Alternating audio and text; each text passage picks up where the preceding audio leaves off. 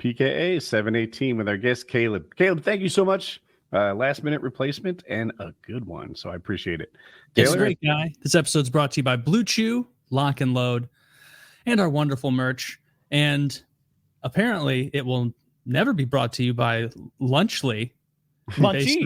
First of all, I would love it if our show was brought to people by Lunchy. I don't know why Caleb's such a hater, but I'm sure he's going to tell us. Yes. Yeah, I'm. To be honest, I'm not a hater too much. So I had it. I tasted them. They sent me a box. It's more so the idea of saying that these are better than Lunchables because these don't have lead in them is a bad way to market them, I'd say. Yeah, I don't know. I'm convinced. I like lead-free. Is that their selling point? Well, it's there is lead in these as well. That's the idea. Yeah. Damn, we hung our head on that lead thing so hard. If it's got Feastables in it, it's got lead in it. So let's back up a little. This is all about MrBeast partnering up with the Paul brother and KSI and doing this whole Lunchables competitor. And everybody knows what a fucking Lunchable is. It's those silly little ham and cheese and cracker packets that they sell for $6 to children. At least that. How much does a Lunchable cost? Probably $7 or $8. It's ridiculous. It's been so long since I've had one. Yeah, you get a $5 foot long. What are they thinking? It was cool that as a kid. It's $19.99, right? Yeah, good. Forever. So, anyway, this is MrBeast partnered with the Paul brothers, and he made a new Lunchable. Well, he partnered with Logan Paul and KSI. Okay. Okay. Yeah, Prime. Funny that they're friends, but okay. Yeah, it's a Prime Feastables collab, and they made Lunchly, upsetting the market. It seems like a great business idea. Like I just feel like their fan bases, children. Like I can imagine a world where if you don't have this in your lunch bag, you're not the cool kid at school. Definitely. Yeah. You know what I saw? I was ordering groceries yesterday, and there's a third tier below Lunchables. There's like a knockoff, like lunch. It's called like Lunchies or something, and it's like I can't remember what it's called. It's called a Can't Lunchable, I guess. It was like, man, they'd really rag on you. You brought this shit, I bet. Oh yeah, you get roasted. Damn. But so what's so bad about it? Like I hear that there's evil afoot. I see video thumbnails that say MrBeast is evil. I just know MrBeast is the guy who, cures people's blindness and makes fun game shows. Yeah. What did he do? So the reason that I don't like it, which I think is very different. A lot of people don't like it just because it's YouTubers making more money. Money whores hate them. Which it's like to be honest, I don't really care that much about that angle. That's something that people obviously are rightfully, like they're pushing slop to kids. It's like, okay, well, that's like our whole, every single ounce of programming you are exposed to is pushing slop to you in some form or another. So it's like, to an extent, yeah, YouTubers are just part of the system. Like it's not, to me, it's like a big non-starter for that kind of argument. But what my big thing is, there was a tweet when it first dropped from this Minecraft YouTuber, Dan TDM, and he was talking about how YouTubers are always doing that. They're just like, what does this even become? They're just, YouTubers just are pushing shit to kids to make money, and that's it. Like it's not about quality products or anything along those lines at this point. And he was specifically calling out MrBeast, KSI, and Logan Paul. And then Logan Paul decided to respond by saying that YouTubers want to build businesses, they want to build brands, which is like a cool response. It makes sense. He's standing on business. And then the second part, though, was you failed to mention that Lunchables allegedly contains lead, and you're mad at us for offering a better for you alternative, which is implying that their product does not have lead, and also implying that Lunchables allegedly has lead, which Lunchables does have lead in it. And so does everything else as well. The amount of lead that's in Lunchables is in everything, literally everything. Like it's a total, like the guy is promoting a food product, and he is a fool. He's actually a fool. Yeah. That would be like, most people don't know that. Like if you're making a food product, you should, but most people have no idea. Like the FDA has a monographed level under which they go, that doesn't count as lead. You're good to ship. Well, it's parts per billion. So it's like the size of, it's like a 1 part per billion would be like a hair in 68 square miles. So it's like not a lot. Yeah. But everything's got lead in it. Lead is everywhere. It's like it's a pervasive element. And things turn into lead over time, and things degrade and turn into lead over time. So it's like it's like, it's obviously, but we used to have 400 parts per million in like everything in the 20th century. And now it's the legal to even be sold in California. Everything has to be below 100 parts per billion, which is not a lot. And if it's above that, it has to have the Prop 65. Like, how you see furniture that's like, this is not allowed in California. This causes birth defects or whatever. Mm-hmm. It means it has a little bit of lead in it. So aside from Logan Paul saying their competitor has lead, also, they had a couple of weak things. They're like, our product has way more electrolytes. And I'm like, you mean salt? For these athletic 6-year-olds. Mm-hmm. It's got what plants crave. But I was saying, if everything has lead, then maybe Logan Paul was a little shady in implying that his competitors had more lead than his. But there isn't anything bad about their product? ? No, I don't think so. I think the only valid argument in my mind, which is a very food-based brain, is, you just don't like them. That's fine. That's totally cool, right? Like you're allowed to think that all that stuff's bad. But if I'm going to eat some shit food, which I do eat shit food occasionally, and I'm given the choice between Lunchables and Lunchly, I'm going to choose Lunchly. Okay. If it's not unethical, if I'm not like, grandstanding at fucking HEB at 2 a.m. and I'm thinking about my morals and ethics, which I don't. Yeah. I'm going to be choosing Lunchly. Is that because it actually tastes better? I had some today. They sent me a box. I tweeted at Logan Paul. He didn't respond, but I thanked him. Son of a bitch. And I busted into it, and it was. I haven't had a Lunchable since I don't even remember if I've ever even had one really. But it was It was just junk food. It was good. It tasted like salt and cheese and pepperoni and fucking It's just the most heavily processed meat pressings with heavily processed cheese and nice processed crackers. For sure, candy. That's what kids crave. Yeah, that's what kids love. It's big and strong. The least, looking back, I haven't heard a bad thing yet. Eating those for real lunch. No, it's to me the big thing is just lead and how dumb it is. Like, this guy's a purveyor of snacks. He's like it's a very niche thing to be upset about. Is my product's healthier because it doesn't have lead in it, and it does. Yeah. He's lying. That's not true.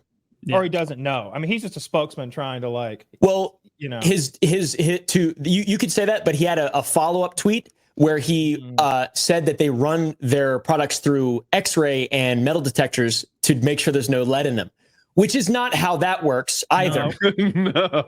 They do that, I bet, looking for metal shavings that happen. Yeah, exactly. Yeah, foreign objects. Yeah, but lead in your product is not a foreign object. We're talking about parts per billion. And he's good at lying. You can tell he tells half truths. He had a little video of a metal detector. He's like, look, guys, we put our there's no lead in ours. Nobody's right. You should do a commercial where there's a line for the club, and then the Lunchies are in line, and the Lunchables are in line, and the Lunchies are getting right through, and then the Lunchables show up. Boop, boop.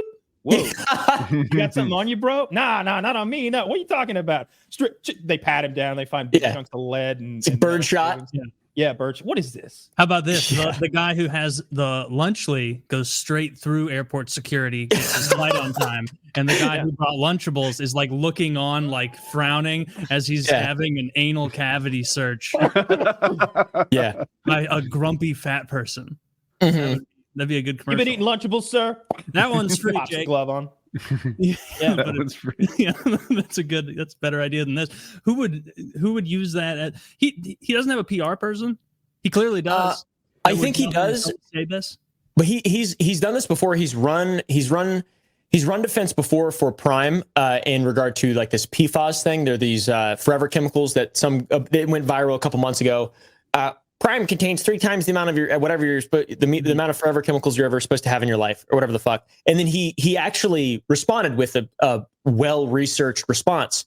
So he's done this before, and I think he's like, is there lead in Lunchly? And then they're like, well, no, we don't put lead in Lunchly. And he's like, there's no lead in this because our competitors put lead in it. Yeah. As if they're sinister. They're like, we're losing too much money giving them full servings of ham pressings. Lead is cheaper than turkey. Lead poison kids aren't as hungry. It probably is, right? You could need to make sure I get my daily just a gram of lead in every Lunchie, and suddenly you'd make millions. Yeah, exactly. Vitamin L. Vitamin PB. There you go. So, it doesn't seem like there's too much controversy going on. Just, they're selling junk food to children, which is what, yeah. Well, see, I don't even like doing that. What they're selling an alternative to the what's got to be the most popular lunch option for a certain demographic of kids already in London. It's a household name. We all know it, and we act like it's the processed food. Like we don't all eat that processed food. Yeah, of course. Like Jesus Christ, I love processed cheese. It's delicious. It's the best cheese. You're not gonna have me ripping on processed cheese, but I mean it is or charcuterie. I'm under no delusion when I'm eating that stuff that I'm doing something good for me. Yeah, of course. I'm like, I'm in my 30s. No one can stop me. Yeah, but I wouldn't attack the company that made. I saw Reddit going ham on it, and I was like, man, they must make these with like slave labor, or no. Like, that must not be ham. That must be cat. Like, wait, I can't wait to get the down low. Being assembled by a shoeless Cambodian on a dirt floor. But instead, Reddit is like shilling for Kraft Heinz for some reason because they should make the money. They're the ones who make Lunchables. Yeah, it's just because it's not a YouTuber. Like, are you mad? Are you mad that Kraft Heinz bottom line might not be so fat this year that it might go to a Paul brother? Are there really people saying that? That's really embarrassing. No one's saying that, but me. But my point is like, why attack them when like the alternative is a multi-billion? I don't even know how much money Kraft Heinz is worth. Many billions. Billions.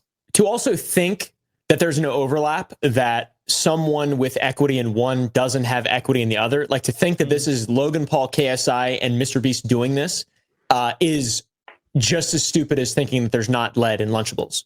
Or that there is. Who's involved? I mean, I have no idea, but I'm sure a conglomeration similar to Prime. It's like it's made by 3D Energy, which is owned by like 6 other different companies. Like it's just all parts that make up a whole. I'm pretty sure Logan Paul's not wearing an apron, just stacking plastic things with crackers. I doubt it. No. Yeah, but I wonder what his percentage of ownership is. You know, does he own 1% of the company or does he own 25% of the company? It's a huge difference. Maybe he owns a fractional percentage. You know, maybe he's just a spokesperson. He doesn't get in percentage. He's just paid X amount of money to shill. I don't know. It matters to me, I guess, a little. Yeah. But the idea that like, oh, look at these YouTubers, fucking industrious bastards. Yeah, what is it? What, these capitalists? Yeah. Like what are you? Like, what are you mad about? You get mad at the Mars Corporation too? Everyone's mad at MrBeast for some reason. It seems fashionable to be mad at him because he knows somebody who misbehaved in a bad way. And I don't know. I'm not on board. MrBeast seemed like a really nice guy, and he's done so many good deeds. And you guys just wipe that all away because his friend was bad? Yeah. I think you're right. It's just trendy to be like, oh, these YouTubers trying to make a bunch of money. It's like, oh, by selling the same stuff that, you know, Procter & Gamble has available at every grocery store across the country, or the biggest like are you? It's just like getting mad at like cigarette companies again to a much lesser extent. That's how I'm kind of like viewing it is the nature of YouTube is like how high of a horse can you sit on at all times? Like that's kind of like the whole. It's kind of like the whole thing. And MrBeast, I mean, he's done this himself. He's like started his videos by you like. Fucking what is it called? Generosity bombing people. Like he has put himself there. And I feel like, you know, that's sort of what you've got to expect. If you're the pinnacle, if you're going to be that guy, you're going to be the Team C's guy. You're also going to be the guy who's going to get massively criticized by a small group of people, relatively speaking, whenever you do something that is just run-of-the-mill status quo corporatism. You know, taking a market share, being aggressive capitalist. Like I feel like it's just implied. I think was it Pokimane that came out with that like $26 box of cookies? Mina? Yeah. All right. So like that to me, even that, I'm like, what's your problem? Don't buy them. They're like, she's selling like just this tiny box of gourmet cookies and they're $30, like crazy expensive. And people are like, oh, what are you doing, you monster? And it's like, don't buy them. Don't buy them. It sounds like, to me like you can't afford expensive cookies. and maybe that's hurting your feelings right now, but why are you attacking the lady who sells expensive cookies? Go down to Gucci. Scream at them for their $800 wallets. For that situation, there's a very similar thing. So once again, I made content about that because I'm in the food industry. Yeah. And the big problem with her was that she was saying that they were healthier. It was a better for you because it had vitamin D in it, and it had 2 micrograms. 2 micrograms. Like that's 2 IUs. That's going out in the sun for 15 seconds, literally, of cookies. And like that's a lot for me. I need some cookies. Yeah, fucking dude. How many cookies do I need? Oh. You eventually, it's a diminishing return very quickly.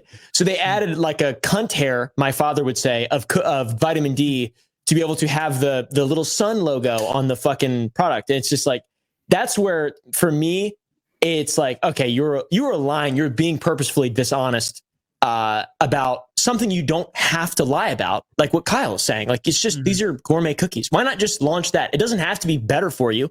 Like it's not going to work. You can't make things better for you unless they're not fucking cookies. Part of the pitch. That should be part of the pitch. Are they better for you?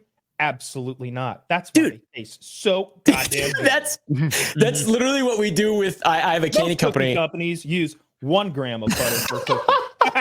We use 10 gram of butter. That's what we grease the table with. Yeah. Introducing the Marlboro Triple Red. Yes, exactly. 5 times more dense than the average cigarette. Tastes so good. Like one of those. They make an adapter for the neck port. I know nothing of this situation other than what you've presented just now, but I could imagine some of the people like being mad in MrBeast's comment section. Maybe they're very young people who have only seen like the generosity bombing that he's done. And so they're watching being like, this guy just goes around and donates money to people. That's what he does. And they didn't fully get that like his main operation is he's running a business. Yeah. He's becoming a billionaire. They see a very overt business move and they're like, what? I thought this guy just was handing money out, you think he'll get there with a B? A billionaire? Of course. For sure. I wouldn't be surprised if like, if his EBITDA across the board was over a B right now. I wouldn't be surprised. Yep, he's just got such a big platform. I mean, if he wanted to go full sellout mode right now, he could probably turn 100 million in profit. Like all he has to do is pimp. All he has to do is say buy, and you'll get a negative little lashback every time you do it, depending on how hard you do it. Like, obviously, they're giving him shit about these lunchies, which I don't get. I think the real thing I want to know about, and maybe Zach's inferring that or implying that you might know a little bit more about it, with the employee he had that's trans. I think Dog Pack. Chris, is that person's name or something? Oh, Chris Ava Tyson. Yeah. Okay. I don't know much about that, but I know that person was inappropriately messaging minors. Where have I heard that before? And that person was trans and was already catching a lot of flack because they were trans. And MrBeast was standing by that person during their transition. He was catching flack because of that. But I've heard people suggest that this is somehow bad for MrBeast. Like, did he knowingly hide that this person was messaging minors? Did he or something? Like what? Why is that bad on MrBeast and not just bad on his former employee who was messaging minors? So you'll have to forgive me. I'm not totally tightened up on this. I've made a couple videos on it, but it's one of those things where after I go into it, I brain dump and I do something else immediately after because it's like valueless information for me and it makes me upset. Yeah. So it's like, so the main thing is the Ava Tyson thing. That's what started it all. That is MrBeast's trans friend who is into some really weird shit. And people are saying MrBeast had to know. MrBeast had to know. It's just like the standard conspiratorial stuff.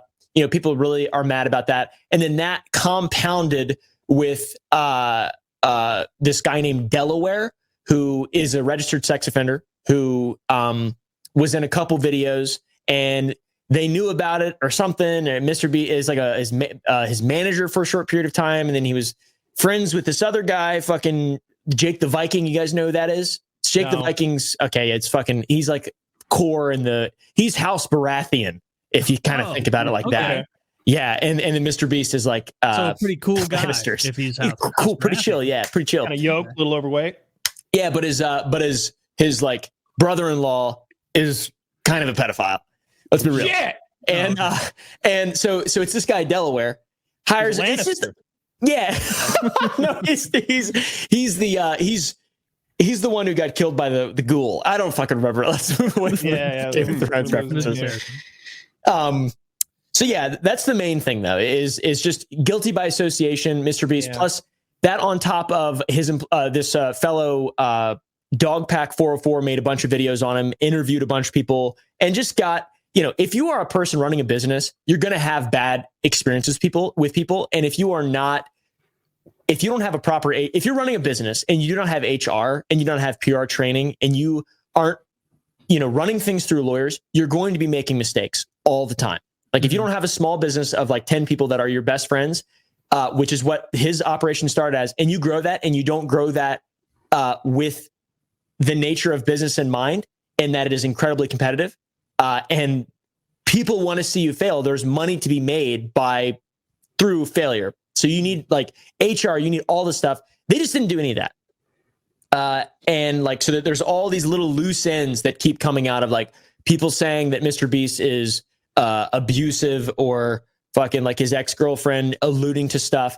Everyone all at once as a result of the guilty by association with Ava Tyson. And people already don't like him anyways because he is the poverty tourism or fucking, what is that called whenever you make money off of charity? Not poverty tourism. I think that's like just charity. Yeah, that's normal charity. You're right. That's just how it works. Yeah. They do but yeah. See, that all makes sense to me, and that seems very defensible. And if you're listening to this, you've got to imagine when your business goes from you and your buddy to you and your buddy and 3 or 4 guys you hire to all of a sudden, holy shit, we need a team. Like if you don't have some sort of experience in corporate America and you don't know that you need an HR, and like you might not even be in a position to like it might not be profitable to do this. Like, all right, we have 15 employees, we can't afford HR. What are you talking about? We're growing so rapidly. Like that's not the move right now. I don't know. I just don't fault MrBeast for anything I've ever heard about him. No one's ever said anything about MrBeast where I was like, ooh, he did that. People tell me shit about Dr. Disrespect. It's like, can't help you there. That's wouldn't have done that. Oh shit. Yeah. But with MrBeast fired Chris as soon as the stuff about him being shitty came out. And so like, what do they want from him?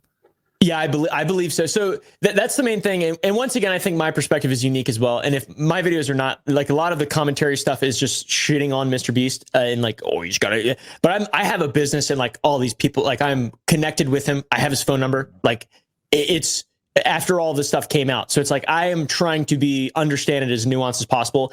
In my opinion, if I were him, I would not be in the same boat because what you said, Kyle, about the HR and bringing HR on, we did that really early on, and you are correct. It makes it difficult to make money.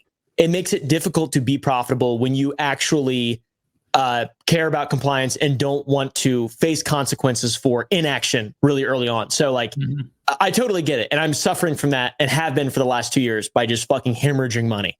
So like MrBeast probably didn't do that by how much money he just throws away in his videos, I assume. So it's like, for me, I hold myself to a standard that I feel like anybody else who's making money off their audience should also hold themselves to. Completely optional. Obviously, you can be a piece of shit if you'd like. I like to be able to sleep at night with a clean conscience, just myself. I don't hold anyone else to that standard. But like when things start to come out, I would like to know the actual truth of the situation, which is why I've had Dogpack so much on my channel, interviewing him and seeing, just seeing what people are saying. What are people saying? And I've talked to Beast, and but what he needs to make a response.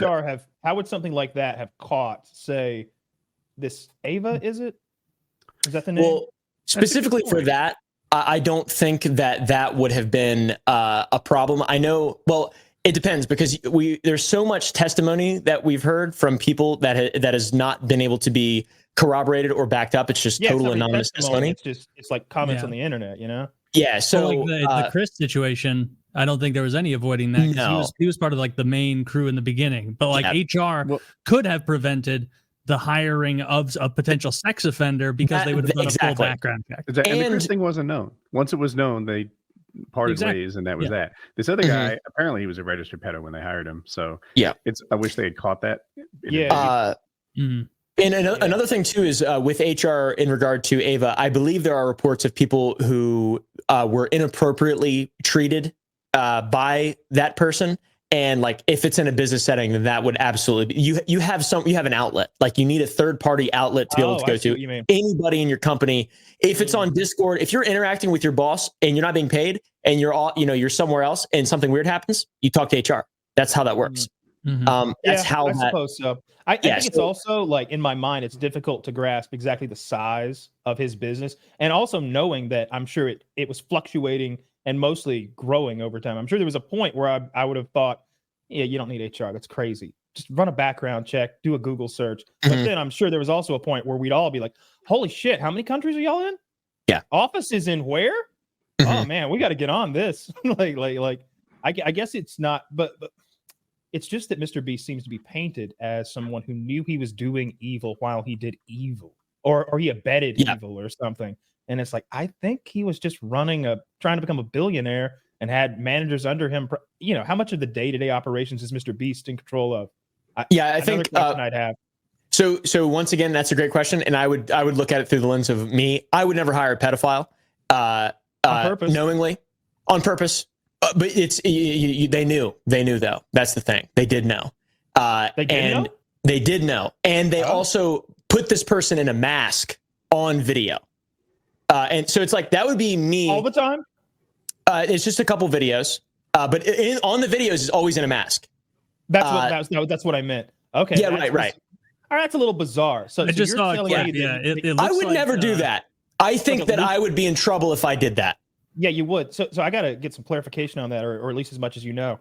You're saying they knowingly hired someone who had that in their record, and I guess that's I'd also like to know it. That's the allegation. Yes.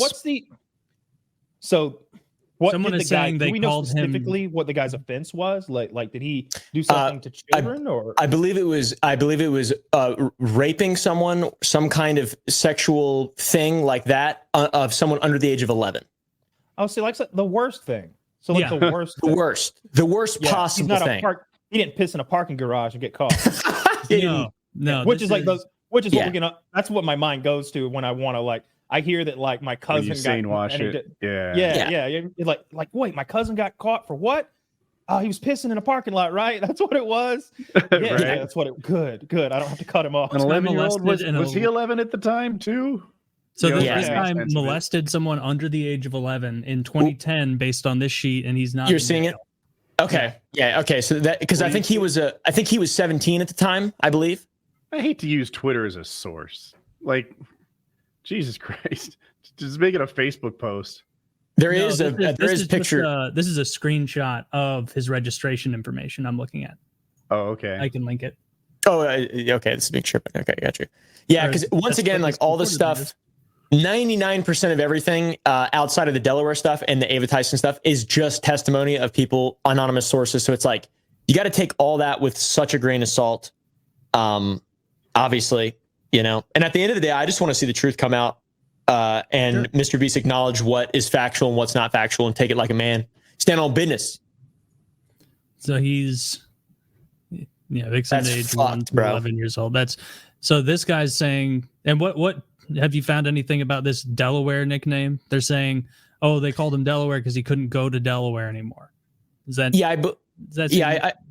I think it happened maybe it happened in Delaware. I can't remember. This is the type of stuff that I just block out of my brain. If it happened in 2010, this guy would have been 23 at the time, not 17. Okay. There you go. At least he picked a friendly mask. Was he from Delaware? Like the machine from 8mm. It says was the guy from Delaware? Like, I'm sane washing it in my mind, but like when I trained, North Carolina. Oh, the out-of-state statute. He was now, but my point was there was a guy I rolled with or sparred with. He used to call me Jersey. Didn't bother to learn my name. Right? I'm like, is it one of those situations where like he's from where he spent time there and they just called him Delaware? Yeah, it's an out-of-state statute. He was convicted in Delaware. Yeah. He was convicted in Delaware, and he's not. Or whatever it was. I'm not good with words. I don't fucking know. What did he do there? Like, why is this guy worth hiring despite this? As their manager. Past? Yeah. Oh. Hired as a fucking manager too. Like, it's so weird. It's the whole thing. He really just needs to. That's also not the real MrBeast, by the way. Yeah, but I don't know why we're showing Twitter. See, Zach falls for everything on Twitter. You guys don't know. There are bad fact checks scrolling by us on most of the shows. And at this point, I'm like, I don't want to get burnt anymore. You just have to find like screenshots of documents. Like, and you can't go on Twitter or social media and be like, oh, Stevie Stevenson says this. Mm-hmm. Like, well, I don't know if I trust Stevie, but if Stevie posts a screenshot of registration information from Greenville, North Carolina, showing when and where and how he was arrested and that he molested a kid, like, yeah, I buy that. And it seems this is true. Yeah. And another thing too is like the detractors have been wrong multiple times. So it's like we have to, like, as viewer, as I'm someone who's contributing to this whole thing, I'm trying to be as good faith as I possibly can, and it is really difficult because I get called a fucking fence sitter or a beast glazer or some kind of hazer or what, or a fucking beast glazer. Yeah, dude, I made my first fucking beast glazer. I'm a bit of a beast glazer. That's myself. My new gamer tag. Yeah, dude, I want to know what has happened, and also with all the big lawsuit today. And if you really want to know what MrBeast has done bad, the New York Times reporting is accurate and now corroborated with an actual lawsuit. So I think that that's our biggest source of true, valid, absolute information outside of this Delaware stuff, outside of all this. If you want to know what MrBeast has done improperly in terms of running a business and put people in danger when they shouldn't have been in danger, that's your best source if you want. But other than that, everything is, yeah.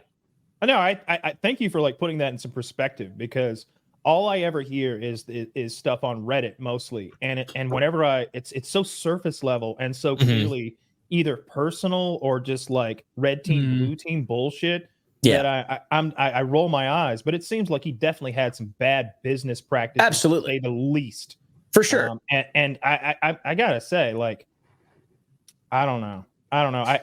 I guess, I mean, I don't fucking background check all my buddies and my friends. Maybe we all should. God damn. Like, I didn't background check a single WoodyCraft employee. Not one. If one turned out to be bad, I'd be like, oh my gosh, can you imagine? Like, yeah. And like people say like, oh, your viewers are kids. In Minecraft, they're kind of right. Like there weren't a lot of adults on WoodyCraft. Yeah. And yeah. I don't know. They always had a credit card there, though. That's all that matters. It is weird. It's just one of those things, because like MrBeast is such a big thing. If the criticism's good, he responds to the criticism well and takes it in turn, and like everything improves, I am going to let it go.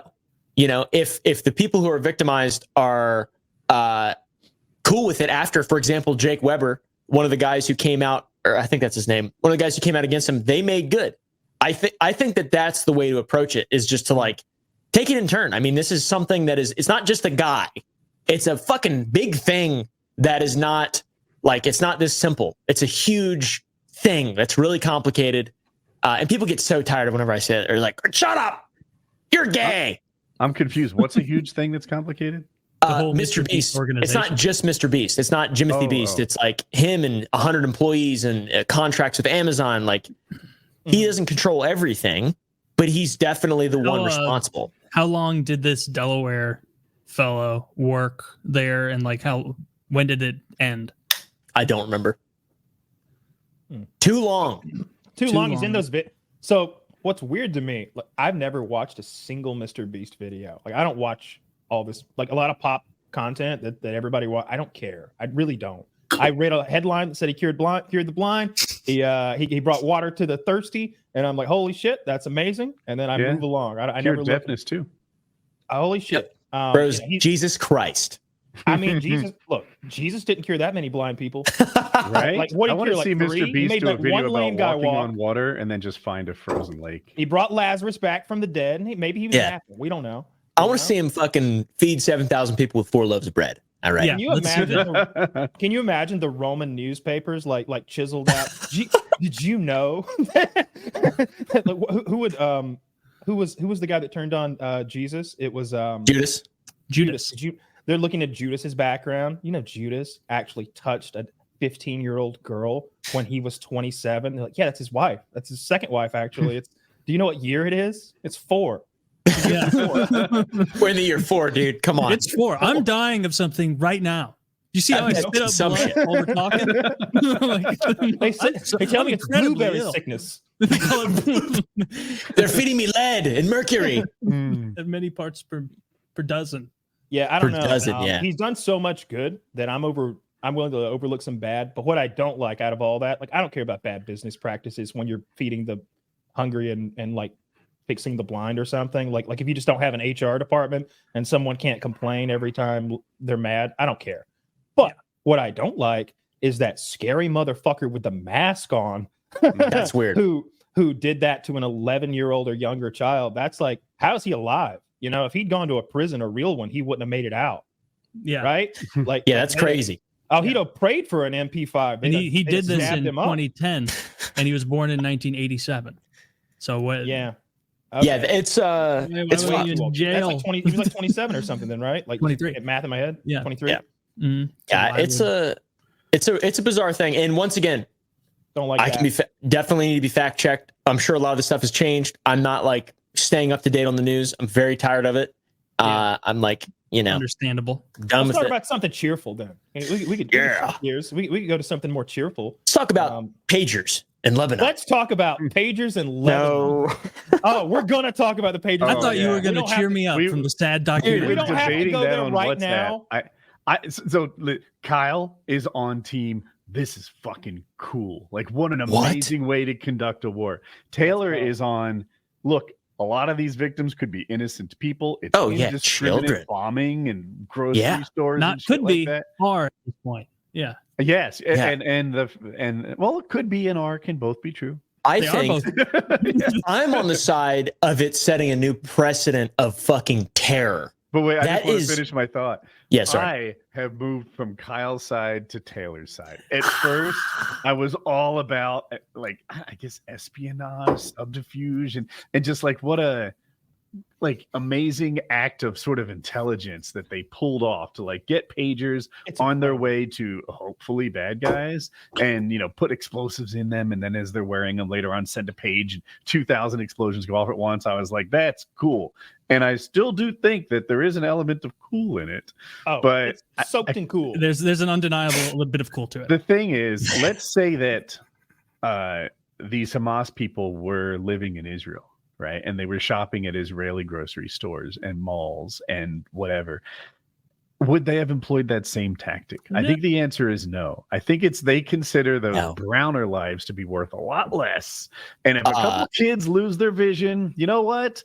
This is the price that we all have to pay. And they definitely employ tactics they wouldn't employ if it was their own people, their own innocence. I think they're fighting for their own people. So, obviously there's a border there. 100,000 Israelis are displaced. 100,000. The population of St. Louis is what, like 300,000? Well, that's the city proper. Nobody lives there. Imagine that 100,000 people are displaced from their homes because Hezbollah keeps rocketing that side of the border.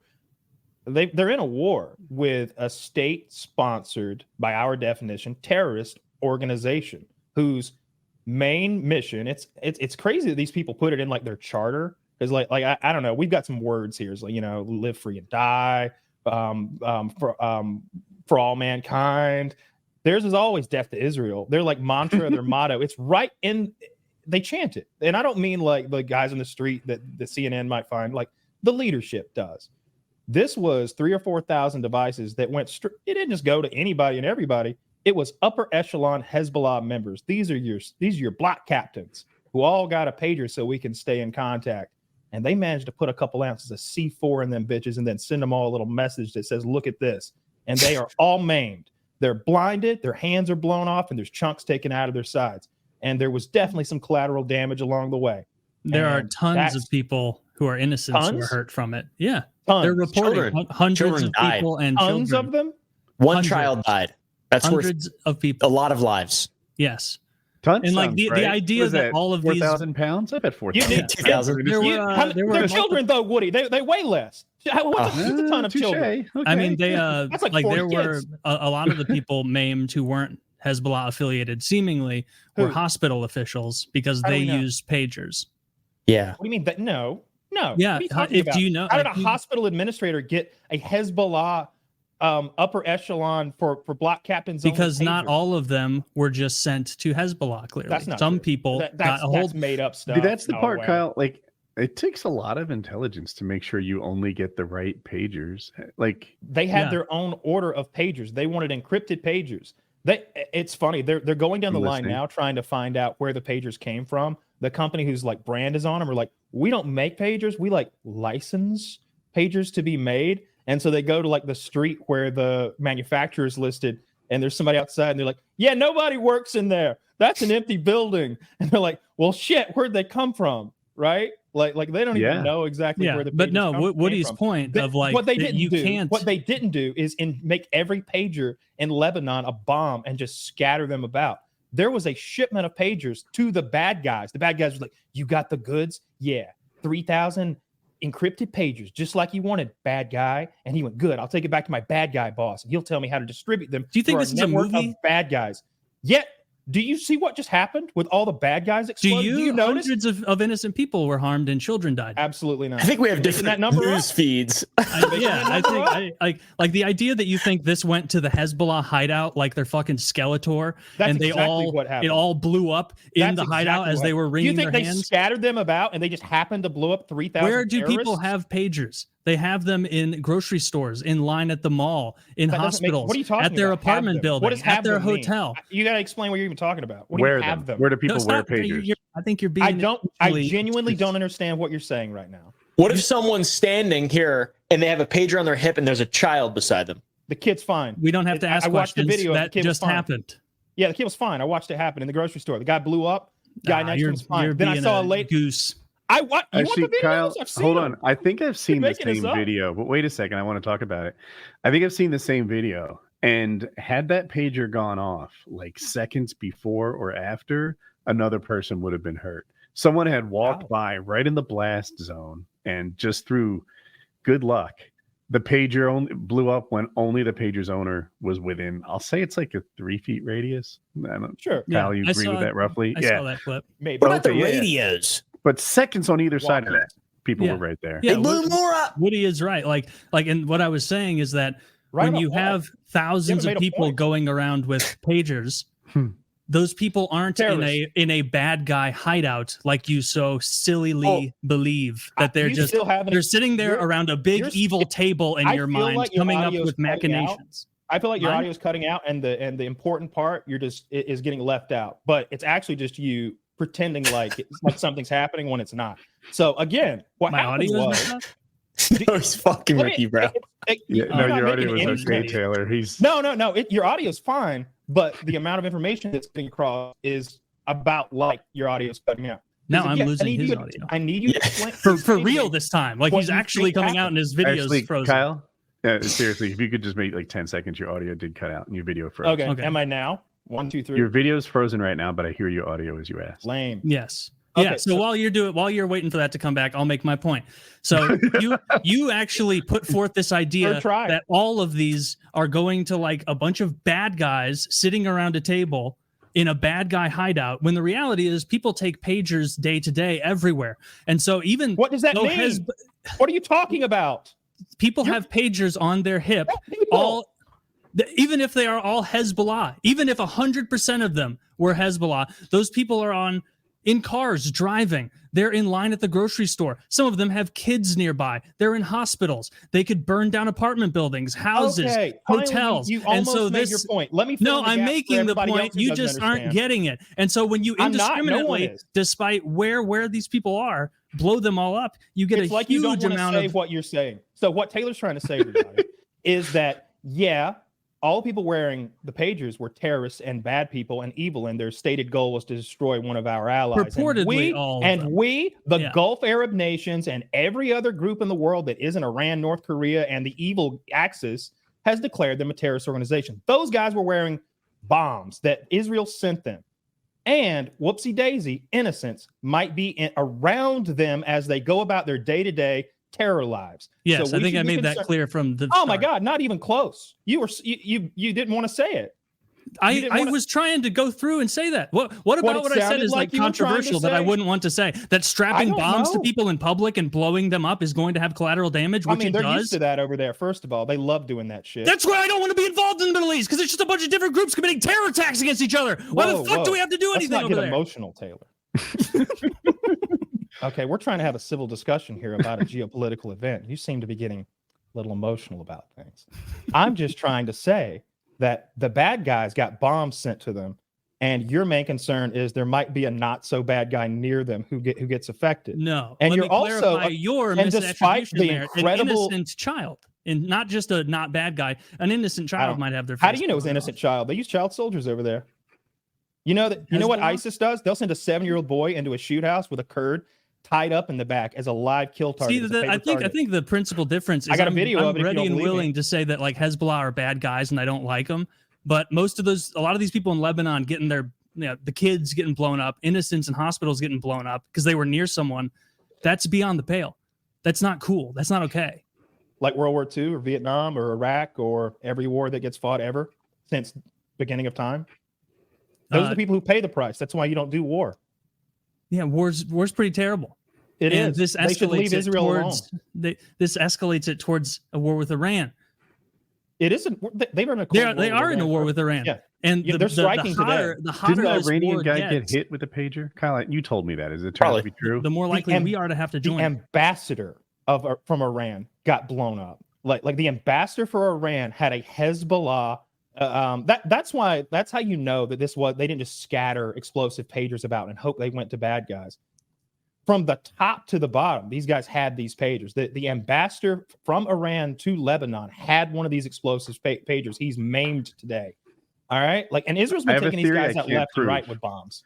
I believe there is an agent from Israel embedded in Hamas, who convinced them that everybody needs new pagers. You know what? The pagers we have now, they're not secure. Oh, well, we need to get 2,000. Do you know something I don't know? Yeah. So very recently, the leadership of Hezbollah had said the Israelis have cracked our cell phones. They are using our cell phones to guide their missiles.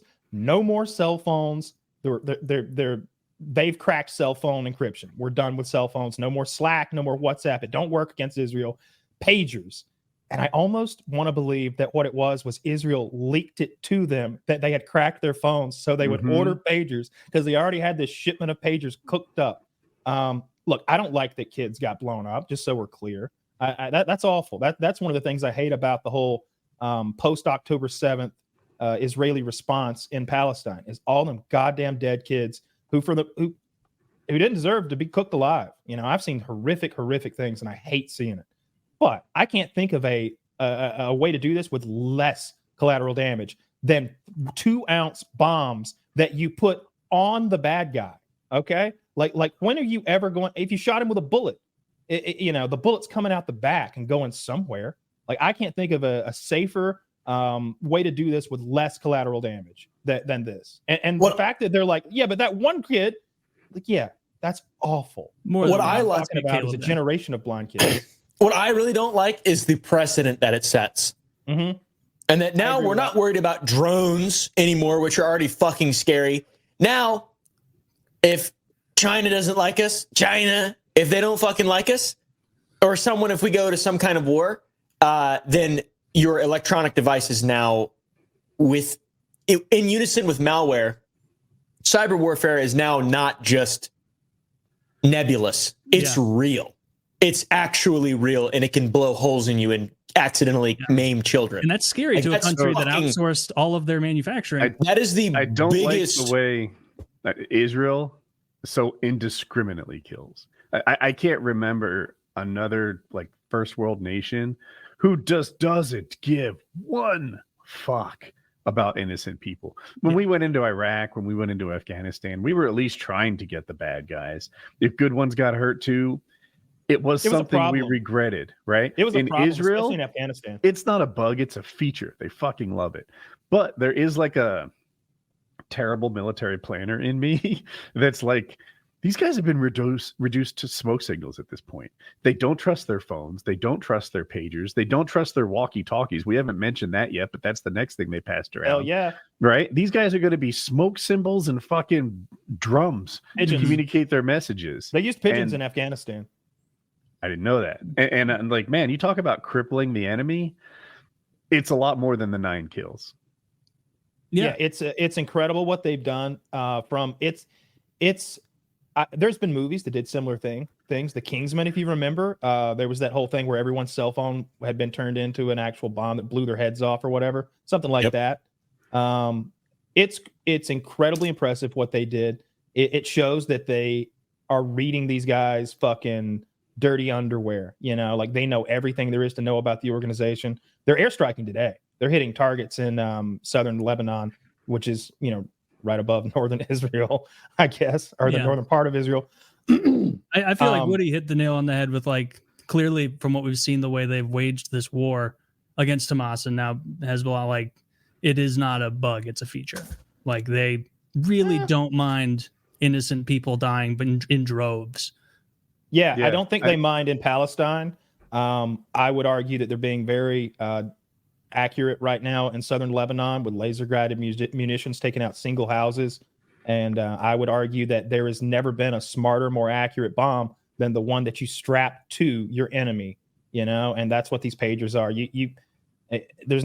We've got that missile that has the blades. I always forget what it's called, but we've got that badass missile with the blades. And they're like, it can kill the passenger and leave the driver alive in a car. I'm like, wow, that's incredible. What a great feature. This would kill the guy in the back seat and not hurt the driver too. These are little pops. It's that they're on you. I get you, but I'm picturing my own cell phone. Yeah. Odds are it's going to blow up in my pocket. I'm the guy who holds it the most.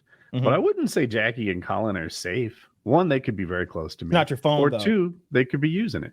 They didn't put it in his day-to-day family phone, though, right? They put it in his terror pager that only gets pages from the terror cell. It would be more like your secret bat phone. Yeah. You know, it's right? That they had them on them in public around innocents, and then they indiscriminately set them all off. I didn't see any innocent people get hurt. Look, I saw two different people. I saw two videos. Interesting news. I saw two videos of people exploding, and three, actually. I saw 3 videos of people exploding, and no one around them was injured. Everybody was spooked a little. You know? Checkmate, Taylor. 3 out of 2. I just don't know. You make it sound I guess like all these reports out of Lebanon are just report? Fibs. I would love a link, or I would love you to at least describe the Lebanon report to me. Was it Lebanon they went Lebanon, to? like lots of it's where people who are not Hezbollah affiliated have been harmed. In what way? By being close to people with bombs on them. You sure about that? Yeah. I don't believe you. I'm going to need a report. And the walkie-talkies blew up too, I linked you the one of the 8-year-old girl who died. She was holding it. She was bringing it to her dad. Then there was a little boy, I think a 9-year-old boy, and then a 10-year-old child. Story. I'm going to need a link for that one. Couldn't need a link, brother. I've heard about it. I saw the kid that died, and the kid was holding the pager. That's horrific. Must be terrible. I wonder if the dad will remain in his terrorist position there with Hezbollah now that his child has paid the price. It's probably going to be some fucking lunatic terrorist now.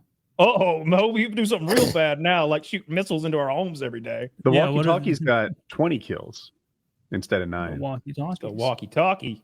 Yeah, maybe because they're bigger, or maybe because they're next to heads. I don't know. Yeah, probably heads.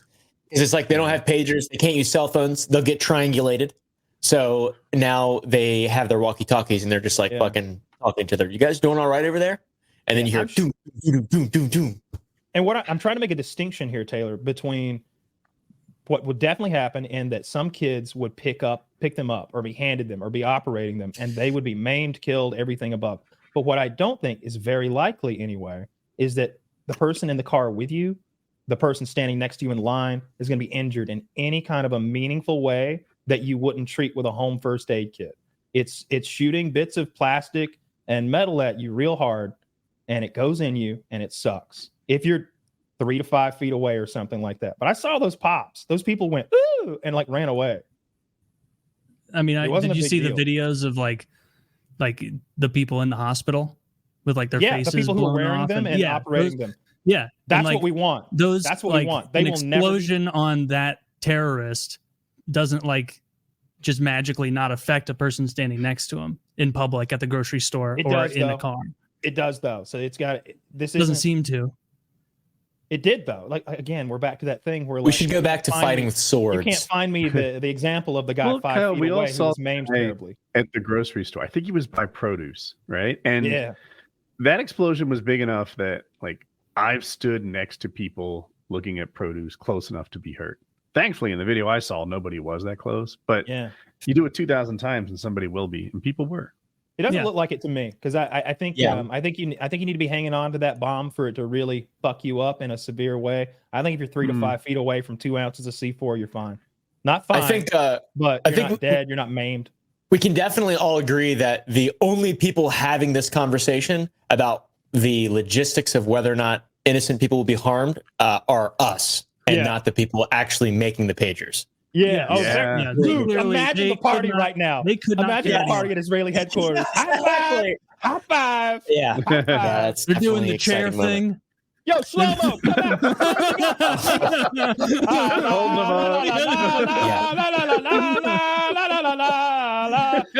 They got Shlomo, the pager maker, up on that chair right now. He's wearing a crown. He's got a robe on, like he's doing that, like the traditional king thing where you got the scepter and like the robe with the little checkers on it. Like somebody they are smashing on a wine glass for some reason. I don't know. Yeah, they're stepping on fucking champagne flutes. Bibi Netanyahu is giving him the fucking Star of David or whatever their highest medal is for honor. I don't know, but I choose to believe it has to be the Star of David. What else would it be? I would take it back if I were them. That would be our greatest honor, the Star of David. Here you go, a black card. It's a black credit card, no limit. No, I think we more or less agree, but like what's flavoring or tainting your opinion just a little bit is your isolation. No, Taylor, is how much you hate us being potentially involved, how much you dislike Israel for taking all of our money from us, and how much you don't want any involvement with Iran. Yes, and I can sympathize with all of that, but I always thought of Iran as like a bully, and they seem to if you like appease them or if you ignore them, they just seem to get more aggressive, take a scarier stance. And I've just never heard them be like, the Americans have been nice to us for the last 5 years. Maybe we'll get over it. No, They just. So I like that Israel's constantly killing their scientists. Like it doesn't even get reported much anymore. Their scientists and their generals. After Soleimani, Trump took out Soleimani. He was supposed to be the person you couldn't touch, this Iranian general. Trump blew him the fuck up.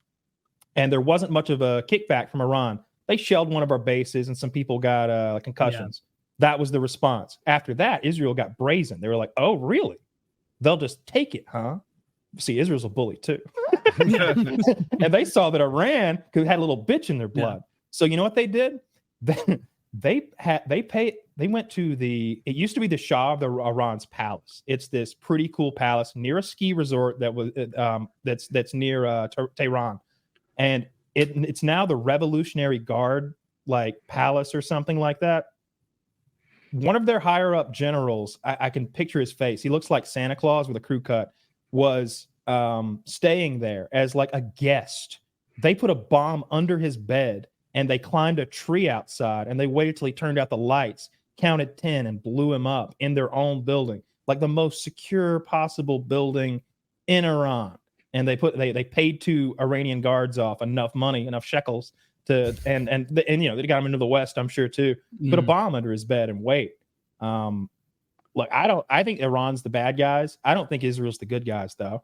And I think that as long as we don't have American boots on the ground anywhere near that area of the world, I'm happy to see them like Israel shit on them left and right. Yeah.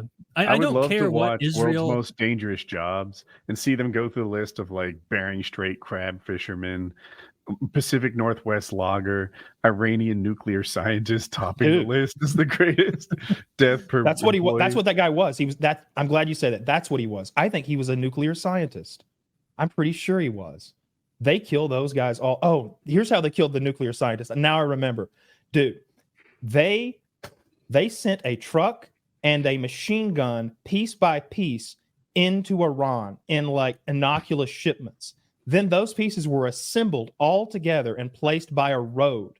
When the bad guy, the Iranian truck was one of these things? They sent a truck piece by piece? Okay. All the pieces. And so when the bad guy drove past, the gunner looks through his sight, takes careful aim, and he opens up with a belt-fed 308 machine gun, annihilating the whole convoy. Then the truck explodes into so many pieces, they can't even tell what was there because the sniper was in another fucking country operating a remote-controlled robot machine gun hidden in the back of a truck that's tailgate flopped open at the last minute. Cool. Walter White did something like that. Yeah, they did 2020. Yeah, they saw Breaking Bad. They stole the idea. I think Walter White did it first. They did. I think Israel doesn't care when like their plots get shown. I hope that our CIA is even fucking cooler. I hope they're even cooler. I hope they do. All right, here's another one that the Israelis did. They got caught this time. So what they would do, because they can't just print passports like we can. We can print an American passport, write whatever we want on it, give it to a CIA guy, and he's got a new identity to cruise the world, no questions asked. It's an American passport. Israeli passports don't work like that. So they got to go to their dual citizenship citizens. Hey, you're Israeli and Australian. Would you let the government borrow your passport? We'll give it back. You know, we're going to use it for the betterment of the country, for national security, etc. And these people say, yeah, I guess.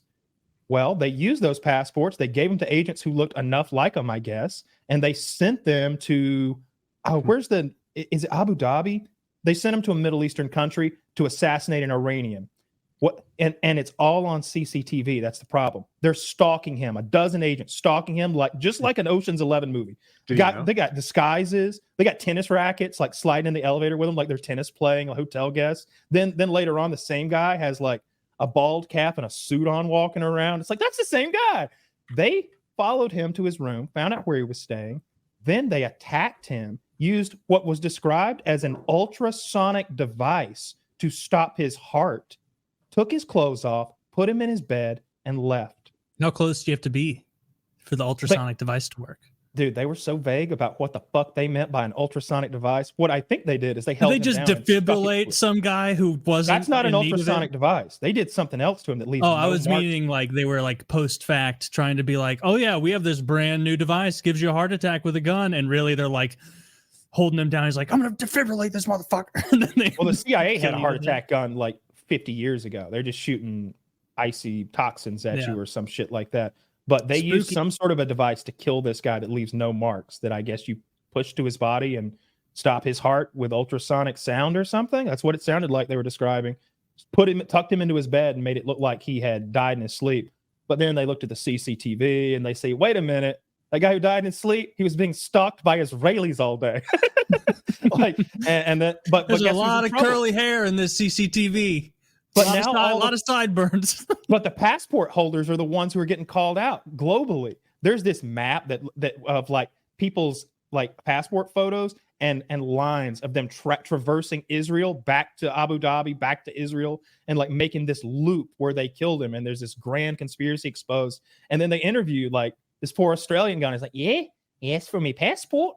Didn't know this was going to happen. Yeah. And so they told me what was up and I said, oh, they. You know? Yeah, I'm just really impressed by that Israeli intelligence apparatus. That this is one of the wildest, most James Bond-esque coups I've ever even heard of. It's right where there's that CIA computer virus that Stuxnet unbalanced the centrifuges. Yeah, the worm was called Stuxnet, I think. And it was an Israeli and American partnership to deal with a centrifuge that was underground, cut off from any wiring, any internet cabling at all. How do you infect that centrifuge with this thing that makes it spin a little bit faster, a little bit slower, thereby destroying it over a long-term period? By the way, centrifuge is separating weapons grade uranium from regular uranium, right? It's getting 235 out of and getting rid of the 237, 238. So it was a bad place. But what happened was they got it on a thumb drive. No. They infected the whole global internet. Yeah, they infected basically every computer on Earth, but didn't do anything negative. And then somehow, some way, this thing found its way to the Iranian computer, and they were like, "Well, I mean, I bet every computer has it by now." And they activated it, and boom, it set their nuclear program back for years. So, we lost your audio, Kyle. No, lost that. Anyway. But yeah, I don't know. I guess things can be both cool and horrible. Yeah, like nuclear bombs. Like nuclear bombs. Yeah. Just don't want. I am fearful Hezbollah will retaliate, and then everything will keep ratcheting up. And why would you think that? Well, because they seem to.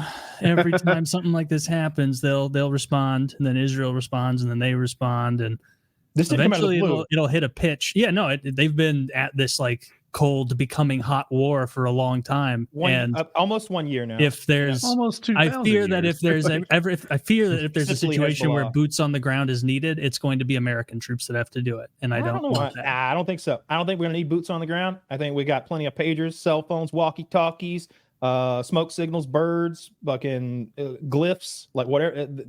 This is cool, and I'm enjoying watching it. Bad guys are losing, good guys are winning.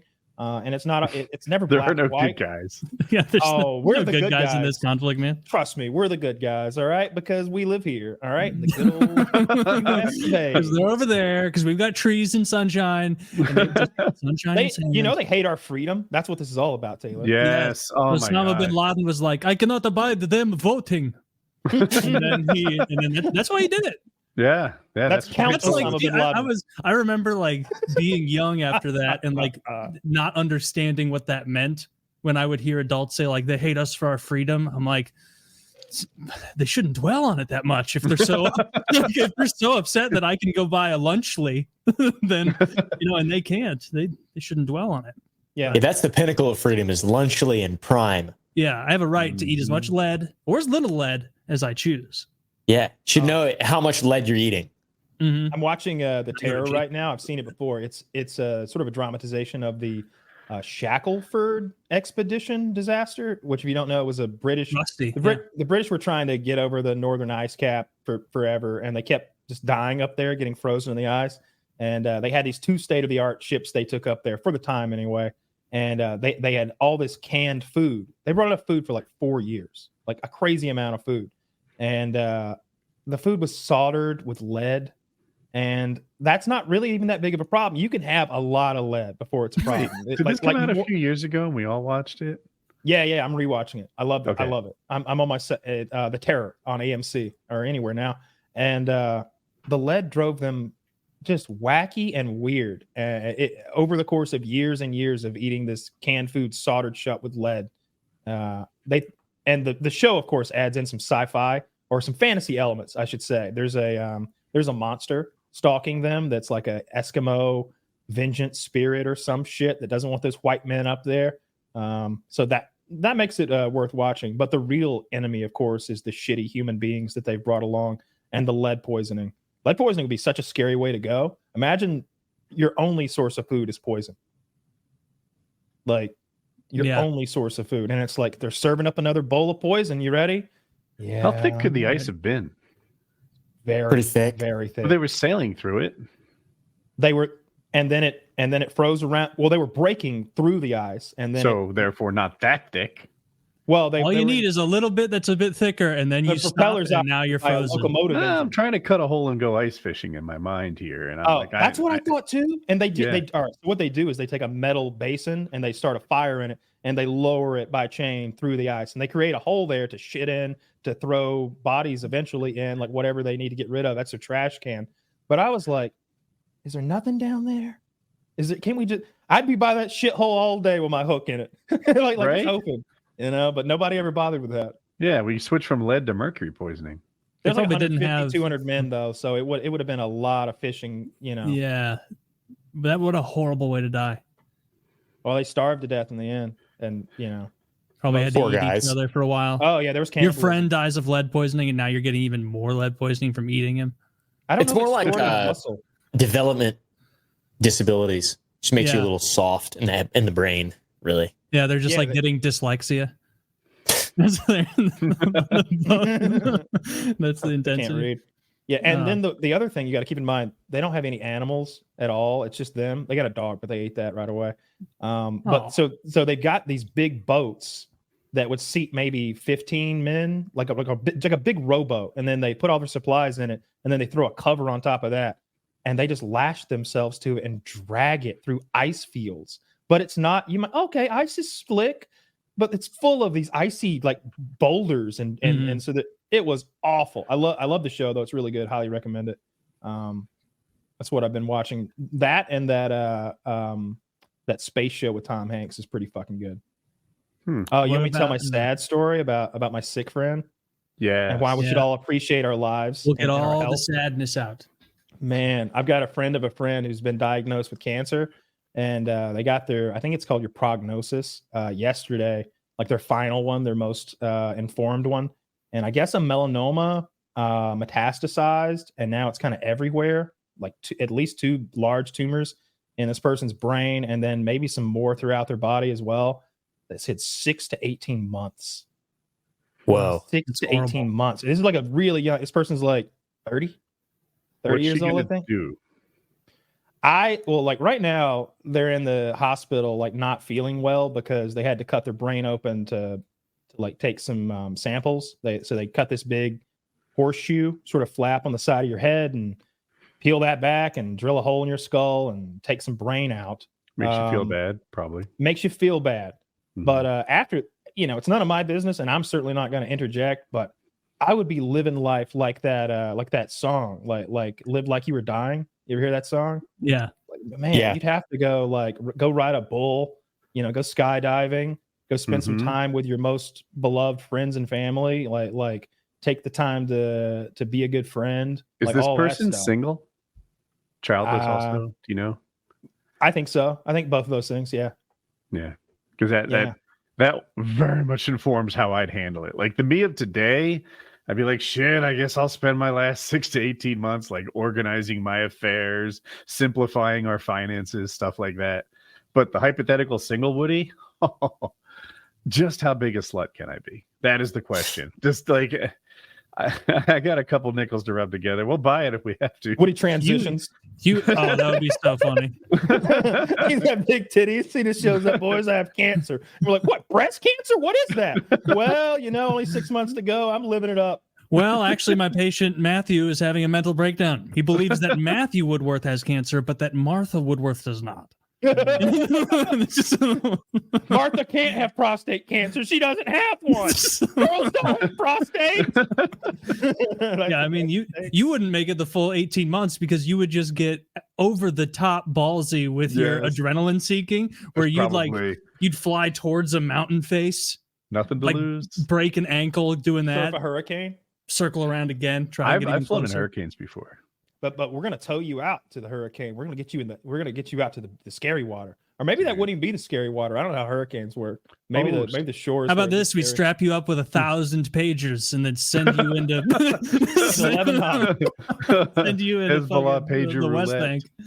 Yeah, that'd be blend right into the West Bank, I'm sure. Well, I am very sorry for your friend of a friend. That's incredibly sad. That's fucking horrible. Yeah, right. Like whenever you see something like that, it makes you really appreciate your health.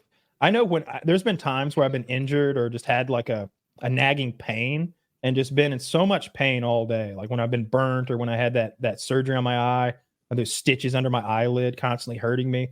And then like when that's over, you forget how bad it was to live in pain, every waking moment, and to struggle to get to sleep. You're in so much pain. You forget how awful that is and how like life really isn't worth living after a bit of that. And it goes away and you start taking that for granted. I try to think about that a lot. Like, man, I feel good today. Nothing hurts. Like nothing hurts. Nothing aches. Nothing burns.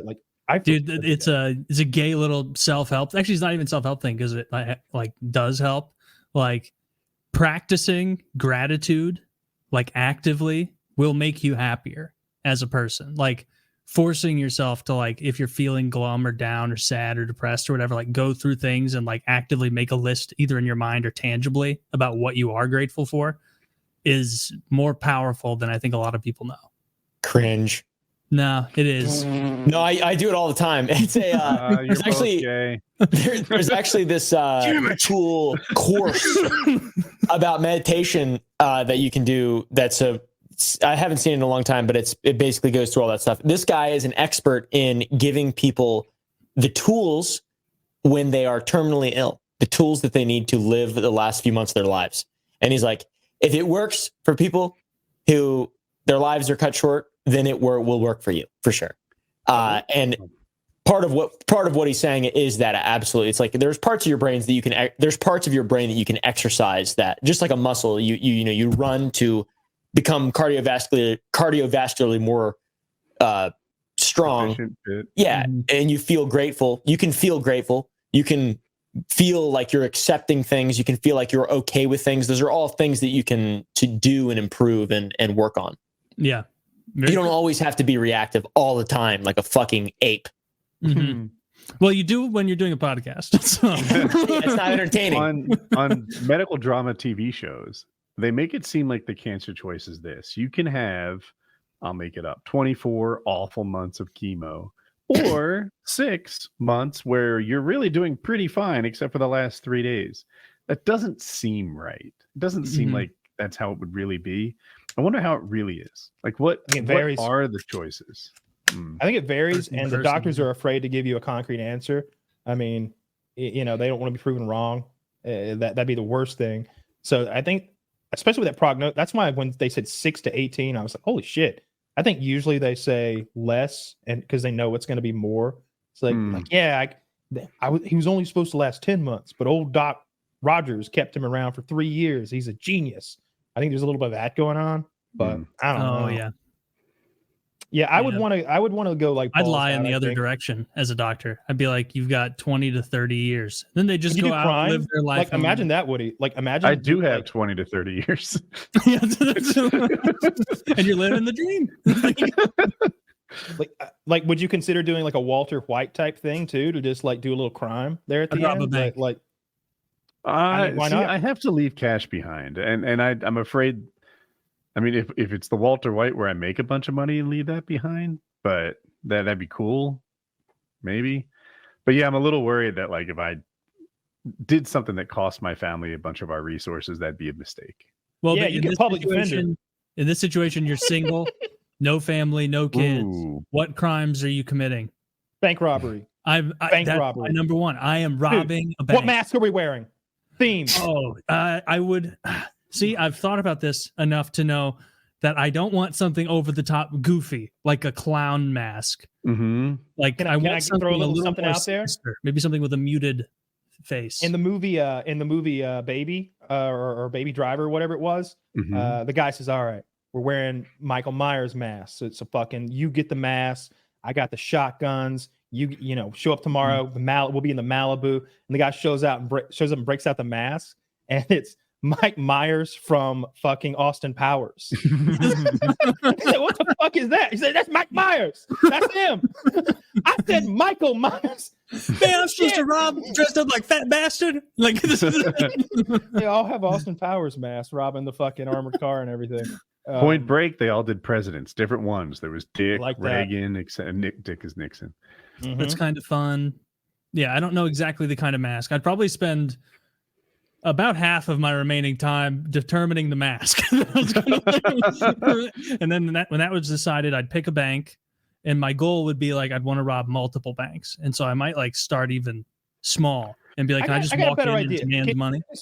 I think armored trucks is the way to go, because I'm worried that the bank is like built to not be robbed. Not that an armored truck isn't as well ready to die.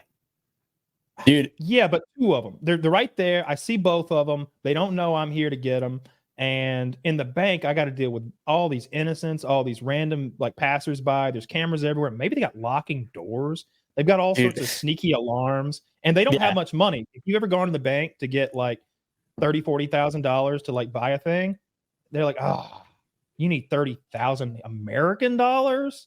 It's a struggle for them to pull together the amount of money that you would expect from a bank robbery. But an armored I know a bank robber.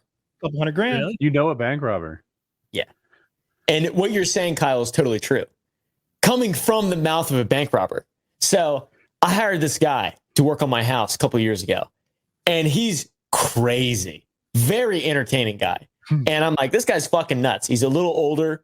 And he's jacked and just like all over the fucking place. I'm like, he probably maybe was on meth or something like that. I'm not sure. This guy's fucking just wild old redneck guy. And so he's talking and stuff, and he's got all these. He's bonded, licensed, contracted. He's like legit. He's got a good long track record of work. And I see some people talking shit about him on Facebook and stuff. But that's what always happens for like local contractors. People get upset, and I didn't do a background check. He was coming to like give me a bid, and I saw on Facebook someone was like, "You know, this guy Rob 19 banks, right? 19. Sick. This guy is he didn't hurt anybody. He didn't like murder anyone or anything like that. But he's a fucking bank robber. Like, he's a thief. And I saw that like as he was coming. So I was like, oh, okay, this is a little weird. But he gave me a great bid that I could not turn down. Lo and behold, terrible work, did a terrible job. I had to have it all redone. So I learned my fucking lesson. There's a reason it was so cheap. Right? He robbed you. Price was right. And he started off strong, but he started to kind of come apart. And the reason he came apart is because he had spent 10 years in the penitentiary, and he just got out a few months before. So he was like trying to get back up on his feet. And he was doing a good job. It was very professional, but his team abandoned him. I think he's like kind of weird with money. He just wasn't paying them. I think that's the real term there. But he told us how he robbed these banks, and he's totally open about it. So he's this big white guy with just bright white hair, huge guy too. He went to Austin. So he lived in like northern Texas. He would drive to Austin, and he would find those little small kind of in and out banks on the side of the street that have an ATM right next to them. Mm-hmm. Mm-hmm. And he would steal. He would put on a Carhartt in the middle of summer, use mascara to make his hair black, and speak Spanish and act like a Mexican guy. Go in, steal like $700, maybe $1,000 if he was lucky, because that's all they had. That's all they've got. Not Do true. it quickly. That's what you can get easily and quickly. Yeah. And then he would leave and get away with it. He did that 19 times. And the reason he got caught is because he went to the same bank multiple times, like a fucking idiot.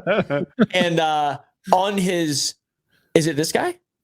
The bad hair bandit? That's not him. No, that's not him. Oh, this was 10 years ago. This was in southern Texas. This was in 10 years. This is, I guess, in Houston too, though. Hey, I'm kind of famous. Do you hear I'm a bad hair bandit? This guy is a little out of shape. The guy I'm talking about, dude, I want to say his name so bad. He's such a fucking legend. He'd be a great guest on the podcast, to be honest. I'd like to. We talked to a jewel thief one time. That was a gas. He was so bad, dude. He'd be like, I'm on TRT. You know I'm on TRT. I have superhuman levels of testosterone. I'm 75 years old. Oh, that awesome. Sounds cool. So interesting. And he felt bad about it. Obviously, he was on meth. I think he said that he was like out of his mind at the time, obviously. And he said he remembers driving back home and hearing on the radio that they knew who this guy was, who was robbing all these banks in Austin. And he was like, and he just waited at his house, and they came and busted him. Oh. So there's a separate bad hair bandit? There's multiple. I always hear there's no cash at banks, right? Like, oh, you silly heads, you think there's a bunch of cash at banks. The thing is, twice I've pulled cash out of banks because I was buying motorcycles, and 6,000 and 9,000. The 9,000 guy wasn't very sophisticated, and so I do the thing at the bank because they can notarize the title right there, and I ask him, do you want cash or a cashier's check? And he looks at me like a cashier's check is a scam. Like, I don't think he understands that these are like a check guaranteed by the bank. And he's like, yeah, you better make it cash. Like he's on to my shenanigans. And the bank didn't blink. They just counted out $9,000 and they handed it to him. So it led me to believe that $9,000 wasn't like a weird thing for them. Yeah. Did they have to go in the back and get the money? I think so. Yeah. So they in the vault, they'll definitely have, I don't know how much it is, but I know I got 25 out to buy a car one time, and I think I got 25,000? Yeah. In cash. And they went in the back it was a minute or two. They had to go back there and get it. And I was like annoyed it took so long. But they came out with it. They had 25 grand. And then one time I got maybe 70, 80 grand out and I played in it. In cash. Yeah. Shut up, dumbass. And they didn't. And they were like, I asked them, I was like, hey, I'd like to get $75,000 out cash. And I was like, I'm bringing it back though. I was like, I'm going to take some pictures. I made it sound like I wasn't a douchebag. That's crazy. They were like, come back tomorrow. And the next day they had 75,000, but they didn't have 75 for me that day. Or they made it seem like it'd be a real annoyance to come up with 75 today. Like they'd have to call somebody for permission. My assumption is that it's FDIC insured amounts, which would be 200 grand, 250 per branch. Yeah, that makes sense. That maybe they got $250,000 back there. But I don't know. These are little banks too. I'm talking about my little bank in Livonia, and there's only like 3 of those. It's like a chain of 3. I think the armored truck thing is the way, especially if you could be super sophisticated about it, right? You could know the routes, and you could know what days were big days, and what's the end of their route, right? You don't want to hit them after they've been to 1 bank. You want to hit them after they've been to 5. Cool. And maybe 1 bank on 1 special day. Maybe you know something special about that bank. That today that bank has way too much money because a football player brought his promo cash in and dumped it on them, and they're very nervous because they're holding $500,000 of promo cash, and they want to get it back to the reserve or whatever, and it's a big deal. Like, that's the day you hit the fucking armored car. But I don't want to go into a building. I don't. The thing about 1 versus 5 made me realize we're on the opposite ends. I always assumed those things were delivering cash, and you made it seem like they were gathering cash. They're doing both. They do both, but at they definitely pick up. They do both. But in my scenario, the bank has too much cash on its hands, and it wants that cash to get back to the reserve so that they're not responsible for it in some sort of weird. Because unless you're just a day-to-day bank robber, I'd want to do this one time, right? Like, I don't want to do this every weekend. Well, we're at the end of our lives. We're going to do it as many times as we possibly can before we die. It's just for the thrill. We're burning the money. Even so, we're taking pictures with it like douchebags. We're fixing inflation. That would be inflation. We're burning it on Facebook. That would be so shitty if you were like, I've only got 6 to 36 months to live. Immediately arrested for robbing a bank. Like, it's just like now you're you wouldn't want to go down. I mean, you wouldn't want to take you alive. You know what I mean? If we're being honest, right? Like if you're dying, like, you don't go to jail at the end of this ride. Well, I mean, I'm not going to bring a blaze of glory, dude, or anything. Like, I'm not going to hurt anybody on my way out. You don't have to. You've seen police activity. If you run at them with a paint scraper, they'll take you out, bro. They'll hit you with 15 AR-15s. You got a pineapple? I'll bring a very intimidating looking pug, the kind of dogs that cops just love to shoot. Yeah, one of these.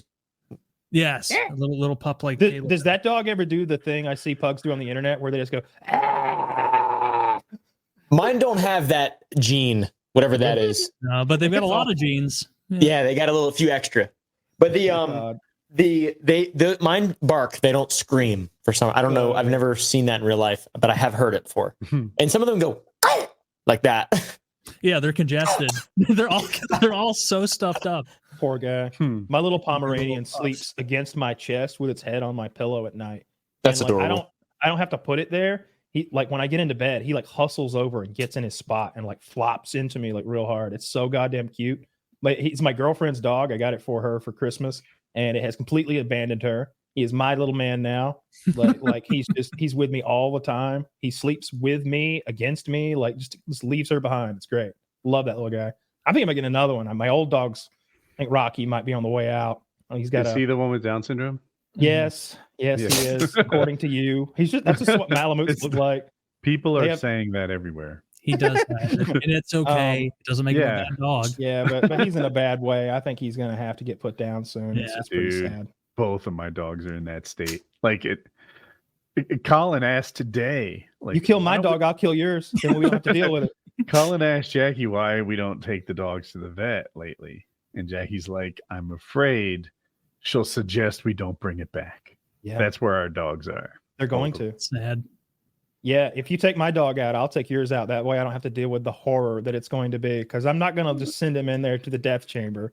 I got to hold his little hand while he dies, and it's going to just be awful. I've done it a couple times. If you're listening, haven't done this. Basically, in my experience, you go to the vet. First, they give your dog something to put him to sleep. And by that, I mean literally sleep, not death. And they just fade a little bit. They get tired. They put their head on my lap. One of the ears is flopping. And I'm like, I don't know, holding the head and petting the ear. And then they give them something to stop their heart or whatever. The blue goo. And there isn't a huge difference. They just stop breathing. And you realize you've made an irreversible decision. And if I've had dogs where like their health just fell off a cliff, and that sounds terrible, but it's a blessing. Like, I've never second guessed when we put Brandy down. She had brain cancer, and it manifested itself as a little bleeding above her teeth. But like on a Friday, she was just a nightmare. She was not standing well, etc. And by Monday, we put her down, and I mean, nailed it. That was the right call. Mhm. We had another dog, Dakota, who was great dog. And he just slowly got worse and worse and worse. And eventually we realized that his back legs were so painful to operate that his quality of life wasn't there anymore. Or maybe he had a couple good days. Maybe the right like cannabis product or ibuprofen. I don't know. Like, so that one, it's been 10 years and I'm still better too soon than too late. Well, I think the case. I've made 2 mistakes currently. I think that so case by case, hard to make a judgment.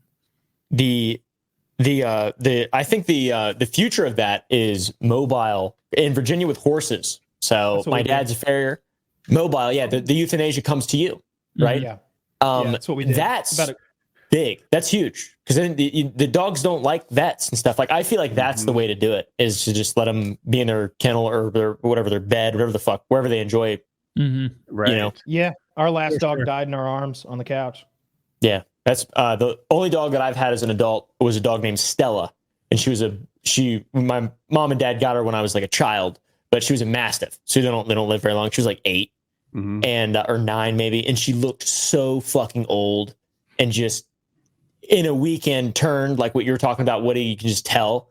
It's like, and then they bring out my mom is really, she used to be there. My whole family's in like vets and horses and animals and shit. So they know what to do and everything is kind of good. And it just like, so weird, just laying outside on a bed and then you just fall asleep. You don't wake up, you know, it ain't all that bad, but it's, sad. Euthanasia? Is that what you'd look for? Yeah. They're like house calls. Like so in our case, the lady was wonderful, but they take the dog with them. In our case, it was a little dog, so it went in like a picnic basket type thing. But I'm sure they would take a big dog away too, and they mail you the ashes or in a little box. That's what I'm gonna do. You had me almost sold because I like what it does for the dog. But if I take the dog to the vet, then I can be the only person traumatized. And I could see jumping on that grenade too. You could do it out in the garage, in your shop or something too, right? Something like that out in the woods. It's up to you. Whatever. We're gonna do. It's part of life, Taylor. It's so sad. It's a circle of life. Part of life, brother. That's why. That's why you got to appreciate all the good days so much. Exactly. Right? The ones when everybody's here with you and you're not in pain, because you never know. You might check your pager. And your face could be blown off. Yeah. I might get got. Yeah. Thankfully, pager, right? I got rid of my I threw my pager right away as soon as I read. And mine went in the trash yesterday. All right. Yeah. I mean, my pager like with tongs. The sponsor or the spokesman of the company was a guy with a turban holding the thumbs up. So what do you guys think about my 80s CIA gun? How about this? Pretty cool. It's pretty cool. I like it a lot. What does it shoot? It's a 9mm. Oh, okay. I got it today. Pellets, not. No, it's an actual gun. It's really okay. Dude, I have one that looks just like it, but it's not a real gun. I'm an official authorized alpha can dealer now because I've got like 7 of them. For every Nice. I'm not actually a dealer, but they gave me a sign, which is cool. It looks good on there too. That can. I love this thing. This thing is fucking sick. It's the 90s style. You don't know if it's a computer programmer or a fucking dude protecting the prime minister or whatever. That's the vibe that I like. The tuxedo with the MP5 and the fake hand. Cool. And it's cheap to shoot. That's the main thing. It's not like an MP7 where you're buying that 4.6 or whatever. Oh my god, yeah. Landmark has an MP7 and like feeding that thing. I mean, look, MP7 is so fucking cool to have, but I would. How did he even get that? Somebody who's a dealer or a dealer who got one from law enforcement or something like that. Like, because HK won't give you one, and they don't like that he has that one. So really, yeah, makes sense. Like they're not helping. There's a little button switch type thing you flick, and then a stock pops out of the back. If you remember the MP7 from COD, and his is broken, and they're like, fuck you. Yeah, I was in a stream 2 weeks ago. He said it was fixed. Yeah, I think he had to 3D print something or get some 3D printed or order something and figure it out kind of on his own because they were not being helpful. That's interesting. It's like I wonder, does he has like the full auto license, or is it like some kind of bailment agreement? Like, what is the? He doesn't talk about that wisely. Okay. So if I had to just yes, he's a person. Maybe he has his own like full setup thing or built around him, or maybe he's a person on someone else's. But it seems like he paid. He probably paid $50,000 for that thing, you know. So like you would think that he's the guy. That he's not just a responsible person on someone else's letter or like being loaned some shit. I would imagine that he has built himself an apparatus around himself so that he can own that thing as long as he wants to own that thing. Well, good for him. I hope he enjoys his MP7. Aesthetically, I think the MP5 is cooler looking. It's old school. Oh, dude, old school is the way to go. You got that COD 4 vibe. Was it falling down? Did he have an MP5 in that one? Like I've always thought the MP5 had this classic fucking look to it. Yeah. It's got a really cool profile. Is Charlie Sheen in Falling Down? No, Navy SEALs. Oh. I was thinking of Charlie Sheen Navy SEAL. That's that's where my MP5 I talked to a real Navy SEAL one time, and he was talking about how somebody like a level above them who wasn't like in the field was like, "Hey, I just saw this movie. You guys got to watch it." And it was Navy SEALs. It was the fucking movie. And he's like, "Why don't?" And in the movie, I think they parachute down and they're shooting people while they're landing and not holding the toggles. But they're doing a controlled landing on a rooftop. And he's like, "You guys should be doing this shit. Yeah, like why can't you guys do this shit?" And they're like, "Well, sir, we wouldn't have control of the toggles. We'd be a dangerous landing, especially coming in from that altitude and that angle, that speed. You get hurt." It's like, bullshit, I'll show you. And like he does it. He jumps out of the plane, he's shooting targets on the way down and breaks his ankle. Oh, that's amazing. He's coming in down, like eat shit on the way. Dude, that would be the kind of thing where like you'd have to stand up afterward and just grimace through it and be like, "Yep, this is the comp, man. Long day. I'm going home." Oh, I got an ache in my bones. I think I may be getting the flu. I got COVID. And it's like, no, there's a bone sticking out of your foot. It's like, nasty bruise. I'm not going to the hospital though. Bit of a rash. Maybe a bug bit me. I was talking to Woody and Kyle before Caleb got here beforehand, where before the show today, I just needlessly made myself sad watching this memory loss documentary. Have you guys ever heard of the guy with like the 7 to 30 second memory in England? Yeah. His name is Clive Waring. Yeah, Clive Waring. And I had watched like bits and pieces of this, maybe not fully paying attention years and years ago, and thought it was fascinating. And I actually just sat down and watched it today and with my full attention. And I don't know if there's something as heartbreaking as this guy's story. Like basically he got a bacterial infection that gave him a wild fever in like 1985. And it's important to note that this guy was a musical genius, like a concert pianist, like conductor, like studied music, could play anything, super knowledgeable, like a very, very bright, smart guy, genius level. And he got this infection, and then he couldn't make new memories, but he also couldn't remember old memories other than like very specific things, like skills he'd learned, like playing the piano or just hearing like a sequence of notes and being able to identify what, composer did that. Like he could still do that stuff, but he had no memory of like where he lived, of anyone he had met. He knew his wife, and that was it. And every time she like comes in a room, he's like beaming, like so excited. He's like, "Oh, my angel, oh, you're here." And then 2 seconds after she leaves, he has no memory that she was there. And he can't remember the last time. Like he doesn't know of any plans for her to come in the future. And he would say stuff like they were trying to really solidify. And it's difficult. It's impossible to put yourself in his mind's eye because there's just no way to properly empathize. We can't imagine that level of memory loss. And he would on multiple occasions, this is like 25 years at this point. This is like a documentary from 2005 or so. So maybe 30 years afterward. He's still alive. He's 86. And they would ask him, like 3 people and his wife came in, 3 people making a documentary and his wife, and they were all talking. And they were like, "Do you know that you've been on television before?" This is the second big documentary they made about him. And he's like, very gracious, like, "Oh, gracious. I know. I didn't know." And they're like, really? 10 years ago we did something like this. He's like, oh, really? Fascinating. And I think I have seen that. They would ask like, what have you been up to? Or just some sort of question to try and delve. And he's like, well, I'd never seen a human being before the four of you walked in here today. You're the first people I've seen.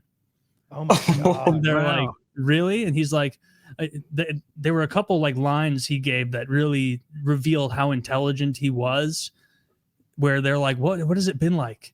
And he's like, oh, I haven't seen a person since I've been ill. I haven't had a meal since I've been ill. I haven't spoken to anyone since I've been ill. I have no conception of time. What's it like to be dead? A 20-year-long dreamless sleep. Being asleep for 20 years with no dreams. What do you imagine that's like? And he's like in one of his 7 to 30-second windows right there explaining this. And Jesus then his Christ. wife will be like, do you know what I do for a living? And he's like, Prime Minister of Europe. Prime Minister of the EU. And she's like, no. And any other guesses? He's like, Queen of England. And then she's like, no. He goes, PR? She's like, yes, very good. He's like, oh, yes. A very fun job. Something new every day. And they're in the middle of a meal. He's like taking a sip of wine and eating. Not 10 seconds passes. And she goes, do you know what I do for work? And he's like, no idea. You've never mentioned it to me before this very moment. And then like, what do I do for work? You want to take a guess? And then he immediately goes, Queen of England, Prime Minister of the EU. So he's recycling the same joke. He's got the same joke over and over. Taylor, here's my question. Dude, this is like one of my fears, but I hope it doesn't alter your answer. Was he suffering? Because it almost sounds like when you have Alzheimer's or when you have memory loss, you're not the victim. Everybody who cares for you is the victim. Yeah. You're fine. There is a tiny bit of an element of that, but unlike a normal like dementia patient, actually here, let me link it. Zach, can you show entries from his journal in 1990? I think with dementia, like a lot of that is just paranoia, and there's a lot of craze and just negativity that comes with it. But what you're talking about, that guy is just like any other living thing. He's like a tree. He's very with it. Like he can play a whole piece on the piano that extends past it. And so apparently from like 1985 until like 2005, when that documentary was made, he over and over and over would start a journal, and like every 7 to 30 seconds, he realizes he exists, and he's saying, so 7:46 a.m. I wake for the first time. 7:47 a.m. This illness has been the death till now. All senses work. First thought, I love darling Deborah forever. Deborah's his wife. 8:07. I am totally awake, with totally X'd out. And so what he would do is he would write these epiphanies every minute, all the time, and then have to go back and exit out, like X all these things out, and write, now I'm truly awake. Now I'm actually he's fucking Descartes every 15 minutes. Yeah. I think therefore I am. He's trying to figure it out. And so like his situation, and this is why it made me so sad, like it's truly hellish. Like he'll say stuff like, oh yes, I remember I have a son. No idea his name. Don't remember what he's like. Like just no conception of things outside of his wife. Like and how did he get this? A bacterial infection. He had like 105 fever for a couple of days, and it destroyed a lot of his hippocampus. Oh my God. And so he can't create new memories. Like he was like a musician to the level that like he was on TV on the BBC. Like they would take him places and have him play. And like, it was so sad. Like his wife was walking him through this big cathedral, and she's like, you recognize this place? And he's like, never seen it before in my life. Never. And then they're like, she's like, so what if I told you held a concert here in 1983 that was televised in 5 countries across the EU? He's like, oh, gracious. And he's like, what if I told you that you did, this piece here? And like, even before mentioning it, he's like, yes, very interesting reverberations here. Interesting sound quality here. You could pump his tires and never got caught in the lie. Yeah. You're actually the king of the world, right? It's oh my. Well, refer to me as your majesty from henceforth. I'm the emperor of man. What? I'm going to need a better looking wife. Stat. How many cycles per day? Fuck. Dude, he's so clearly smart, because like he's got a 7-second window to be clever, and his wife will be like, darling, what is love to you? And he's like, 0 in tennis, everything in life. Oh, it's my like, gosh. so it's like this guy lost every bit of memory 25 years ago, and he's like somehow kind of suave. Like, is it sad because it's like, because it is sad. I agree 100%, but it's like babies don't have anything. They got even less going on than that guy. Is it just not sad the state the babies are in it because they will eventually be out of it? Is that why it's not sad? Yeah. Well, it's also, I should have mentioned, like, he had children from a previous marriage. Doesn't remember them.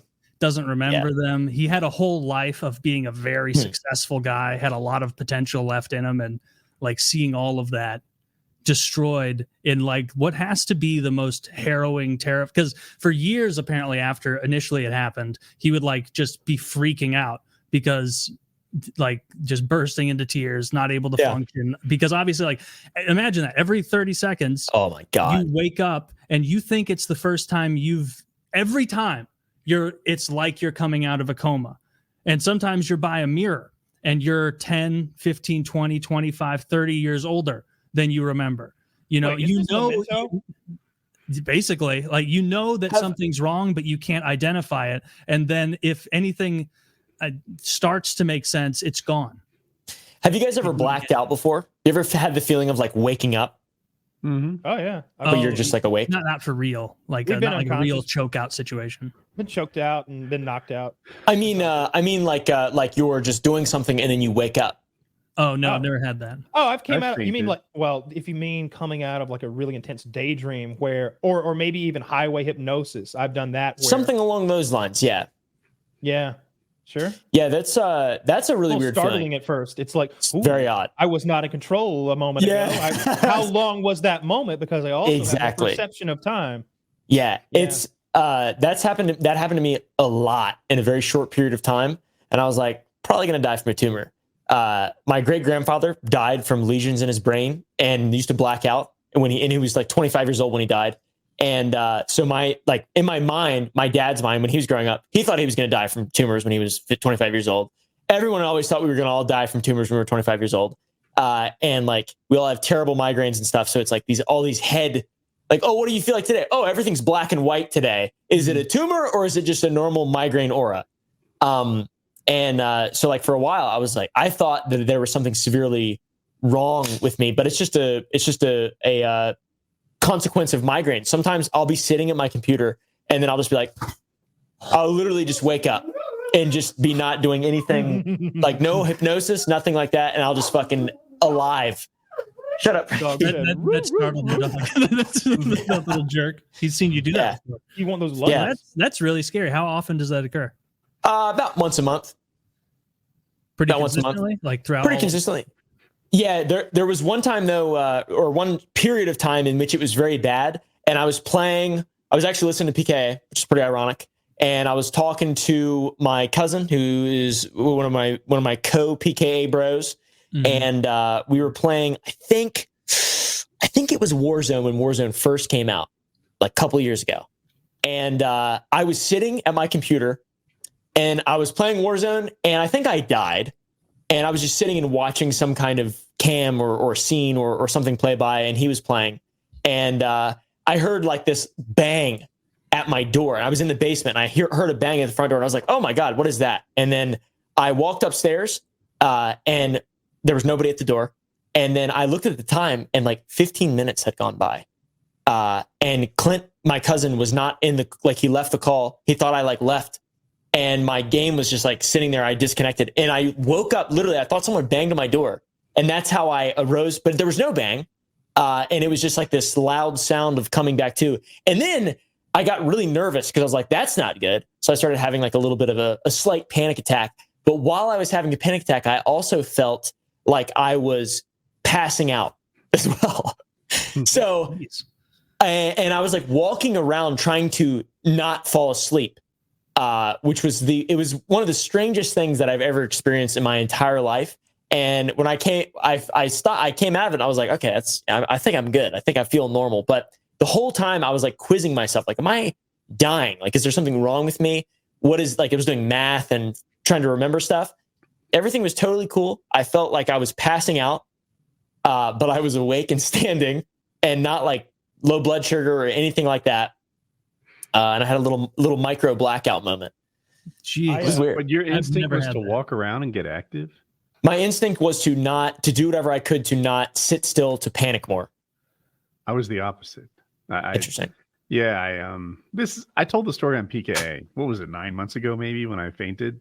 Mm-hmm. And I remembered it better when I told it the first time, but it was very late at night, like 4 a.m. or something, and I had to pee or whatever.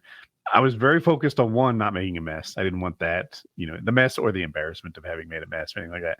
And but so I finished peeing. I just wanted to get back to bed and lay down. I felt like if I could lay down, it doesn't even matter if I pass out. Really, how's that different than sleeping? Fuck it, that's cool.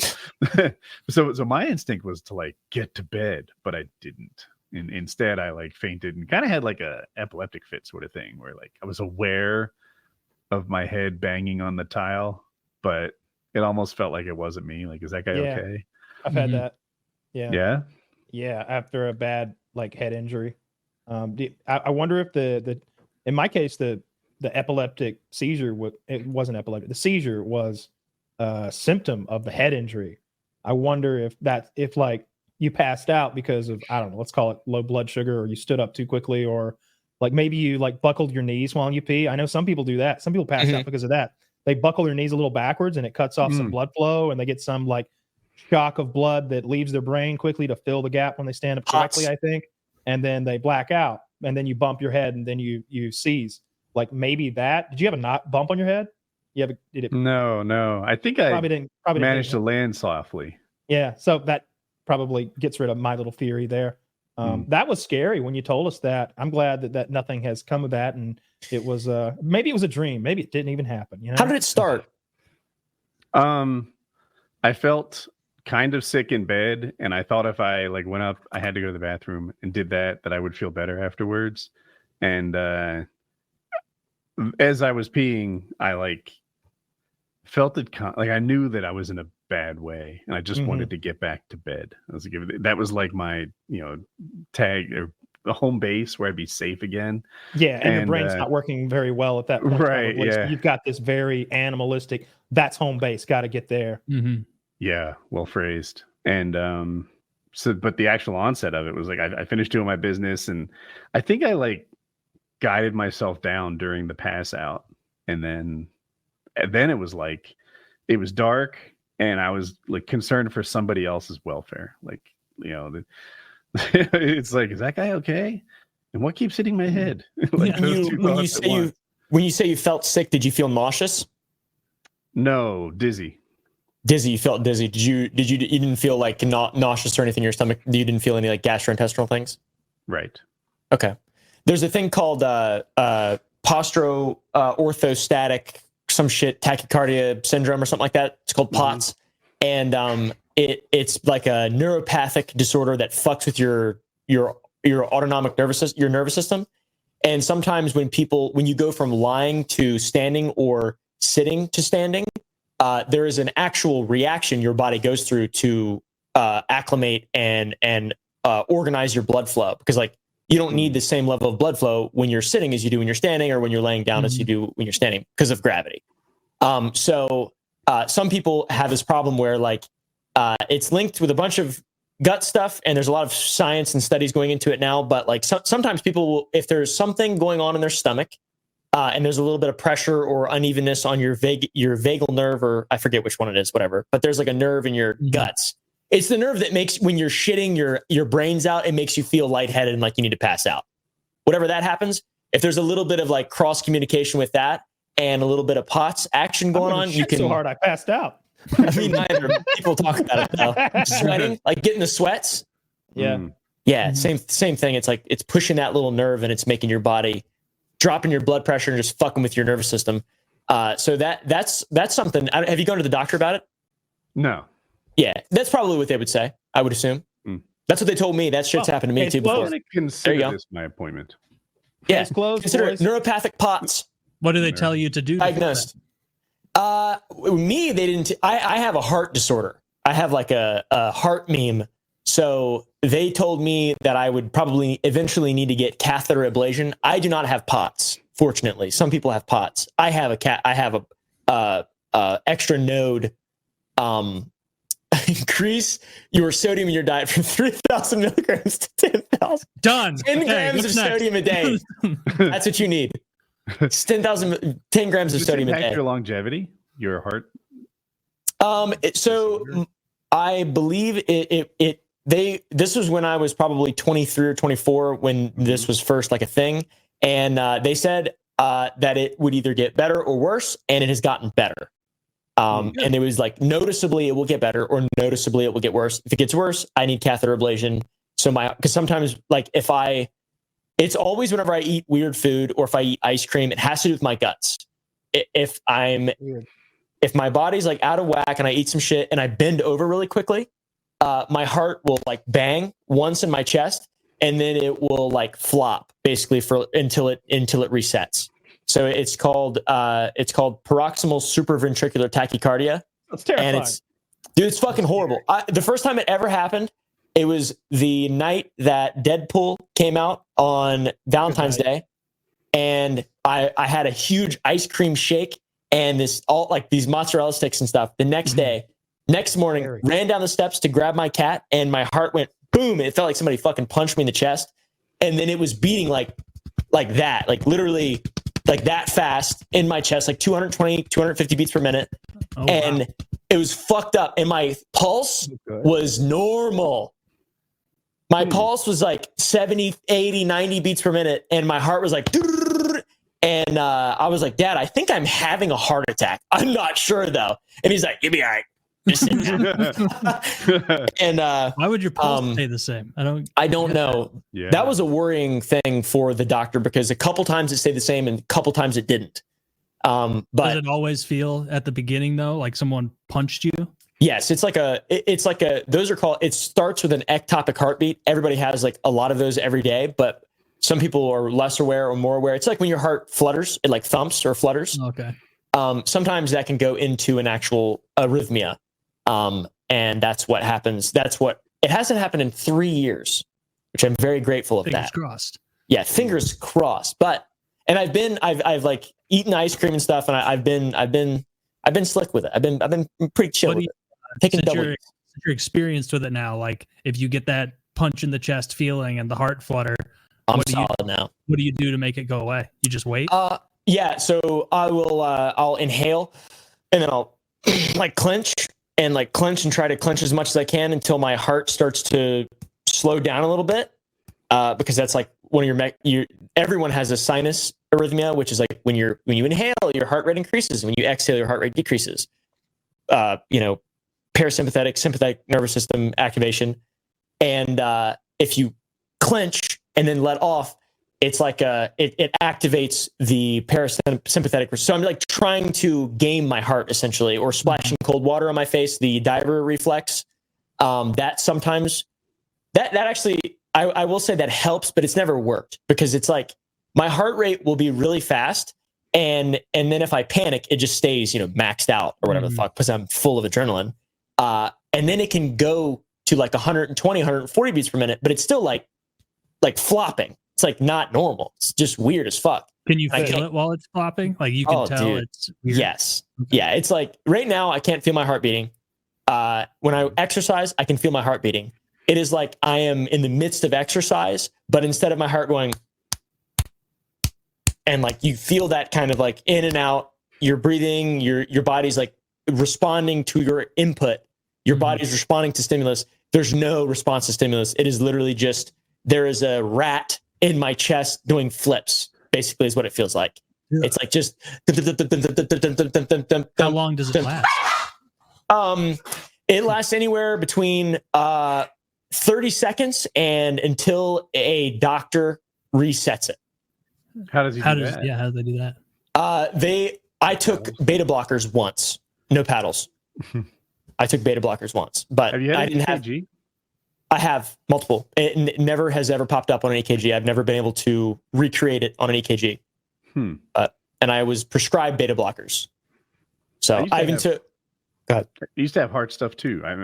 So I was really, really in shape. I was a college athlete, worked out 6 days a week. About 3 or 5 of those days would be twice a day, 6 days a week. And So I was super duper fit, but I had some issues. One, my pulse got really high, like 240, 30 something. Yeah. Wow. And one time I was a lifeguard and they put an EKG on me. Like everyone got a physical at the start of the year and I failed it. Like I forget what was wrong in particular. Was it during I don't want to interrupt your story, but was it during exercise? You literally just went to the doctor's office. They put some things on your chest and made sure you were healthy enough to be a lifeguard. Okay. And they're like, not this guy. I'm like, fuck, but I really want to be a lifeguard. Yeah. So I went to my personal doctor instead of like the city one. And I did better that time. So I kept working. But man, I'm like, there's something there a little bit. Yeah, I think it's humans too. It's like there's a lot of stuff you can do that can influence your heart. Your body's nervous system is so sensitive and like so complex. And like me, for example, I thought I would have to have a fucking catheter in my femoral artery go up into my heart and shock like a couple of years ago. That was like what I was looking forward to, or fretting or whatever. Mm-hmm. And now I'm like, I feel pretty normal. Like I feel, I don't feel safe always like driving alone and stuff and fucking, doing shit alone. But I feel pretty normal, which is good. You have always wondered about my EKG. So like, dude, this is gay as fuck. But the doctor, the first one that took the bad EKG, was a lifeguard like a few years earlier. So he was going to med school. And then in the summers, he was a lifeguard. And he was like a legend. This guy had his like, to make it even gayer, he's wildly good looking. He's a lifeguard in the summer. In winter, he's med school. And he wasn't just a regular guard. Like he represented the city in our like, there are all these lifeguard competitions that seem like a big deal when you're a lifeguard. And I think he rowed the boat or something like that. But he was one of and rowing the boat, those are like the jacked, like coolest guys. They're cooler than the swimmers. Yeah. And that's what he is. So he's this fucking like doctor, city representing competitor in the boat, lifeguard, fucking gorgeous. And he was like a legend. Well, he was a guard the year before, but not this year. He's just starting as a doctor now. And I'm like, oh my God, like this fucking legend here measuring my heart. And I think he sent my gay heart a flutter and I failed the EKG. He just needed a female doctor the whole time to keep you calm and disinterested. He's like, just relax, and you're like every muscle tight, just like trying to look jacked. I think that might have been related to why I failed my EKG. It might be. I mean, 240. That's high as fuck. I feel like, and it's like really confirmed. Like you'd think, oh well, Woody just sucks at taking pulse. But one, I was an athlete. I was really good at taking pulse. Two, other people would take my pulse on my neck, and they'd be like, "Shit, it really is." Yeah, it's crazy. Three, I've done it with like the straps that you wear that like connect to your watch, and all three, like me, other people, and digital device, all get the same scores. It's just true. Mm-hmm. So you still have that now?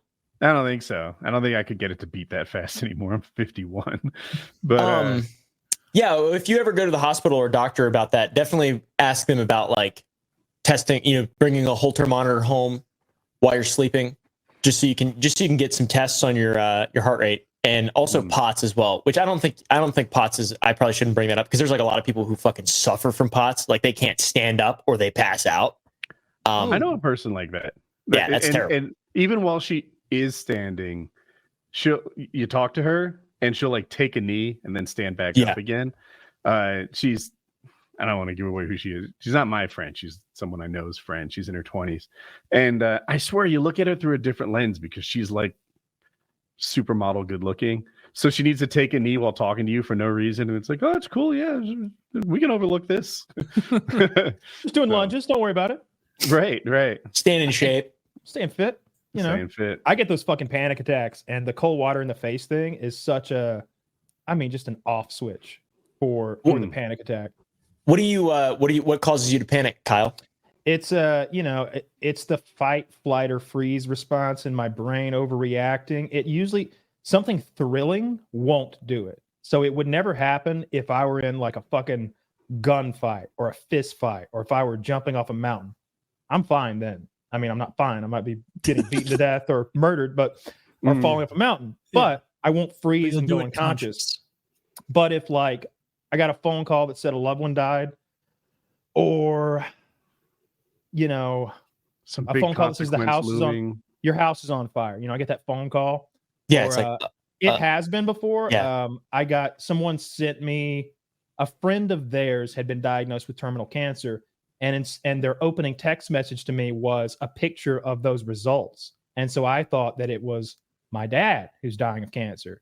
And so I just had a meltdown, you know, just from, I'm like, you're dying. And I had a complete panic attack. Also, but going back to when I was 15, when I had the first one, it was a bully that I was standing up to. And I was like, he's going to cream me. This guy's going to destroy me, but I'm tired of it. I'm like, I like shove him in the chest. Fuck you. Let's do it. And I didn't pass out there, but I went to the bathroom and went completely unconscious in like one of the stalls. I had an argument with my dad when I was 16 or 17 about a girl I was dating, and he didn't think that I should be with this girl, and I wanted this and that. I'm going to move here and do this and that. And he's like kicking me out of the house. He's like, and to me, there's no like, it's like a no-win scenario that sends me into these things. Like it's not a fight or a struggle. It's the no-win scenario when it's like, it's not that this is going to happen. It's like, this just happened and there's nothing you can do about it. And I just completely freeze. I get short of breath. And it's like when you stand up too quickly and maybe you see that like darkness that sort of slowly sweeps down and a timer has begun. I've had enough of these to know that we're on the clock here. We got 7-10 seconds, something like that, before I'm hitting the ground 100% unconscious. And if I don't plan accordingly, I'll hit it hard. I've fallen on the asphalt before and like woken up all skint up. I tripped over my goddamn rowing machine. The last one, I think. I was like, I started panicking in my office and I'm trying to make it to the bathroom through the sink. And I tripped over that goddamn rowing machine because it was in the hallway. And man, when I woke up, my feet were up, my head was down, and the back of my skull is just aching. Had a big old knot on the back of my head because I went backwards, like over it. I had like a cartoon fall where I'm like backing up and like spinning my arms in the air and stuff. So how long ago was that one? 2 years, 3 years. I think. So you haven't had one in 2 or 3 years? So most of the time it's full blown, but sometimes it'll be like this little flutter. It's like, oh, it's coming. Control it. Think about something else. Look over here, look over there, stand up, walk around, think, ignore. Blue balls, red, green, yellow, just whatever, just to make my brain do a thing that's not what it's doing right now. And I can like arrest it a little. Like I can stop it with my mind, but there's a point of no return and it happens very quickly. And sometimes it's just like, oh, we're going down. Let's make it soft. Let's make it a soft landing. And there's been plenty of times where I felt it coming and I just like jumped on the couch. Like it's home base over there. I'm good. And when you're on the couch and you have a panic attack, it's like, here we go. This will be fun. It's not scary at all because I've done it so many times and I know what's coming. It's similar to when I pass out when I give blood. It's a very similar, like the going unconscious part, not the panicky, out of breath, adrenaline dump that is very uncomfortable. But like when I was giving blood that last time, I was like, hey, I'm going unconscious. I'm gonna need a wet rag. And hey, if I go completely out, don't call 911 or anything. We're good here. I'm gonna come right back to. I just and I did. I'm like, I'm so close to being asleep on that. I'm blind. I can't see. Like I go blind. Like I know what it is like to be fully blind. Just that's crazy. Like blind. When I went down to Walmart. Oh, that's the best one. Yeah, the Walmart panic attack. Yeah, I was on mushrooms at a Walmart, and I started having a panic attack standing in line. And I told the girl I was with, I'm like, I'm gonna go to the bathroom, and that's all I said. Well, I stumbled right past the men's room into a sunglass kiosk, headbutted it on the way down with my face and all those little pokey things, and then woke up on the floor surrounded by Walmart people. And they were like, they think I'm dying. I call his shoes. Somebody hooked me up with a Gatorade out of one of those machines that's in all the lines in the checkouts, and I'm sitting there pretending like I'm not blind, but I'm blind. I'm sitting on my butt on the floor, and the reason I haven't gotten up and left isn't because I don't feel well. It's because I'm blind, and I'm not. I know that I'll eventually. Are your eyes open? Can you tell if they're open? Oh yeah. That's so scary. Yeah. But it's sort of a bubbly black coal. It's like when you open your eyes in the night and it's completely pitch black, and it's sort of like you almost see like interference or something pattern, but it's blackness. There's no information being displayed on my brain. And eventually I sort of started coming to, and my girl, God, she was a hero. She's like, get up, we're going. And someone was like, he's had a head injury, he can't go. She goes, I'm a nurse, he's coming with me. And I was like, yeah, well, she had been. She had been before. She had been. This isn't the nurse that you know. She's been kicked out of the hospital for ignoring symptoms. She was a real had been. Was a nurse. Yeah, this is a different redheaded nurse I dated. I have a type. And but when we got to the door, the cops were showing up. You know, the cops were there, and the cop walked past me and like ran back around when she realized I was the guy making the disturbance. My face is bleeding a little from going down on the kiosk, but I got my shades on. My pupils are enormous. But he also got on the kiosk. The cop just missed you. Wait, you're telling me it was the fellow with all the sunglasses stuck to his coat? He was wearing 8 pair. With the indents of the hanger imprinted on the side of his face? She circled back and was like, hey, why'd you walk away from me? I'm like, you looking for me? What are you talking about? I had a little diabetic episode over there. My blood sugar got low. I'm trying to get to Sonny's barbecue. I need a free Snickers right now. It has to be free. I can pay for it. I pay for it. And then I'll pass out. Right behind her is the EMT with 2 guys like huffing and puffing coming in with emergency gear. And she's like, this is the guy. And they're like, he's the guy? And I'm like, they're like, he's the guy? And I immediately drop into Southern Kyle. I'm like, I'm sorry, boys. I had a little diabetic episode in there. My blood sugar. I'm trying to get over at Sonny's barbecue, though. It's good. And they're it is good, ain't it? Anyways. So Kyle, here's what I'm trying to ask. I had this thing when I was a teenager. I've told him many times. My house got robbed. And on game day, I confronted the robber. I chased the robber out the basement and out of the house and this and that. And I was brave, Woody. But for the next 10 years, I had night terrors about it. I'd wake up in a sweat, terrified. And like my sense of self was a little confused. Like, am I an action hero or a coward? Because you can make an argument for either. Yeah. John McClane wakes up with cold sweats too. Do your panic attacks impact your sense of self? Like, how do you process that? You know, I'll be honest. Tony Soprano made me feel so much better about my panic attacks that I am in no way assamed of them. That asshole made me feel bad about my BPAP. Don't you go praising him. And then Julius Caesar to a lesser extent with the seizures, the epilepsy. It's you know, he was what Tony looked to make him feel better about his thing. He's like, you know, Caesar had those. Yeah, okay. Which is like Tony sees himself as Little Caesar, right? And so like, seeing it so well displayed on The Sopranos, they must have consulted with a doctor or their writer just has panic attacks, because that's what it is. Like, I have Tony Soprano style panic attacks. Like, exactly what you see in that show is what it feels like and like what it is. Like this slow realization that it's coming. And like, if anything, it's like, man, I'm going to embarrass myself and I'm going to scare people. That's my main concern. It's like, I'm going to scare people and I'm trying to reassure anyone who's around me that like, hey, I'm about to go to sleep for a little while. Don't worry about it. It happens sometimes. Think of it as narcolepsy. It's cute. It's funny that Tony Soprano offers you help in that way, because that is interesting. I feel that way about Tony's cholesterol. When I ought to get a little gabagool, I think Tony would have had 3 pounds of gabagool. 1 pound is nothing. Dude, I've never, when you watch a TV show and you feel represented, seeing him stressed out, opening the lunch meat paper and eating it compulsively, I'm like, I get it. I get it. I've done that. That's interesting, though. You just need to eat your stress away. I would have never guessed you had panic attacks. I would have never guessed. Oh yeah, it's real. It's since I was 15 or so, I would say, and maybe once a year. It's just whenever some bad shit happens, or whenever I think some bad shit happens. It's often an overreaction. And I don't see it coming. You know, it can't be very well predicted when it's going to happen. But yeah, I've have maybe one every year or two. I almost had one maybe last year.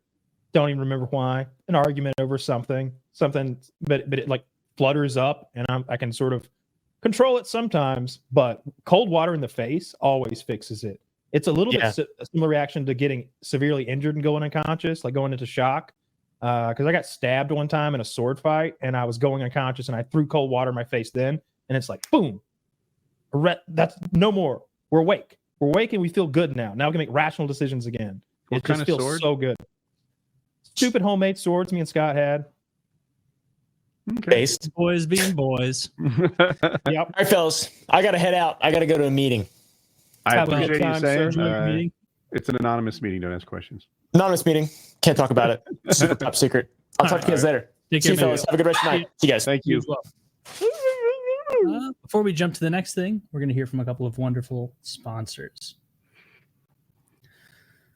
This episode is sponsored by Blue Chew. Let's talk about sex. Guys, shouldn't you always be at your best? 2024 is the year to maximize your performance in the bedroom.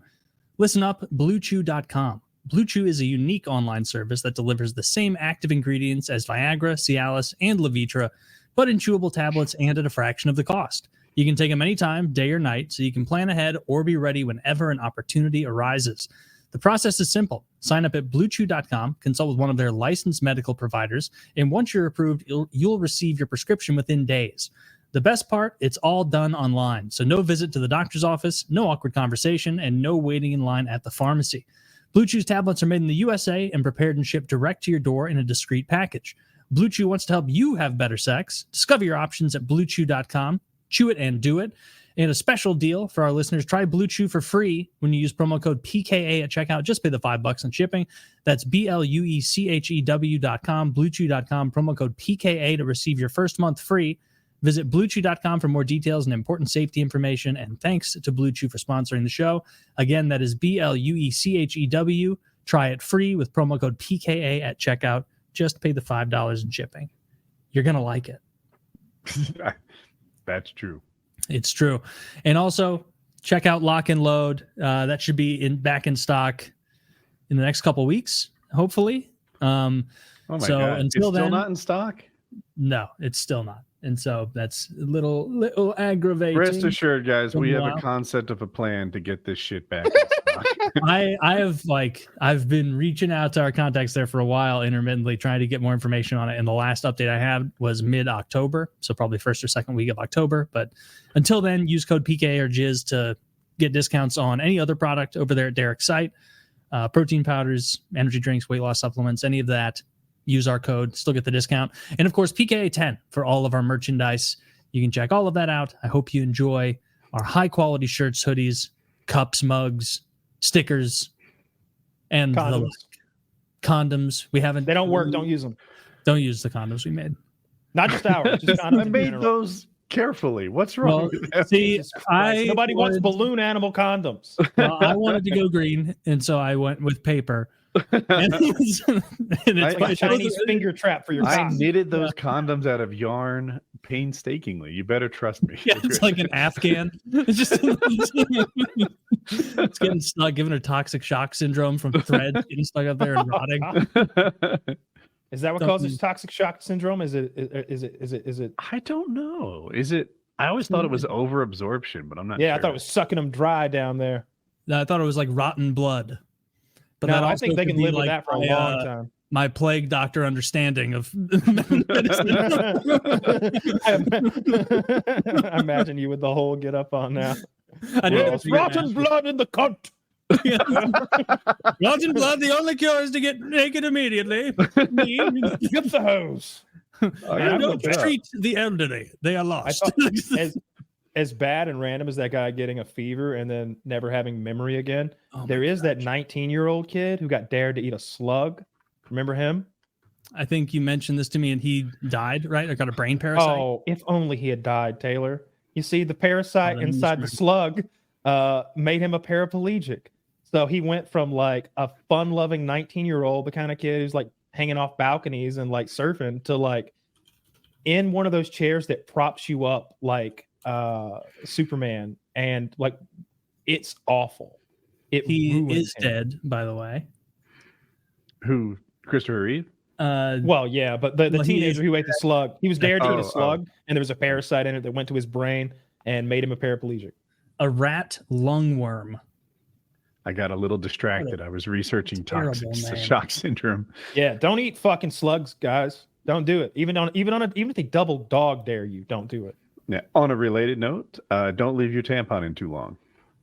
Yeah. What'll it do? It will cause it encourages bacteria to grow, which is what. So they go septic down there. See, toxic shock syndrome is just call it dirty pussy syndrome. That's what we're talking about here. Yeah, it's like a death of. Maybe we'll stick with toxic shock.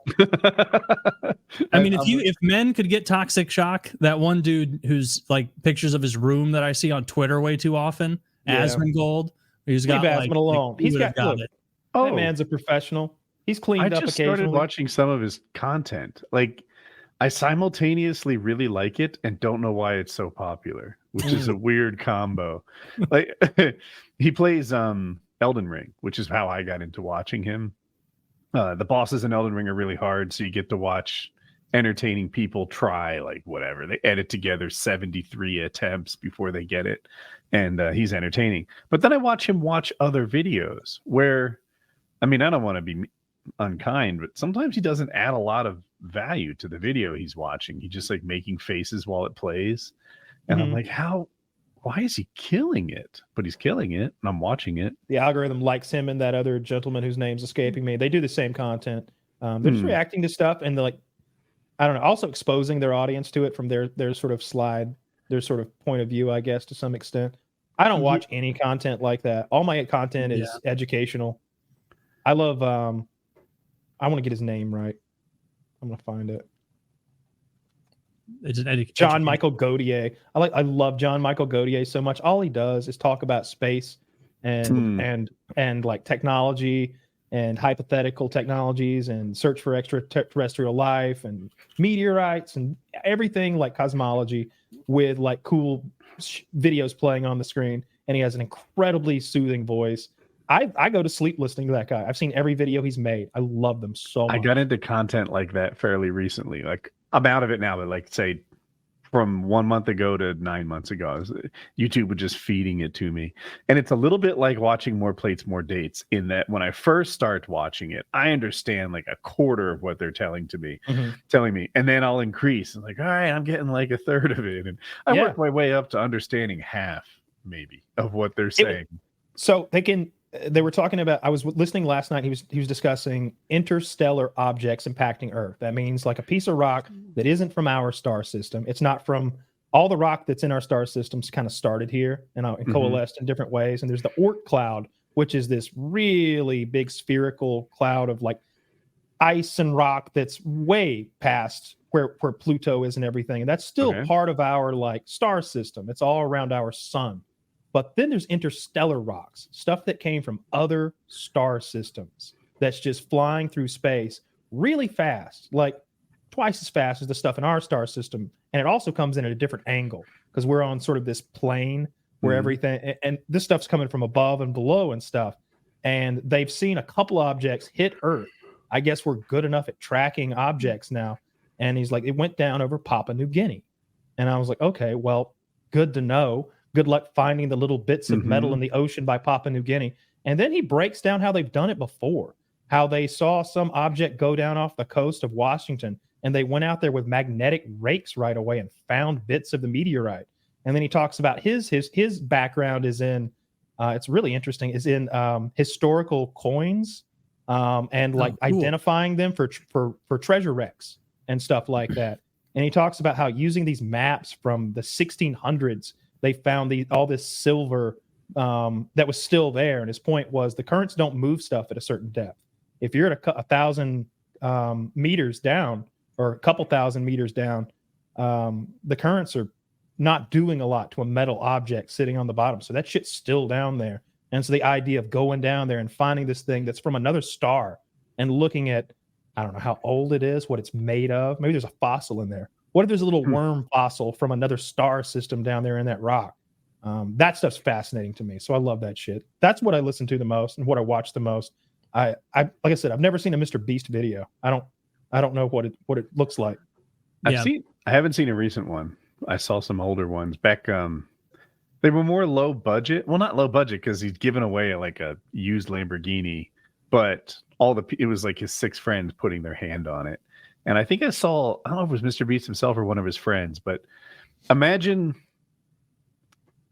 is it Tupperware? Like, you know, the stuff you might store your sweaters in the attic in. There's like a like a storage tote. A storage tote, sure. So they put one of those over their head, used an air compressor to blow air into it so it doesn't get stale, and they were going to stay under the tote in a swimming pool for 24 hours. And I don't know why, but the air made him really sick after a couple of hours. I still don't understand what was bad about that air, but it was interesting content. It's one of the things I like about MrBeast. I feel like he made himself a huge YouTuber through sheer force of will. I watched him. I think he said subscribe to PewDiePie 100,000 times in a row because he was racing with some like Indian YouTuber or like conglomerate of Indian YouTubers or something, and they wanted him to be the most subscribed channel. So everyone on YouTube was kind of pulling together. Subscribe to PewDiePie was like a bit of a meme, and he said it 100,000 times in a row. And those like, I don't know, feats of endurance to make his YouTube channel popular blow me away. And that's the stuff I watched. I'm sure his recent content is good, but the algorithm doesn't feed it to me. I don't think we're the target audience. Yeah. My algorithm's so fucked up. I go in there and I'm like, don't recommend this channel. Don't recommend this channel. Don't recommend this channel. Like, I'll do it for 10 minutes and then reset YouTube, and it's more shit. It's more shit. Now I'm going to get a bunch of sad fucking dementia documentaries. Oh, I don't want that. Because I watched that one video. Now it's all going to show up. No, I get tons of gaming stuff that I don't want. Like I'm pretty particular about who I want to see play a game. I don't want to see just anybody play the game. I kind of care about their personality as well as the game. I don't want to watch just because of one or the other. Yeah, at least half my feed is usually gaming, or it is obviously when I'm watching gaming content. Yeah, all those Age of Mythology tutorials and such. I've seen a bunch of people playing that game. Must be a good game. It's a lot of fun. It's really enjoyable. I saw, because I'm subscribed to Turin also from when we watched his Warhammer videos, and he does these like the kinds of like free-for-alls that like I wouldn't even want to play in Age of Empires or Age of Mythology, where it's like 12 people in there and the game takes like an hour and a half, 2 hours to play. And it's like, no, there's too much politicking in those games. Oh, is there a lot? Yeah, because it's 12 person free-for-all. So like, and there's a score on the side. And so if 3 of us are in the game and, you know, I'm next to Woody and I go privately, you can message just certain people in the game. I could be like, hey, Woody, take a look at Kyle's score. How about you and I ignore each other, make a little alliance, and then we can deal with our troubles after Kyle's gone. So is that good or bad? It's like, bad. It depends what you like. Like it makes the game random. It makes it wins random sometimes, or it can be whoever's more popular. Sometimes will win. I know when we would play those Civilization free-for-alls, we'd have 6 players. I think, you know, Filthy Robot would be so ahead. It'd be clear that he's gonna peak when it's time to peak. Or we could just fucking roll into him right now and ruin his shit. And it might ruin us, but he's gonna ruin us in an. Do you want to lose now or do you want to lose in an hour and a half? You know, it's almost like that. Filthy gets super salty about that. Rightfully so. He's just trying to play the game. He's just good at it. Well, the rules are different for him. It's like it's supposed to be a free for all, but it's actually a 5v1. Yeah, it often happens like that. Turin probably has a similar scenario because he's the streamer, he's the content creator there that's sort of generating the audience that's there playing with him. He's not just playing with randoms. He's probably playing with viewers and friends and such. Yeah, I mean, I watched him play just a little bit, but just from how he was moving around and hotkeys and stuff, like he clearly knows what he's doing. He's not which I guess makes sense. Like he is an RTS guy. I'm sure even though Warhammer's his big thing, he enjoys a lot of them. Yeah, he plays a lot of different ones. I saw him play in Age of Empires 4 too. I haven't watched him like as religiously because I'm not playing Warhammer right now, but he did have that thing with his hands. You know, he had to have surgery on both of his hands. Because of some ligament thing, and so he couldn't play for like a long period of time at all. And people like gave him footage to use and stuff, and kept his channel alive. He commentated other people's stuff. It was cool.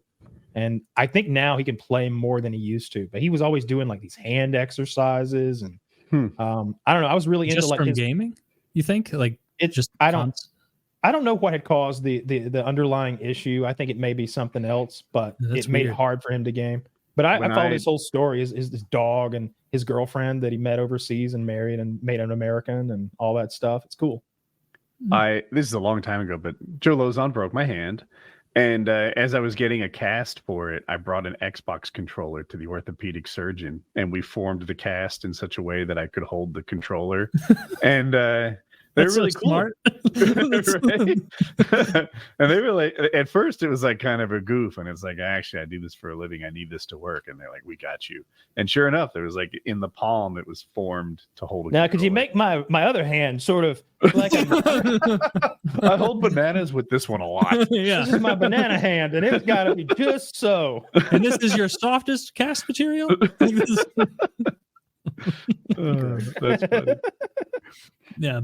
What a horrible material to jack off with. That would be so bad.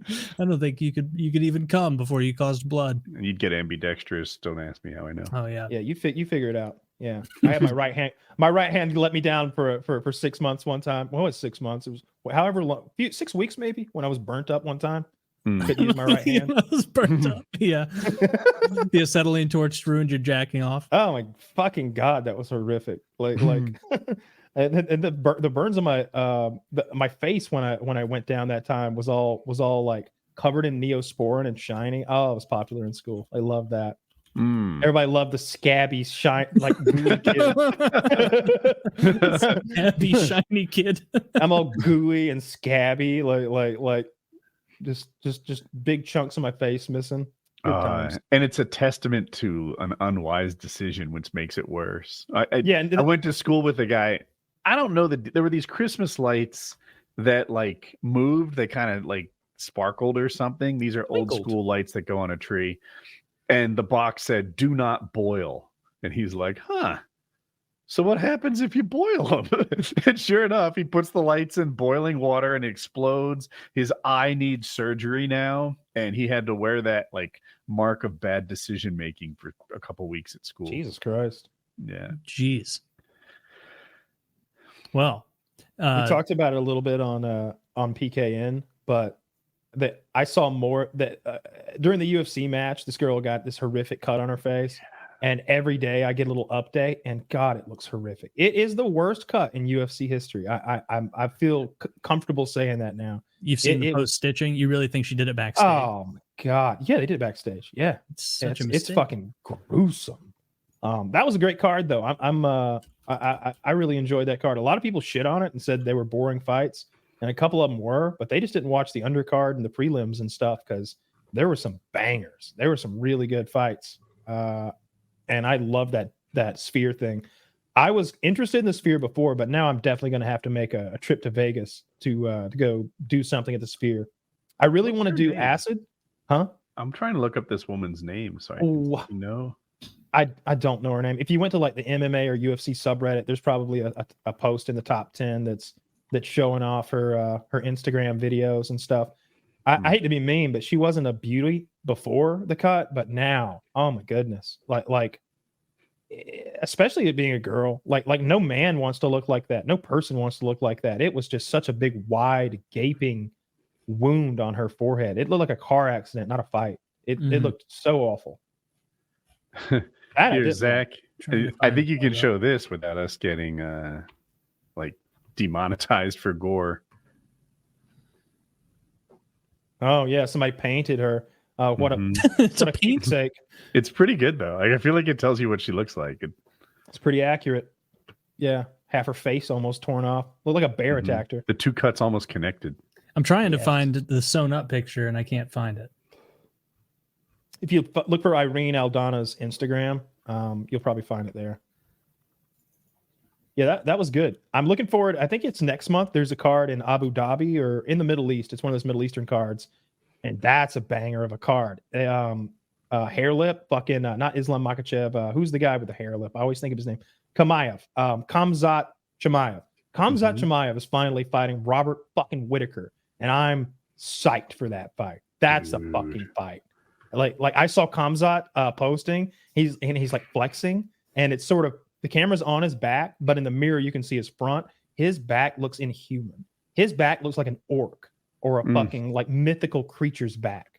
It is so yoked and fucking ripply and powerful. He looks like he could pull a man apart if he doesn't get sick again.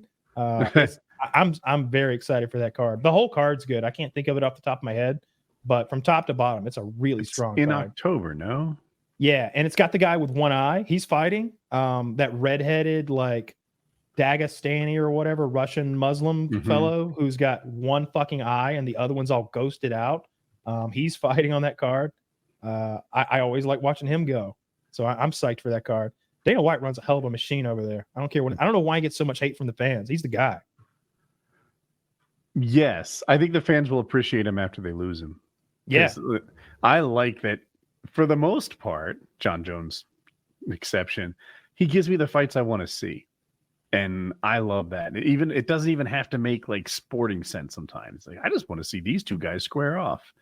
And he makes it all happen. So that's I like the BMF belt. I like the idea of getting a couple guys who are maybe not in the top 3, but they're in the top 5 and they got business to handle and getting them out there and putting on a show.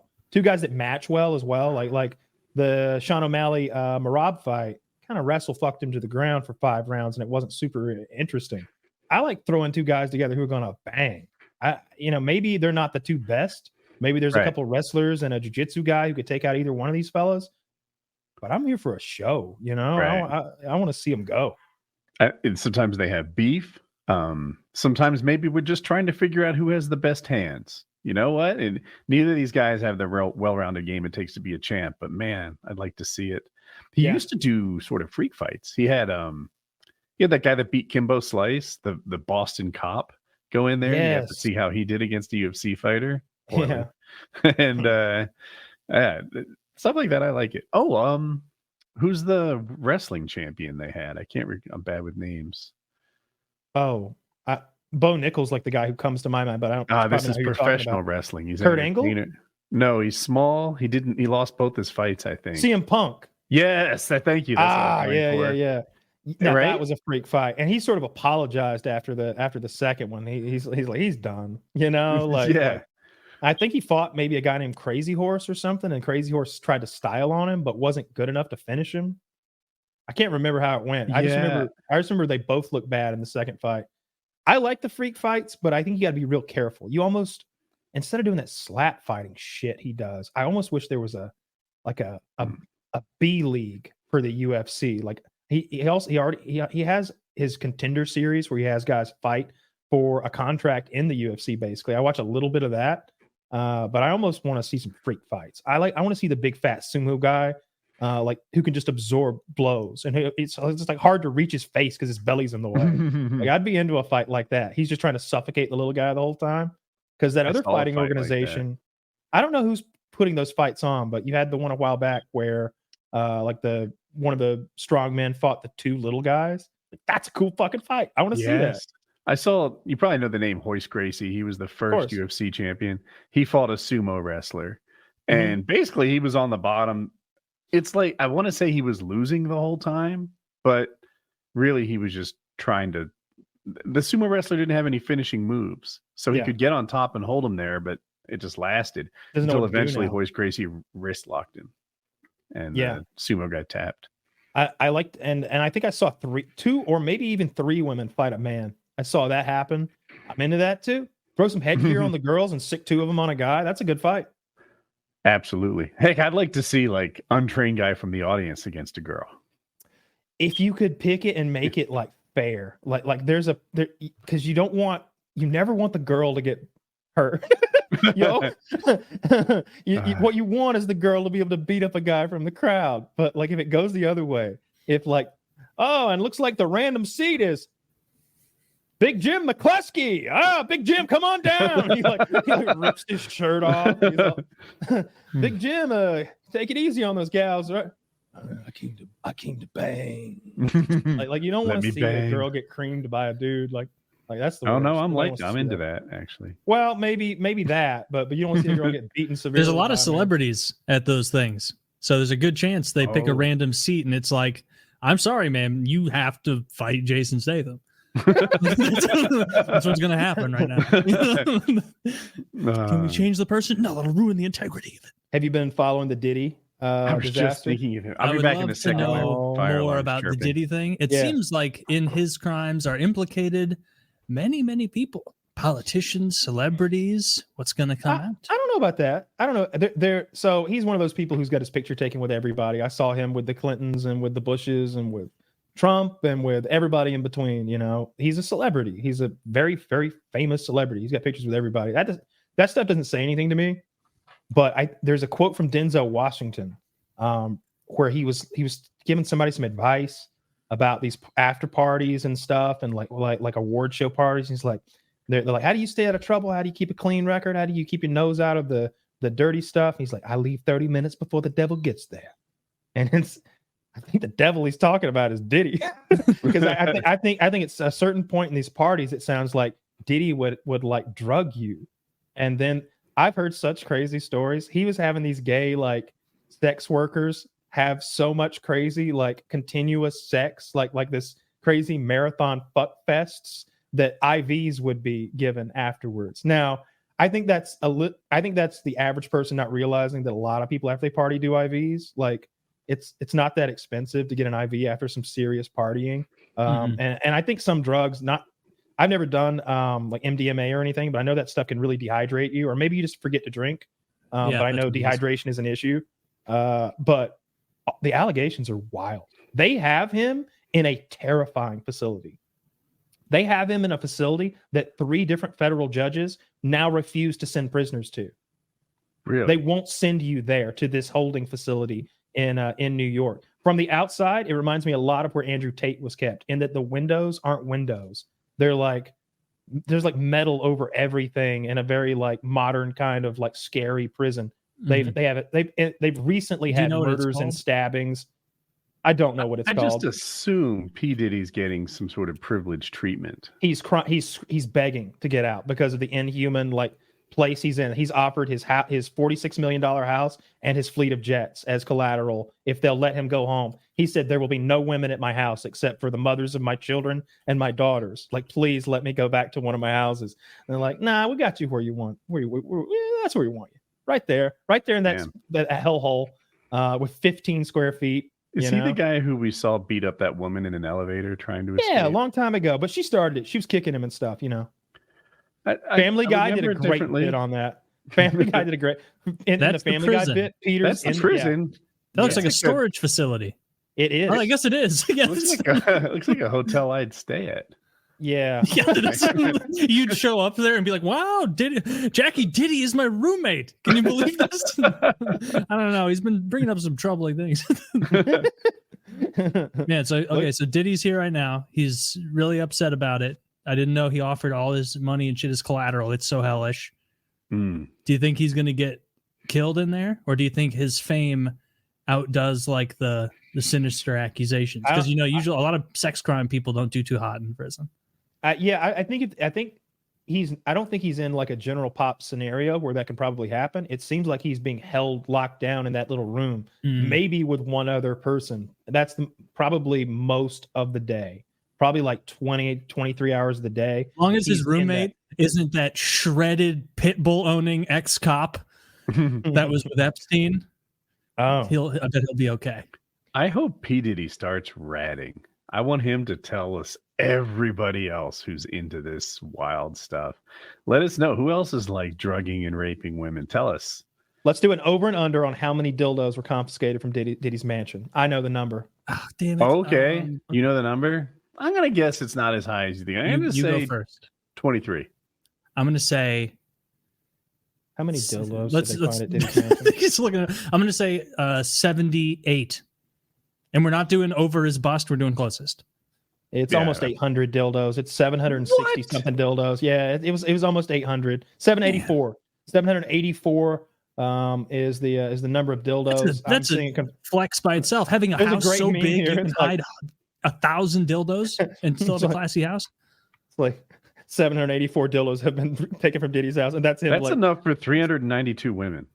Dude, his face there, finding out about the dildos being discovered, is George Bush reading to those kids. You know what it actually is? What that's taken from? So that's taken from a picture of him handling money at a basketball at an NBA game, and he's gotten change back from buying like some snacks, and there's some ones in there. And the meme was always, "What the fuck is this thing?" he doesn't even know what a $1 bill looks like because he's so rich. That was the meanest meme they used to make about Diddy, that he was so rich he didn't understand $1 bills. Now he has 784 dildo. Look, I ain't got 784. I may have like 30 or something, but 784 is wild. I saw memes going around that he had like enough baby oil to like fill an Olympic pool or something. It was so much baby oil. It was like way too much baby oil. Yeah, it's like, this is gonna go bad before you can use it. How many of these are you using? I don't think baby oil goes bad. I think that's maybe he's just buying in bulk. He knows it's like honey. It lasts for thousands of years.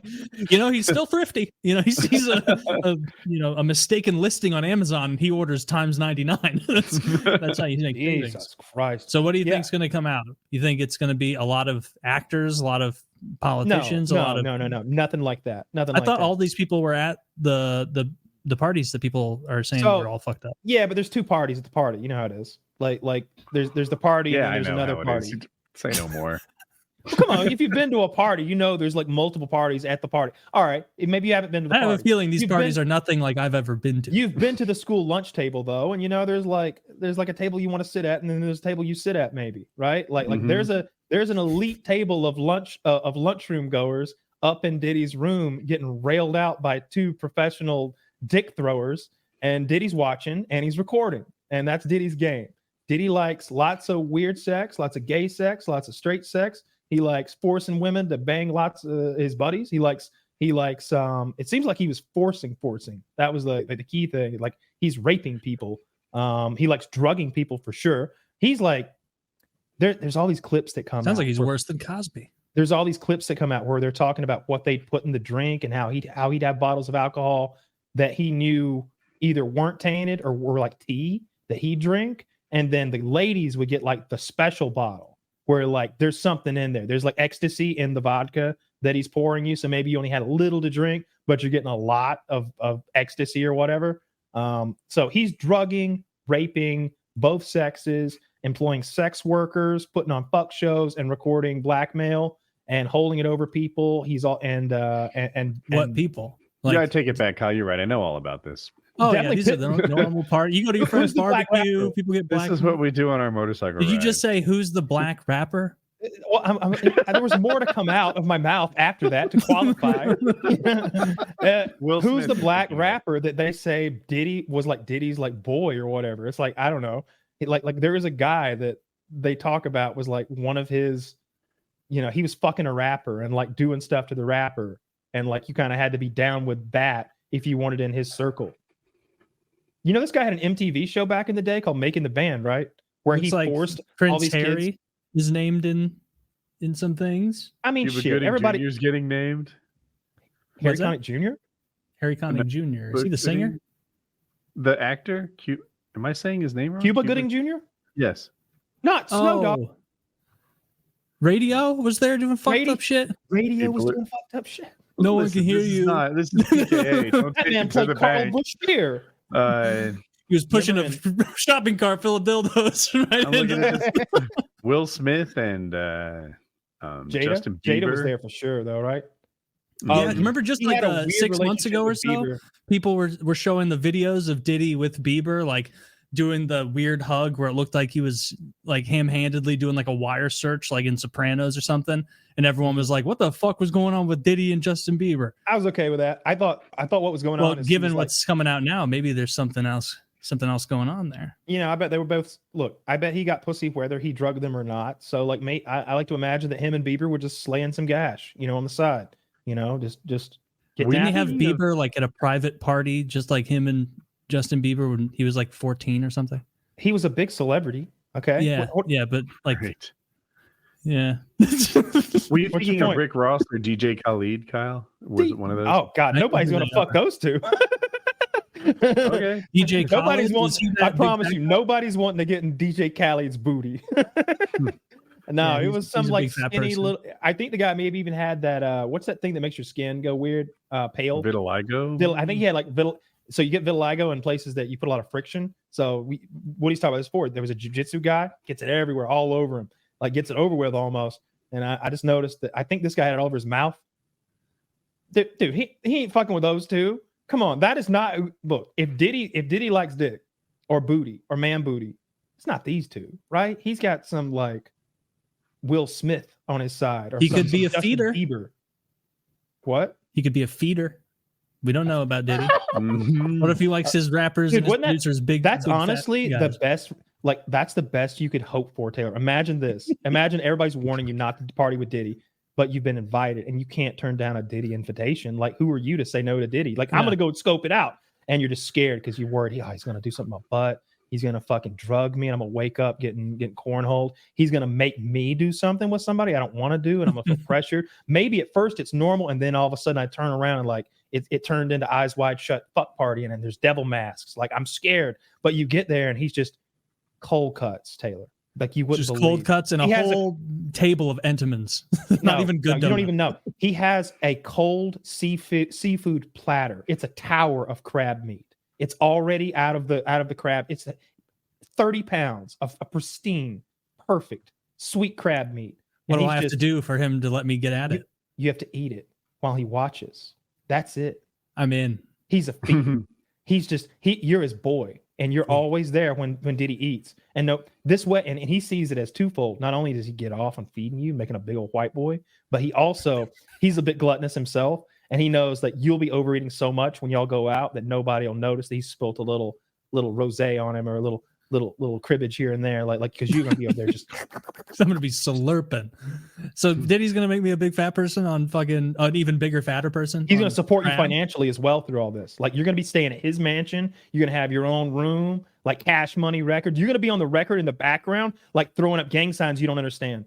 See, if this was what was happening, I wouldn't have a problem with it. Those are just me either, boys right? being boys, just eating lots of food, having a good time.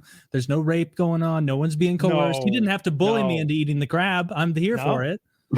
Like, I'll do it. This is consensual crab consumption. It would. But here's the thing, Taylor. He's raping everybody else, and you're kind of. Do I know about it, or can I turn a blind eye? The answer. Yes and yes. No, honestly, my hands were so slippery for the butter. I tried to open the doorknob and I couldn't get in, and I gave up. Taylor's on the stand giving this long diatribe about how snow crabs. No, you got to understand. It was October. We're not in season, and he had them. And then he would abuse me, and I could just always hear some strange and eerie sound of cracking and shattering from outside the door, knowing that if I didn't do what he wanted, whatever was happening out there would happen to me. Then he got out the crab shelling tools. They're arresting Diddy, and I'm behind him in a bib. I mean, he never bought me new clothes. I'm just stretching. So does this more crab? I'd be down for that. I guess I could turn a blind eye to a lot. You know, if I'm Diddy's buddy, I don't think I'm going to tell on him. Are you going to tell on him? If he's doing this stuff? Yeah. Who you tell? Probably the police. Who else would you tell? So you go to the police and you say, "Hey, are you familiar with P Diddy?" And they're like, "Yeah, love his shit, bro. It bumps." I'd be like, "It's 2004 again." Okay, then it's 2004. Oh wait, you can't I take out my Motorola Razr, and I show them the photos of both the crab dinner and the victims.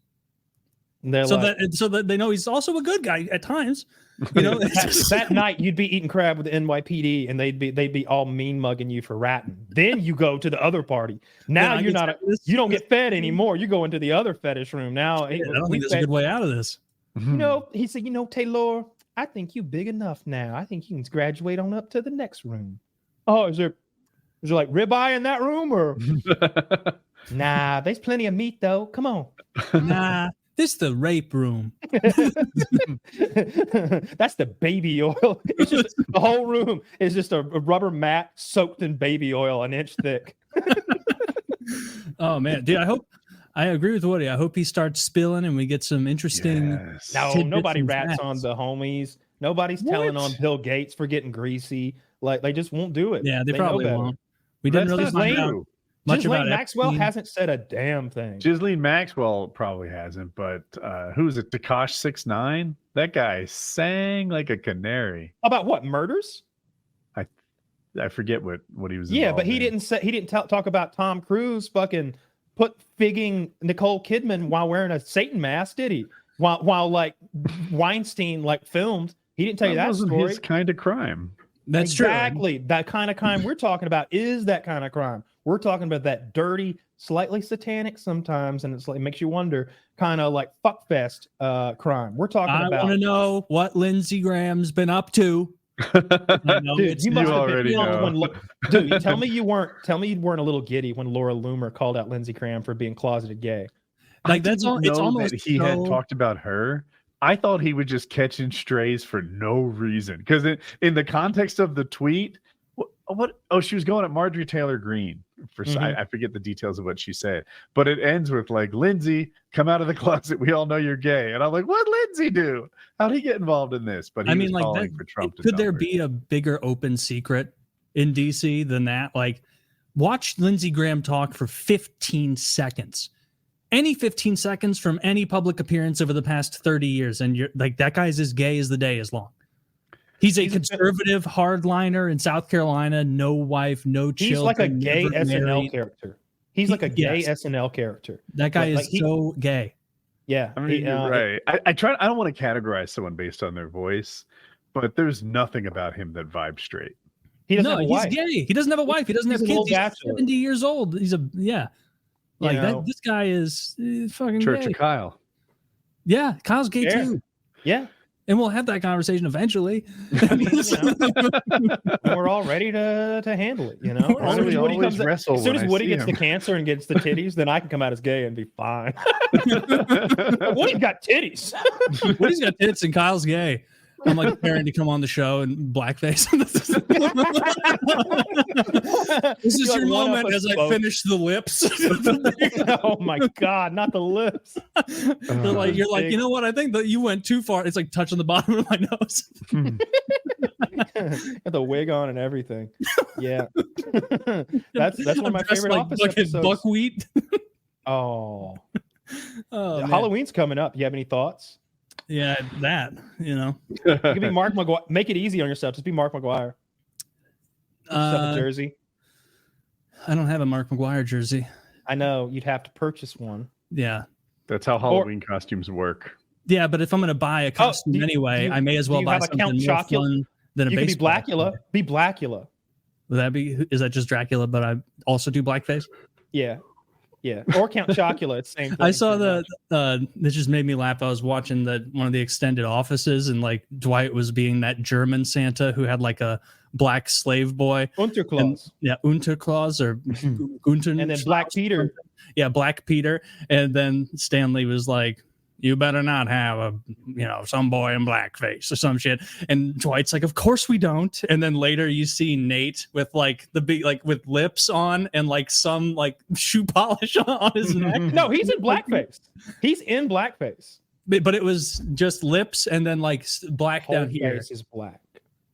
Oh, I didn't see the clip. He's in the parking lot, walking to the office in blackface, wearing the uniform, and he gets a text, and the text just says, "It's off," and he goes, "Dang!" He just turns around on the spot comically and leaves. Yeah, that was a good episode. And then there was an episode where Michael was mad at Daryl for being popular, and so he was going to dress as Daryl. And he puts on the black afro wig, and you could tell that he was thinking about going full blackface because he's got a little shoe polish rubbed on his neck. He's like, that's the wrong tone. That won't work. I don't think it's going to go over too well. Blackface is fuck. I wish blackface wasn't lost to us. I saw Will Ferrell give an interview recently where he said that if he could go back, he wouldn't dress as women on the show. Like that's because that's a bad thing now, and he feels like it's why. Because he feels like it's mocking transsexuals who are what a dumb bitch he is. Because he also just did like I don't know if it's a documentary as much as it's a TV show where one of the head writers on SNL who was like his guy who wrote all those sketches for him came out as trans recently, and it's like a 70-year-old white man who's now a lady, and so this 70-year-old white man who's now a lady is dressed up as a lady now, and her and Will Ferrell are going on a road trip, and that's the show. And so the two of them in the car together, it's just immediately funny. It's immediately funny. Do you think if you do blackface well enough, it's still okay? Not anymore. Not anymore. Like I don't think. They did it on Tropic Thunder, Robert Always Downey Sunny. Jr. did it. Yeah, those episodes have been removed. You can't get those episodes without buying the DVDs now. Those aren't broadcast anymore.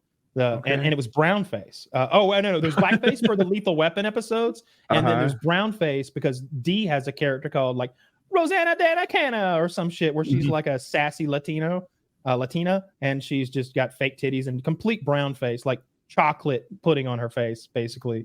They took all those episodes out of the catalog that get streamed. You got to get some DVD somewhere, I guess, to watch those anymore if you want to see them. I hate when they remove old episodes of stuff because of modern sensibilities. They do it to South Park. They do it to Sunny. Any of the funny shows end up having it done to them, seemingly. Yeah, I don't know. I wish they wouldn't do that. Those episodes weren't the kind of racism that needs to be removed. They were like making fun of racists. Like the whole point is this guy's an idiot. He thinks this is the move. He doesn't think he's mocking black people. He thinks that the best way to portray Murtaugh is to be black. Like that's the joke, that he's a moron and tasteless, and everyone else is having to stomach it because they want to get the project done. That's just like how nobody wants to deal with Frank sneaking in a fuck scene in the middle of the movie, but he's the funding, so they got to film it. Like they don't like either of those things. Especially there's a part where they're showering and the black is washing off, like and the hair is coming out in clumps, and Dennis reacts with this look of disgust. He's just like, "What the fuck?" Like you just see it on his face because we're rolling, and then they cut, and they've clearly brought in a butt double for Mac. Like Matt had requested an ass double, and it's like a bodybuilder dude with like a perfect body, like he's sculpted with 10% body fat. It's so good. I don't understand why you got to cut that out. With South Park, they had the fucking Al Qaeda threatening to cut their heads off and stuff, and still they wouldn't bend. But Comedy Central bent, and they censored those episodes and removed big cuts out of those episodes. Super Friends. Audio. They got rid of the whole Super Friends episode. Yeah, they went back and got the Super Friends episode, but the episode that they were in the process of making was not too long after that Danish cartoonist had been murdered by Islamists or whatever, terrorists, Taylor's friends. People he doesn't want to blow up. Well, I don't mind blowing up Hezbollah. Oh, suddenly it's okay. People at the grocery store who are unaffiliated that the Hezbollah grocery store, I'll have you know. Look, nobody...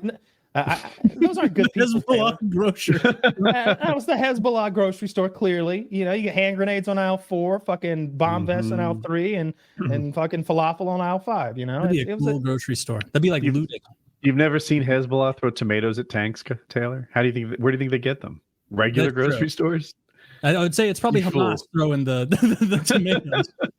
Did I say it backwards? To shoot rockets. Yeah, that's their big to do. I like that stuff's going on in the news. You always are like kind of a worry wart, like, oh, this is good, this is bad. I don't want this to happen, that happen.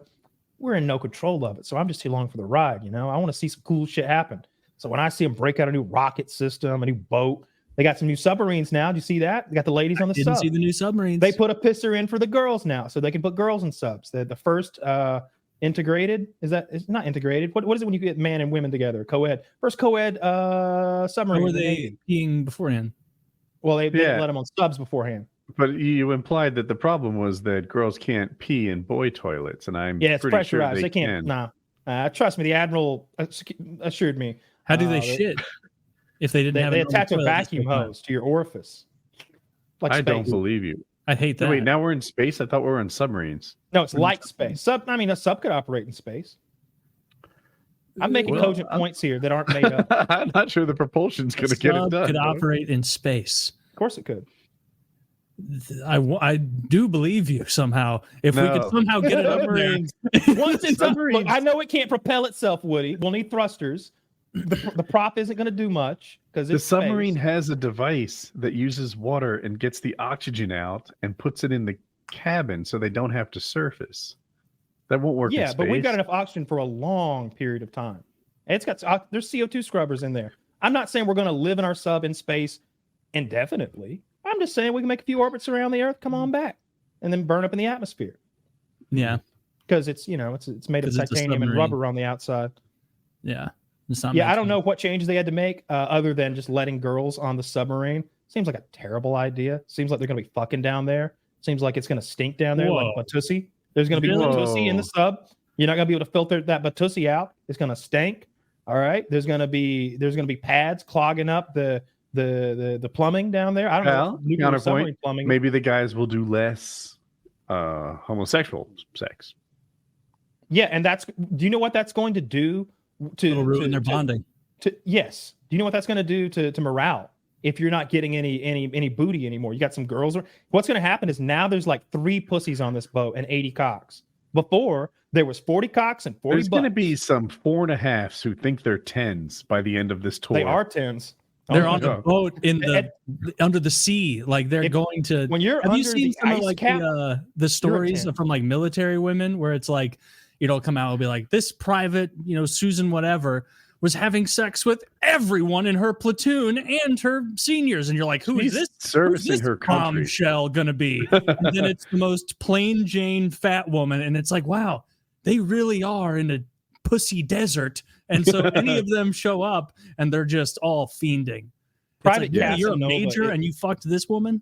You don't have major. What's the better accomplishment out of these 3? Okay, you're let's just say where you are, you're of legal age, but you're still in high school and you score a hot teacher. All right. You're a guy and she's a girl in these scenarios, or you're in prison. You score the hottest of the cops of the prison guards, or you're on the nuclear submarine and you get the hottest girl on the submarine. And these 3 pussy deserts, guard, which is more impressive? Guard for sure. Why? Really? Because it's got the most potential downside, the most balls to go for it. Like if you get turned down in the middle of the ocean, you're gonna have some awkward, mess hall encounters, but that'll be it. If you're doing it with a prison guard and she's not receptive, it could be like fucking Oz, and now you're getting fucking wrapped on the shin all the time, getting beaten. They're not bringing you food. You're worried that you're getting thrown in the shoe now, and so high risk, high reward. I'll tell you that is in the other situation. I have a different answer. Experience, the girl guard, even the ugly ones. Well, actually, there was an ugly one that they all laughed at and made fun of because she was like short with these big titties. Look at that troll ass hoe. What else did they say? Do it. Look at that troll ass hoe. Look at that Goldberry looking hoe. Isn't that what Tom Bombadil's girlfriend's name was? Goldberry? Something like that. Yeah. But she was nasty as fuck. But they were hitting on him nonetheless. Like everybody would kind of be flirtatious with the guards. They're just waiting on any reciprocation. Just a little go to sort of like look back, a wink, a giggle. Like everybody's hitting on them like in a soft, respectful way. Like, look at you bringing some beauty into this awful place this morning. Good morning to you, and thank you for gracing us with your presence, ma'am. You get that after you leave your husband, who's like, have a good day. Yeah, you too. And then you come up here, and there's like a 28-year-old dude who's yoked, going, look at you gracing us with your presence, with your beautiful self. God damn, my day has been made. I'm happy to be in the federal prison system on a day such as today. My goodness, has the sun risen in the east? Oh, no, it is you. I imagine this is a white guy because it's funnier. It is a white guy. Yeah, of course. What did you picture? Yeah. I told you. I was picturing you're doing your white guy voice. Cap on backwards, baggy pants, says something like for shizzle. In jail. So I think this submarine girl is the highest accomplishment. And my reasoning is this. I think you have the best competition in that regard. Like if you're the hottest high school guy, well, shit, half of those guys are Woodies that haven't hit puberty, right? Of course she picked you. Yeah. If you're in prison, half of those guys are toothless, tatted up people that had struggled to score girls. Of course you're the cream of that crop. But when you're talking about like Navy sailors and everybody's between like 18 and 28, and you're the guy who nails that like 300-to-1 ratio pussy, you have climbed Mount Olympus. Like you've done something amazing. I think he swayed me away from the high school kid. Although I will say, if we all have different answers organically, that's fun. The high school kid thing, to me, it's like that's a story. There was a guy who did that. She wasn't a teacher. She was like a teacher's. They went to baseball camp, and she was like a camp counselor at the baseball camp, so affiliated with the educational system. And we were young. We were 17, and he was 16. and it was known that like John banged Debbie. John hooked the whole camp. She was like sneaking him out and fucking, and it was like, oh my God, that's the greatest thing I've ever even heard of.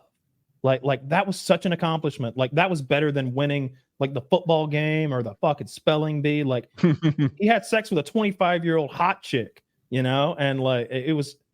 I still think about that. Like it was like, my God, what a fucking win! Like that's it. And he wouldn't brag about it. He just sort of like beamed when the story was told. It was like, do you hear what Johnny did? And he just kind of sit there like Washington crossing the Delaware, just like knee propped up like Captain Morgan, just looking. Was Johnny like the best guy in high school? Was he the cream of the crop? I one of the five. I guess he was a good looking guy and he was an athlete. But sure, I guess he's probably.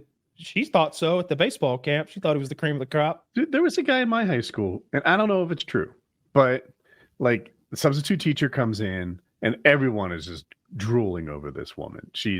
How hot is she? She's attractive, but she's a substitute teacher, which makes her like a hot sub is uncommon. Anyway, everyone's like hitting on her. Not me. I knew my place. But like people who maybe had a hint of a shot were all hitting on her, except this one guy. This one guy just sort of casually kept it back a little. He had a different kind of vibe about him. And they start smiling at each other. And sure enough, he's the one that's connecting with her. And I think everybody thought, everybody thought they banged before. Like she rolled in there and it's like, I think she's already fucked this guy.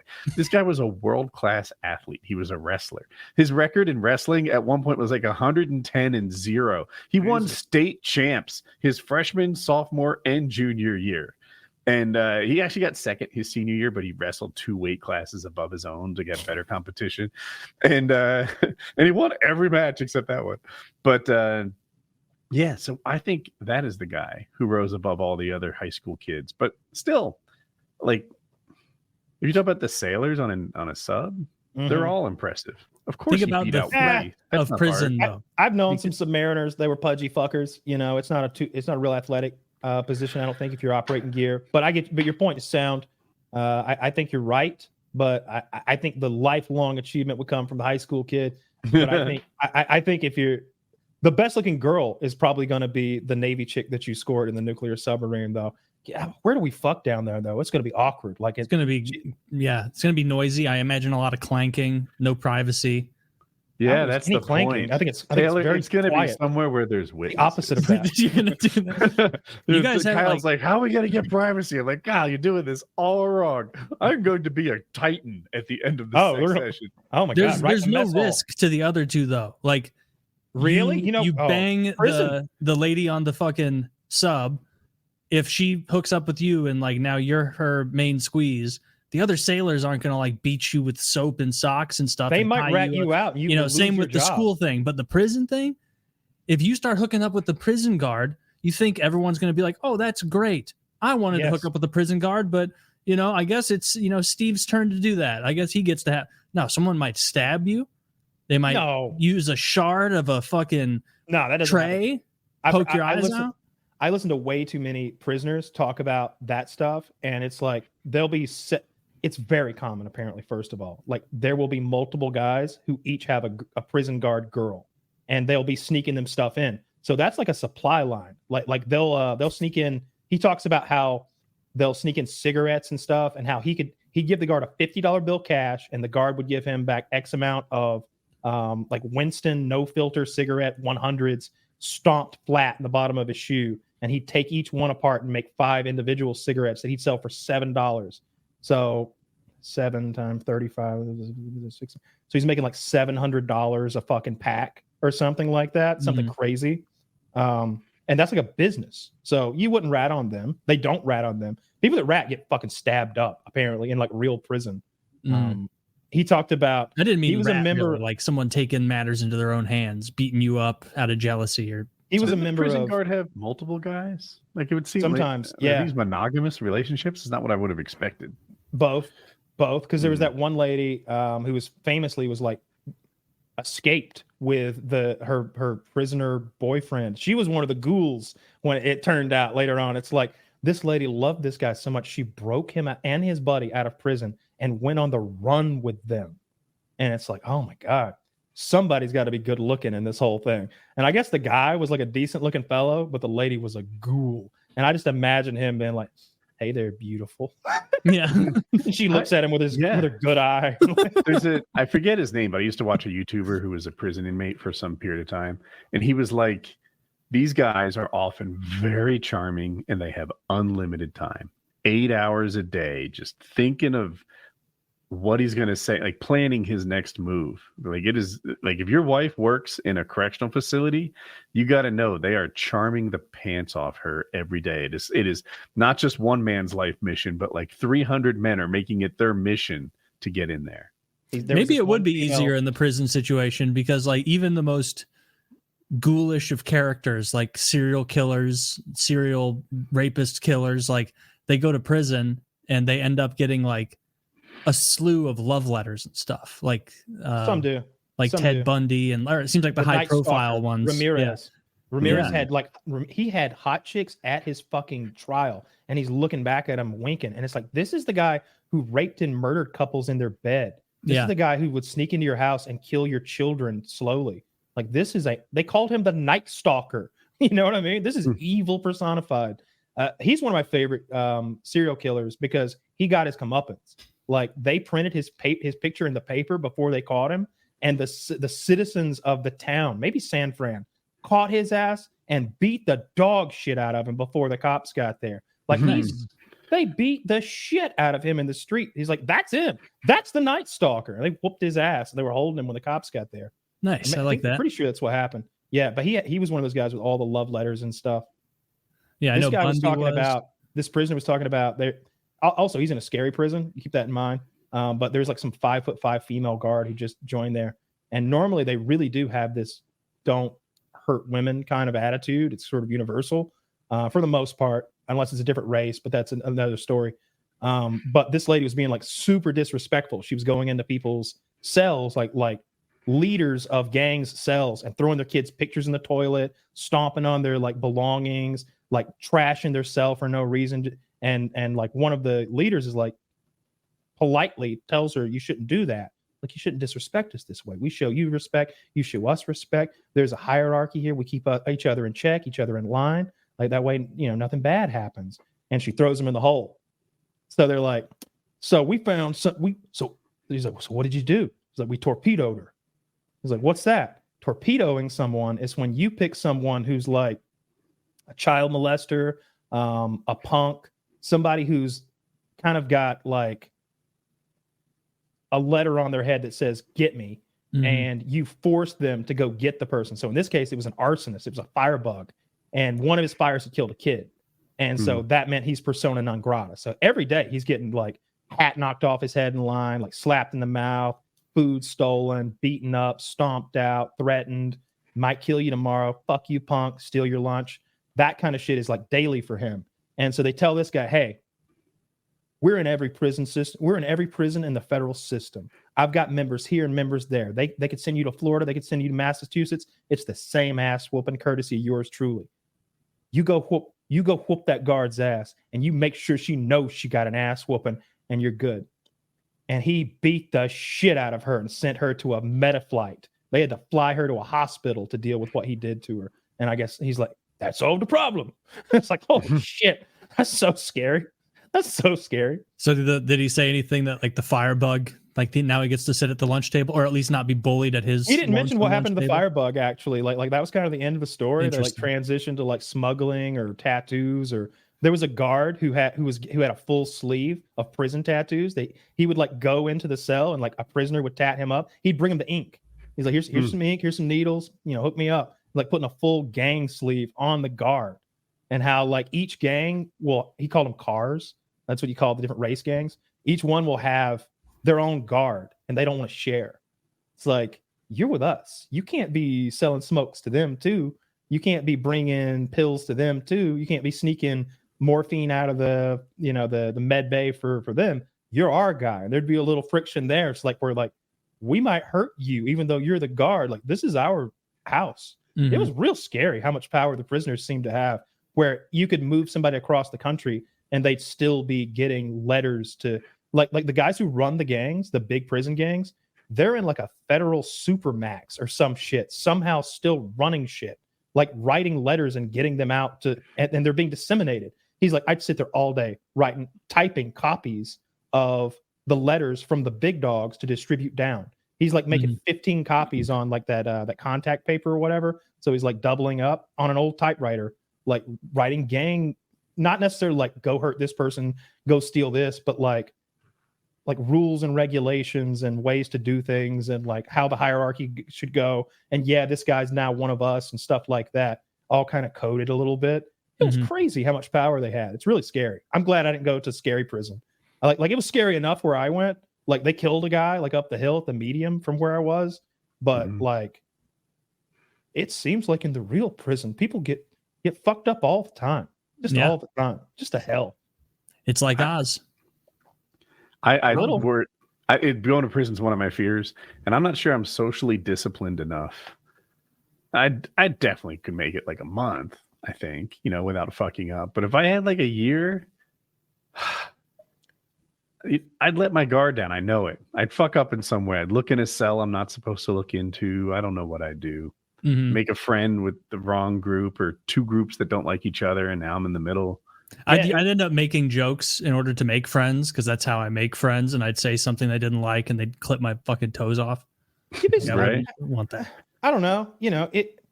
The mixing of racist things seemed real important because like palling around and like being like buddies with another race in some places, it's like, whoa, what are you doing? Like, we're gonna correct you. And then some places it's like not even a thing. Like race isn't the defining line between maybe gangs or cars or whatever. Like might be locale. Like oh yeah, we're North California, or we're like Southern Missouri, or like whatever the fuck, wherever they're from or whatever. But race seems to, in the bigger, scarier places, race seems to be king. Yeah. Although there will be like multiple Mexican gangs, multiple different kinds of gangs with different ideas on how hardcore to be. Different racist gangs. There's like multiple white supremacist gangs. In my high school, like people didn't really divide by race. Yeah. They divided by music, their musical preference. Like if you like metal, if you like pop, if you like whatever, like that seemed to be a bigger, I don't know, separation utility. What was the racial breakdown though? How many black folks were in your high school? There were projects in Ocean City that had a lot of black people in it. And I'll make up a number, say 10%. Yeah. It was a lot higher than that in mine, in elementary school, but I don't know how else to put it, but the black kids just didn't stay in school. So by the time we got to graduation, there was only two of them left. Two people my age that were black graduated. And there's a lot of black people here. Not as much as some areas like where I grew up, but like 80-90% of the black kids flunked out and didn't graduate with us, at least because and the two that did, one of them was a teacher's daughter, Miss Maxwell, who was a great lady. And so she of course had her daughter like going to school and like fucking graduating. And the other was like a guy who sort of pulled himself up by the bootstraps and went to an administrator when he saw he was doing poorly and was like, I have goals, the guy had a UGA ring on. He's like, I want one of them. And he's like, how do I do that? And the administrator like sort of took this guy under his wing and like, here's the plan. You do this every day, and then you get one of these in 8 years. And like he did, it was and this was a kid who was normally eating gum from under desks. So ooh, hopefully that was step one of his UGA process. It's like step one, food under desks. What do? We leave it. Leave where it is. Yeah. Yeah. I want to say that I didn't notice I know that across America, there is a much lower graduation rate amongst black people. I don't think I remember my high school being like that, but I do remember the black guys celebrating the degree like they just won the lottery. Moms crying, people jumping in the air, just so excited. Like, we made it, baby. Like they got a Conor McGregor fight. Like it was red panty night. Started from the bottom, now we're here. It's a diploma. Dude, come on now. Come on. That's it's like kindergarten graduation. It's like, what are we doing here? Even me at kindergarten, I'm like, did anybody not make it? Oh my, same thing. I remember my kindergarten graduation and being like, but after this, like the school begins, like first grade. Like I'm graduating. What am I graduating from? I thought there was going to be during kindergarten graduation. I imagined there was going to be a graduation at the end of every year, and I was already at age 5. Like, this is going to be tedious. Like, you're 5, and it's like, congratulations. Now do this for like triple what you've been alive. Get started. Yeah. Now you have to sit here and watch boring shit and learn boring things from a disinterested teacher. Man, one thing I remember about kindergarten is people would have birthday parties, right? And there'd be a cake, and usually there was some like parents involved and such. And every once in a while, the birthday boy or girl would be too shy and just like couldn't handle everyone looking at them, everyone like. And I'm in my kindergarten head, I'm like, what the fuck is wrong with her? Like, why? What are you doing? It's your birthday. You just sit there. But this isn't hard. And then when my birthday rolled around, I hid behind the piano so people would stop looking at me. Oh, I shouldn't have mocked them. I didn't say it. I only thought it. But yeah, I was like, oh, this is where they all were. My friend Brendan, who always had boogers, was like behind the piano trying to talk me out. What was it? That's so funny how you remember shit like that. I remember there was this kid named Dalton, and he played on my soccer team when I was like 5. And my dad played soccer in college, and so he like would step in and like do the coaching for us at a young age sometimes. And I just remember him being like, Taylor, because Dalton didn't go to our school, but he still played on the team. He's like, hey, go say hi to Dalton. And like this kid was like already running up to me, and I've never seen more boogers on a face than this kid's first impression. Like not a hanger, like full just boogers all over him. And to this day, when I think about that kid who I have not seen in 25 years, I'm like, oh, Dalton, the booger kid, the kid that was covered in booger. I remember this one girl when I was and I think this is a common experience in grade school.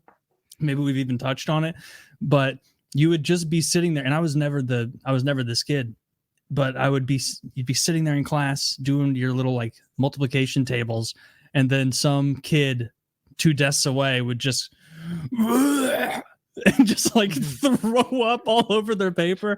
And I always was like, what the fuck is going on? Like I never once, maybe just iron stomach since I was a kid, but you could, give me, I'm going to drink my milk. Then I'm going to pill for a second milk. And then my buddy on Adderall, he's going to give me his milk and his lunch. And I'm going to eat my lunch and his lunch and the milks. I did this for years. And like I would go and just sit back and just be fine. Eating the lunch. Stop eating it. No, it was actually a good thing. He begged me to eat it, and I was more than happy to oblige. But yeah, I never threw up. But there was like one girl in class I can remember. I think Ashley was her name. The same girl in 6th grade who I kind of winged a hockey puck at her in gym. Yeah, she just vomited all over her desk.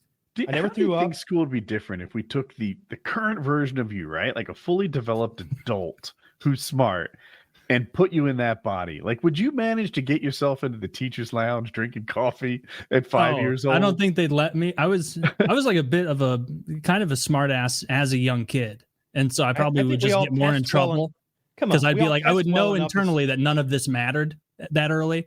And so we're going to all test well enough in a kindergarten test that they're going to get us the fuck out of that school right away. You're going to have a conversation with the teacher where they realize right away you're like an adult inside of a 5-year-old, and they're going to get you out of there and send you somewhere else. You're going to say, excuse me, ma'am, I don't want to waste your time. I think this is maybe something a bit more advanced.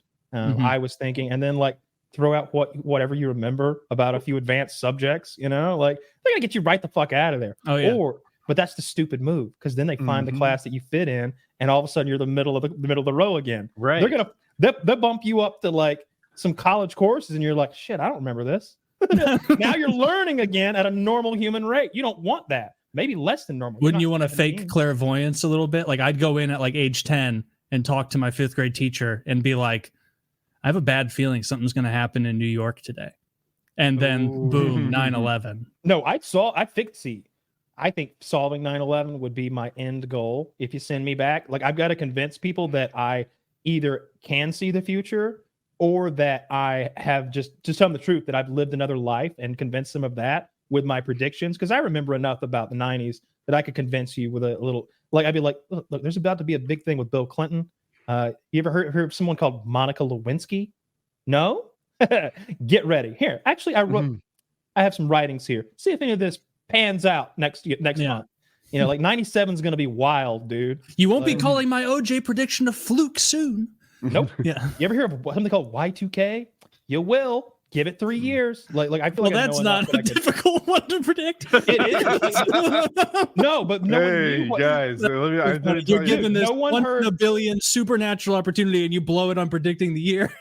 No, but no one knew about the computer vulnerability because of the 2-digit. Kyle, 6 years from now, it's going to be 2030. This kid's either a loon or a genius. We'll see. Oh wait, do you put us? It depends what we're talking about here. I was imagining putting my current brain in my childhood body. Yeah, and then going from there. About. Yeah, I was imagining there being some time travel in this as well. If I go back in time, I am on TV. I think I maybe keep it to myself or just my inner family, and we play the stock market. It's not hard to ride IBM until Microsoft, until Cisco, until Apple. Bitcoin. That's all you need to know. Oh, Bitcoin's a good one too. Bitcoin and Ethereum. You just jump on a couple of the coins that go from Apple to Nvidia. Are those the only 4 you think you'd need? What do you only need Bitcoin? I would get IBM to. Well, the problem with Bitcoin is you don't make any money till you're in your 30s. Okay, but it's a lot of money. It's like turnkey. You take your money.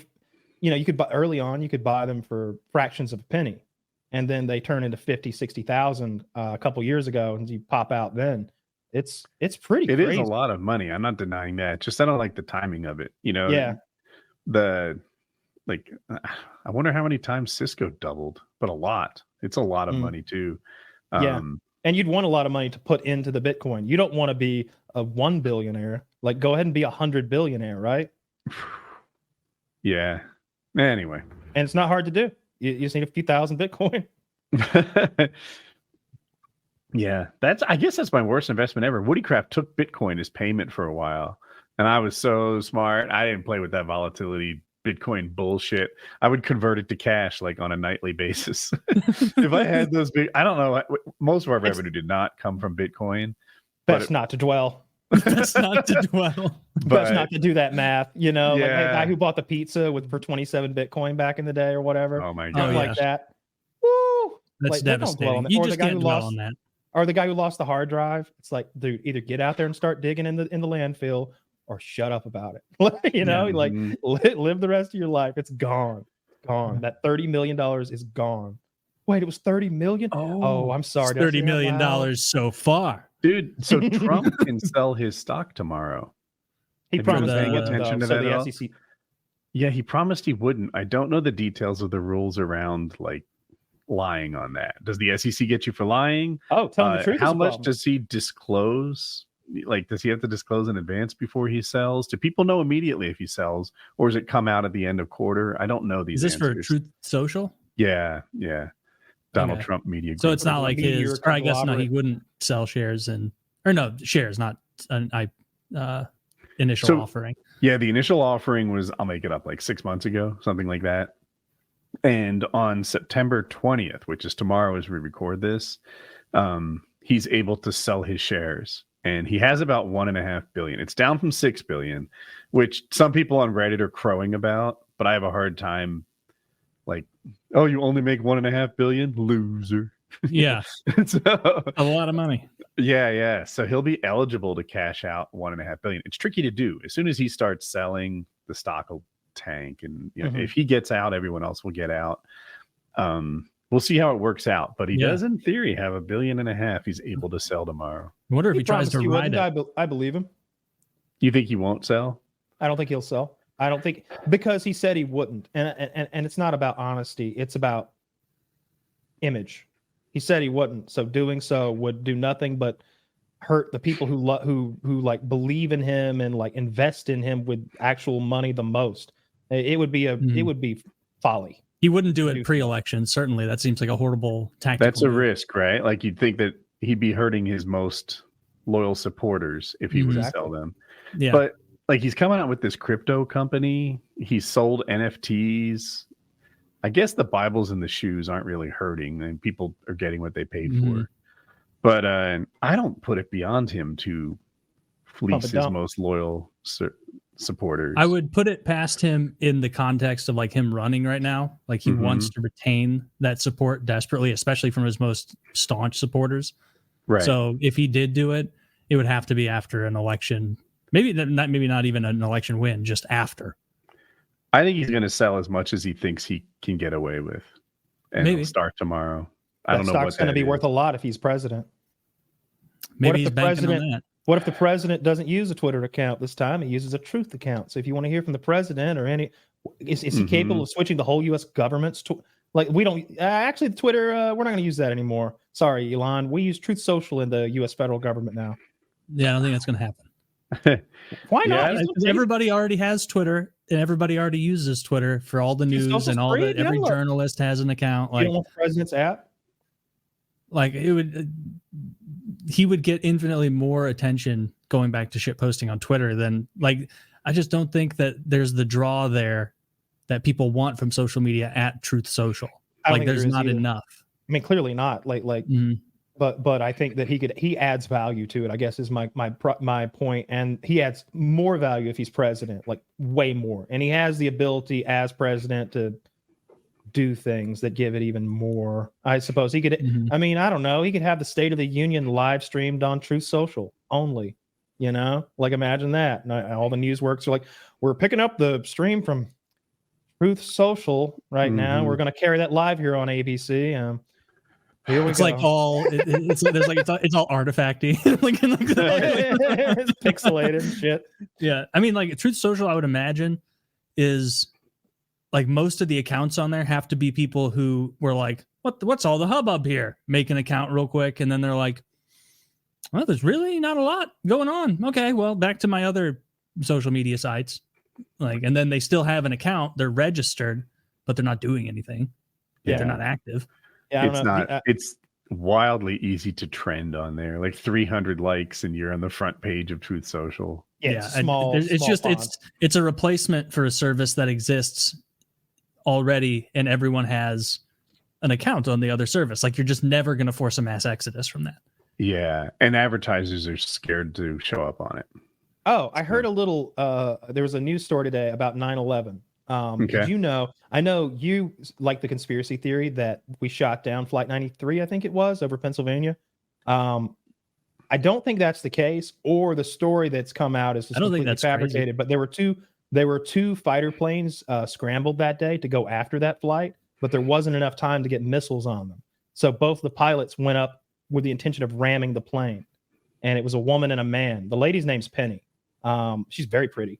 Sounds like a convenient excuse for why they came back with no missiles. Yeah. It's not because we used them. Yeah, you know, we left with no missiles and we came back with no missiles. That's what fighter planes do. If need be, we would ram it. That's our catch story. them in time. They couldn't put the missiles All on. The planes with missiles were doing drills far away. in Manhattan. Just today. And DC. You know, when you rally planes to intercept a potential terrorist attack, sometimes you don't take the time to put missiles on the planes. They didn't have time to put the missiles on the planes. Sightsee. I'm glad they fired that guy at the Pentagon who tried to implement the 364-day security. Like, that's clearly what happened. They were just so tight and ready for it those other days, and then, wouldn't you know it? Airspace. Rogan's back to not believing the moon landing is true. And I think I'm out stupid. Is he? Are you sure he is? Yeah. Fuck. No, when did he say? What did he say? This week, he said that he used to believe in the moon landing, but now he doesn't. All right. Now, wait. So he's. Are you so what I've seen him do is I've seen him say before, I used to not believe in the moon landing, but now I do. I'm not mistaken. So he's gone back again. He's floppity flopped. Yes. Well, I 100% believe in the moon landing.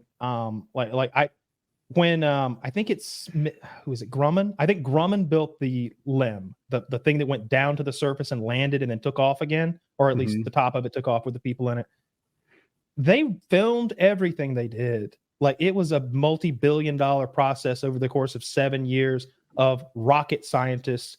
Like they started with cardboard. You know what I mean? Like they had to figure out what size, figure out the windows and stuff. I'm not saying it wasn't a complex hoax. We landed on the moon, and it's fucking cool that we did it. And I don't like it when people try to tear that down, because I think it's one of the greatest accomplishments in human history, and we did it. We had some Nazis along the way, but it was American fucking asses in seats, fucking flying, doing. When I see them go outside that space capsule, for some reason now I think I have more of a grasp on what space and the vacuum of space is, and how unrecoverable you are if like you just were to hop. You know, you open the space door and then you jump, they'll never get you. You're gone.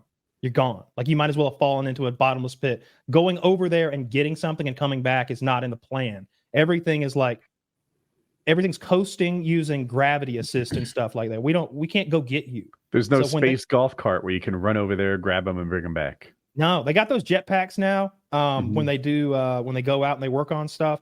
And one of the scariest photos ever is the dude testing the jetpack for the first time. He hops out of the spaceship and he flies out over there by himself into the black. Right? No, it was needlessly done. Then just have a tether, test it out. I think the rocket scientists at NASA were playing it safe. I think they were testing their jetpack, and a tether was not in the cards. He flew out there and they took a picture of him in the blackness. We have very different definitions of playing it safe. Yeah, wouldn't a tether make it much safer? You would want to ask a NASA rocket scientist about it. What if he gets tangled? No, Kyle, it's your job to defend the lack of tether. What I fall back to isn't any technical expertise or experience. It's my respect for the decision making of NASA when it comes to safety protocol and doing something a certain way. Because I've seen enough of how they operate that I just don't. Oh my God. He just flew over there into the nothingness. Yeah, how much would a tether hurt? I just broke out a little bit of a sweat. Like that's so scary. That's so scary. I think what would happen, I don't think he would drift into space. I think he'd eventually re-enter. He'd be dead regardless, though. Oh, yeah, we're on the same page there. But I'm just thinking about what happens to him. He probably runs out of air, and then his body comes back. If I were the NASA engineer, I would be like, hey, guys, I know we think the photo op's going to be sick without the tether, but we spent $11 billion training this one individual astronaut, and if we lose him, it's a catastrophe. So can we use maybe some clear filament, something that's still going to look good? Can we? Hollywood photoshops the tethers out all the time. Yes, exactly. Can we at least Photoshop the tether out, but have it? So if it goes bad, we just don't show that video. We wait till we get a good one. I've also been watching this podcast, and the guy's interviewing a Delta Force commando, which is like the highest upper echelon of killers that we send out in black helicopters to kill people. And he says when they were in Syria and Afghanistan places, they would go out multiple times a night and go into houses and take out bad guys, like all night.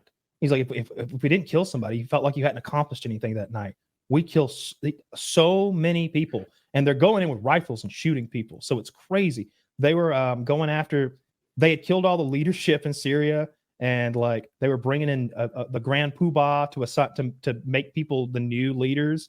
And so they're trying to get these guys, and they got there too late, and everybody's already dispersed. So they start chasing this group, and he's got 2 or 3 more Delta Force guys with him. He's got 3 Afghans with him with shitty night vision. He's got the good shit. And overhead, they've got thermal viewing from drones and AC-130 or something that can see as good as daylight, and they're directing them toward the enemy. And so they're after this 3 or 4 guys that's hiding in an orchard. And so he tells his buddies, I'm going to sneak up to that little knee-high wall that they're near, cook a grenade for 2 or 3 seconds, lob it over. When it pops, I'm going to stand up and kill them all. And they're like, that would be awesome. And he's like, yeah, I know. He's like, so I'm crawling out there, and all I'm thinking is, when we get back home tonight, this is going to be a fucking story. I'm going to have everybody spellbound when I tell them about this Hollywood shit I pulled. It's all the way to the wall, gets the grenade out, goes to take the pin out, and he hears, ugh! One of his Afghans tripped over a muddy mud hole and fell on the ground so loud it knocked the wind out of him. And it's dead pitch black night. And so the bad guys hear it, and all 5 of them start machine gunning into the darkness right over our guy's head. And he's laying on the ground looking straight up at a barrel. And the overpressure is like hitting his head with pressure. And he's like, this isn't how I thought this was going to go. So he lays there until they run away. And then he throws the grenade in like anger. He's like, it was nowhere near him, I promise you. And so then they could begin stalking these guys, chasing them like a kilometer through the night, and they lose their overhead guidance. The guys can't see them anymore, or it had to go away or something. Can't stay aloft. So he's still after them. And these guys had pulled Sam and Frodo. They had pulled their cloaks over them and hidden in a ravine amongst tiny boulders. Like imagine boulders like just enough for a person to crouch behind, and they blend in down there. And so our commando flips up his nods and hits them with white light. It's bright flashlight down there. And they just a bit, he goes, boop, bop, just on and then off to sort of see with his real eyes what he's seeing. He's like, and I turned back, I turned the light on. I saw what was there. I turned to my buddy and I said, they're not there. But my brain was processing like what I had seen because it had gotten a flash. And my brain says, they are there. You did see them. Light back on. Boom, boom, boom, boom, boom. Kill the first guy. Boom, boom, boom, boom, boom. Kill the second guy. All the while, all four of them are drawing their AKs from their hips and pointing in slow motion. Boom, boom, boom, boom, boom. Kill the third guy. And the fourth guy goes, guy, and shoots him in the arm and cuts his arm almost in half through both bones. His right arm is now crippled, completely not working. He falls to the ground. Grenade falls next to him. It goes off, covers him in shrapnel from his knee to his arm again. He's all fucked up. And he's like, and I'm just thinking, I got the first three. What the hell's everybody else doing? The fuck are they doing? And eventually they kill the fourth guy. He's like a few months and they get him they're getting him out of there. His buddy's also been shot and they've gotten fentanyl lollipops. That's what they give these special forces guys. He's like, and I'm 3 lollipops in and I'm looking at Roger and I'm just in excruciating pain because one of the bullets hit his night vision in the middle and cut it in half. And the two pieces fall side by side. So now he's blind in the dark, walking back to the evac, tripping and falling over his wounds into dirty shit and mud because they're in a field. Night vision would stop an AK bullet? It didn't stop the bullet. The bullet went through the night vision goggles and cut them in half, and they fell either way. He's also wearing a helmet on top. Trajectory of the bullet didn't carry the bullet into his helmet. So anyway, he's like, hey, how you doing, Roger? How's that lollipop? He's like, I'm actually good. Could I have your lollipop, Roger? And Roger gave me the fourth lollipop, and I ate that one too, and it didn't really help. He's like, finally gets to the hospital. This is months later now. He's in an Afghan hospital. And he's like, his Afghan buddies show up. He's like, hey, did you see the men that I was shooting? And they said, oh yeah. Did you see me shooting them? Yeah. Why didn't you help? And he just said, we thought you had it. We thought you had it. They didn't want to ruin. He almost had a counter UAV. They didn't want to ruin it. It sounded like that's what the Afghani was thinking. Like he didn't want to fuck up his kill streak. Yeah, that guy's stories. He's this big bearded guy, like fucked up, like messed up arm. No, he came back. He talked about the physical therapy to come back and how he would cry every day because this woman was putting him through such torture. He's like, every day I cry. She'd break me down to tears every day from the pain and never show a bit of like sympathy for me. But I was back on the Delta Force team, swinging into houses and killing people. How old is he? A few months later. Now he looks like 40, 42. Like he had so many concussions that he started getting some serious neurological stuff, memory loss. Like they're all dressed driving to church, him and his family, and he drives past the turn and his wife's like, where you going? And he's just like, well, I can see we're dressed for church. So I would imagine that's where we were going, but I don't know where we are. Like stuff like that would happen. So he had to retire. Alarming. Yeah. Lots of explosions, lots of close danger close explosions over that whole career. Those guys are crazy though. When he talks about like he's killed so many people, it's just some army guys are like, yeah, there was that one firefight, but this guy would go every night into houses and kill those people with his team. So like when he talks about killing people with an MP5 versus killing people with an AR-15 or something, it's like he knows. I wonder how they process it. Like, is it hard for them at all? Like he said he doesn't have any PTSD. He's like he talks about the evil of ISIS. About them burning the Jordanian pilot alive in that cage, about them cutting Americans' heads off with knives. He's like, these were the guys we were getting. They talked about human trafficking children, training the boys by murdering prisoners. Like when we would see all that, he says, and so it would be personal. We knew that the guy we were going to get. Like they would study this guy, and it would become personal, so that it's not just target 3. It's Muhammad Sheikh shithead who cut off this guy's face in this video and said death to America. Here he is in a video doing it. This is his brother, Derek. He's bad. Yeah, he's actually cool. We hope he's actually pretty cool. Really into baseball, like just living his life. He says politics is not for him. You know, he doesn't want to get involved in this terror. But he said he loved killing these people. He's like, I loved killing them. He's like, if I didn't kill some, I felt bad. He's like, I knew every one of them I killed. It was a good thing.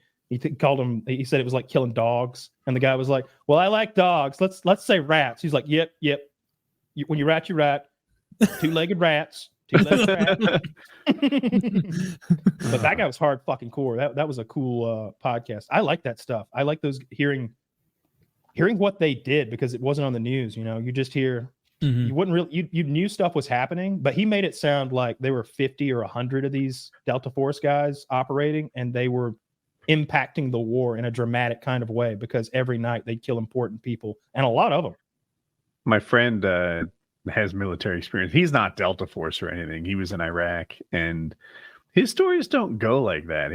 It was more like, yeah, I got kills, but like they were the same as me. You know, I wasn't particularly mad at Iraqi soldiers. He was just in the army like I was on the other side. And like, so he struggled more to process the thoughts that guy was his parallel. Neither one of them was more right or more wrong than the other. One's operating on behalf of Saddam and one's operating on behalf of W. But where's right and wrong really fall in that? It was more complicated for him. Yeah, the Iraqi army certainly was not evil in any kind of way. They were just doing their jobs as soldiers, wearing a uniform and showing up and following orders. So I definitely understand that. I would feel bad about that. If I had fought a real army, that's the truth. It's like they're just us. They're just like us. There's no evil in that guy's heart. Like his leader might be evil, and like the cause in the end might be, but he's just a peon. He's just a gear in the big machine. Unlike so W, I would feel bad about that. Wonderful. Well, I mean, say what you want about W. Guy. I don't think he's a bad guy. I don't think W's a bad guy. I do. I think he's an incompetent who found himself way over his head with a vice president with way too much power. And once they were in the shit, they were in it, and it just kept sucking him in. It was one of those. I don't know if you've ever been in mud and your boots came off in the mud from the suction, but that's what I think of George W. He's a duck hunter stuck in the mud. Well, I don't think of him as like calculating. It's charitable. Like, you might be right. I think evil. You're definitely possibly right. Like, he just shit. When I first got there, Cheney was so much more experienced in Washington affairs compared to me. And before I know it, like, we're in Iraq, and I spent the next 7 years regretting not leading myself. Maybe that's a viable way it could have gone down, or it could have been. I let everyone think Cheney was running the show. I was president. I'm not stupid. Cheney looked 15 years older than me, but he's 2 years older than W? Like, is he? Something That's like that. crazy. Is he still alive? Someone fact check me on how far apart. Kamala. It's going to be like 2 years, 4 years, something like that. Oh, yeah, he did endorse Kamala. Yeah, he's alive. He's 83. Who is? Good for him. Dick Cheney. How old is W? I'm going to call 79. George W. is 78. Okay. Oh, okay. There you go. Yeah, not too much older. Yeah, especially not when you're both that age. Because W was probably 45 and he was 50. They're peers. Sure. So the idea that not mentally though. Who knows? I don't know. I know. I will say W had a folksy sort of. We got 8 years of proof. Like Dick Cheney was. I also look back to like what they were doing before this, and it's like. I was governor of Texas. I own a baseball team. Woo! And the other guys like, I was controlling the wheels of commerce. Yeah, he was, like the other guys like chief of staff. Was Cheney chief of staff? Maybe. I just think of his Halliburton stuff and all the stuff he did in like the business world. He was secretary. He was VP. Before that, Secretary of Defense. Before that, House Minority Whip. Then chair of the House Republican Conference, and then just the lower. Oh, I guess he was the 7th White House chief of staff in the 70s under Gerald Ford. Holy shit. Yeah. See, that guy is old school. He's been around Washington forever. Yeah. Yeah. What a ghoul that guy is. I don't know if maybe so. I don't know. I usually try to give our leadership the benefit of the doubt. Think that I like to always think that maybe they just know so much more than we do, that if we knew what they knew, it would make sense. Or if we had the binary decisions that they do, it would make sense. It's like, yeah, we could not do that. Here's what would happen. It's like, oh, well, don't do that. Right? $12 gasoline?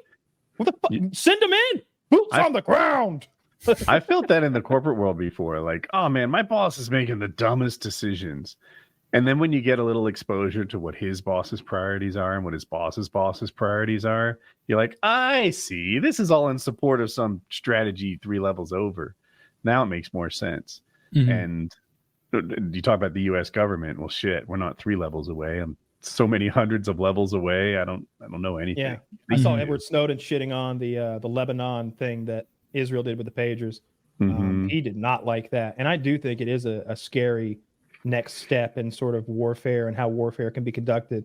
I like to imagine that our supply chain here is safeguarded against such things, that there would be some sort of detection. Is not. Because it is not. Well, hang on. What I mean by that is, and we're going to find out what the supply chain was with these pagers and radios, where they originated, whose hands they passed through, and I think that's really important, because if they were flown there through the global flying system that's supposed to detect things like this, if they made it through X-rays and they made it through bomb sniffing dogs and stuff like that, that's scary. But I don't think they did. I think there was some James Bond stuff where not a jet boat, not a underwater breathing apparatus that fits in a pen, not a watch that shoots lasers, but some like sneaky people pretending to be other sneaky people. It's like, yeah, the shipment's here. It'll be in Cairo on the 5th. You need to talk to the dock master. A wise man once told me, who's checking the mail? Who's checking the mail? I'll tell you who's checking the fucking mail. Yeah. The mailman. The mailman checks the mail, and that some bitch is a rat. All right? So you think that Hezbollah mailman he's slacking? No, the reason I said our supply chain's not secure with such confidence is I like the story I told in Cisco routers. I said this on PKN. Were intercepted, and then somebody modified the routers to become basically tools for spies, and then sent them wherever they were going. It might have been China. And Cisco's like, look, we had nothing to do with this, and like it is not even in our business interest for someone to question like that we would do this, so we wouldn't. Yeah, thank you, integrity. Yeah, and I believe it to the core. I don't think Cisco. CIA. There's also like if you know like about just consumer goods, to go that low and granular with it, like the ones that are made in China. Like if you talk to people in that industry, like it's not uncommon for large firms who have a lot of stuff made in China to schedule visits to go to the actual manufacturing plants in China. And I've talked to these guys, and they'll be like, yeah, if you tell them exactly the day that you're going to show up, it'll be like when Xi Jinping showed up in San Francisco, and it's like, where's the homeless? Where's the shit? It's, boom, perfectly clean, perfectly fine, like the Chinese factories like that. And then you ask them like, well, what's it like if you just make an unannounced stop where, you're going to go do a surprise inspection of your manufacturing facilities? He's like, oh, it's a world away. Those guys who were standing, like checking the quality of every item, they're not there anymore. The guy who was like dutifully sweeping, he's not there anymore. Like it's night and day. I don't know if you had this experience, Taylor, but when like corporate heads came to visit, people would shape up. We'd clean our desks. We'd all be like in all of them. And I used to make fun of people who did that by replacing the pictures of my family with the pictures of the visiting vice president. With his family? That's so funny. Sir, I like to look to you when I'm feeling like I can't get through the day. I look to you, your pale face, your strong jaw. I was such an asshole. I look at your wife in her bikini vacation pictures that you so foolishly posted to social media. Mine looked like a 1970s den. I had my own carpet in there, an ottoman. I put a couch in there and paintings and shit. That's a very funny bit. Just put pictures of your boss's kids and then just play it off. Oh no, I like to know what I'm working towards. Someday I'll have a beautiful family. I saw apparently we knew that China had like a population problem because the aging thing, and it was caused by the one child plan that they had back in the day. Also, a huge proliferation in abortion and the use of contraception. You can see, I saw like a whole documentary about this today. Apparently, there's a secondary issue that's compounding in that something about the way they took their censuses was very corrupt, and you'd have regional leaders who would lie about how many people there were because you get more funding, obviously, and nobody was coming to check the numbers. And you would also have that situation where you keep cashing grandpa's check after he passes away. And you would also have, and so the end result is there are 100 million fewer Chinese than China thought there were. So the Chinese real estate market is crashing. You've probably seen those videos of them destroying. I saw a video of them destroying 35 100-story apartment buildings. And the idea was these were for the next generation of Chinese who were about to like go out and get apartments, but they don't exist. And also the buildings were, not built very well. Ugly. They just, well, I don't know. They look fine if you filled them in. It's like a gigantic construction yard, though. That's fascinating to me. The one child policy backfiring so much. And it was interesting. They hired this, I can't remember the leader of China at the time, but he employed this rocket scientist they had who was apparently a genius. He could figure out anything. But he really should have stuck to rocket science. And they asked him to graph their population growth. They're like, hey, there's 1 billion of us. We want to make sure that we don't all starve. We want to make sure that we're a strong nation at the same time. Could you plot out our population growth over the next 100 years? And he did. And he told them that by the year 2100, there would be 4 billion Chinese. And they were like, oh, shit. Oh, shit. That doesn't work. And so then they institute the one child policy. No one was smart enough to see through that sort of extrapolation. That's the kind of shit where it's like, man, I saw one red car on my way to the grocery store today or yesterday, and I saw 2 red cars on the way to the grocery store today. In a year, I'll see 35 trillion red cars. So they did 2 things. At the time, the average woman was having 6 children.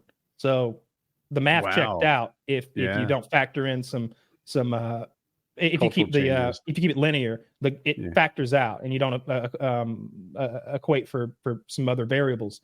So it was seeing that they institute the one child policy. They pay people for not having kids. They punish people for having kids, and you also end up with a scenario where because you could only have one kid via abortion or absolute infanticide, they would kill the female Chinese babies. I remember being told that as a young child that in China they drowned the little girls. And they did. And so now you have this generation of bachelors. You got all these Chinese dudes who are millennials who can't get a lady because they don't exist. Yeah, because there aren't enough of them. It's bizarre what they did. Shitty situation on such to be a in. grand scale. It's not like, I don't know, Estonia had some weird policy that now there's not enough Estonians.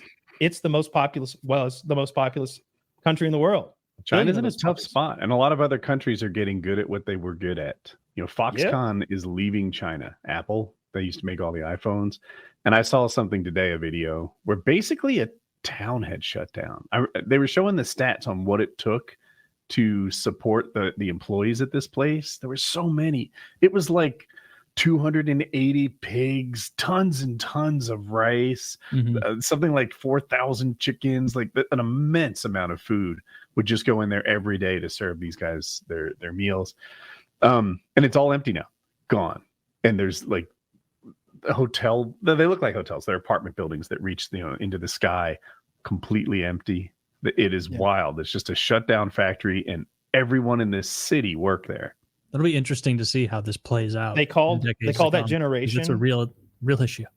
They call that generation of only children little emperors, because traditionally there'd be, again, 5 to 6 mouths, searching for the teat. And now you had one kid absorbing the whole family's attention and praise and their, outlook for the future. They call those the little emperor generation. Well, now the little emperors are having kids.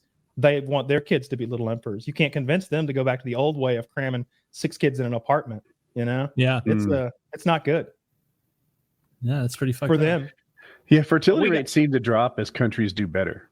Like, I don't know why it is that the poor countries have 6 kids and the rich families have 1. It's because they send their girls to school and they let them use contraception. That's what happens when you get rich and biggest thing. When you're rich and prosperous, your women go to school and they're given contraception, and now they don't have babies because they know better and they know how to fix the problem. Okay. Yeah, I won't argue. I don't want to look. If kids came out of my butt, I would not want to have 6. All right? You were talking about how painful it is to be sick. I think you were talking about. Yeah. And all I thought, my wife a long time ago was like, if people remembered how bad childbirth was, no one would have 2 kids. There's a lot of like their brains are releasing a lot of drugs to convince them that was a good decision and that it would be a good idea to do it again.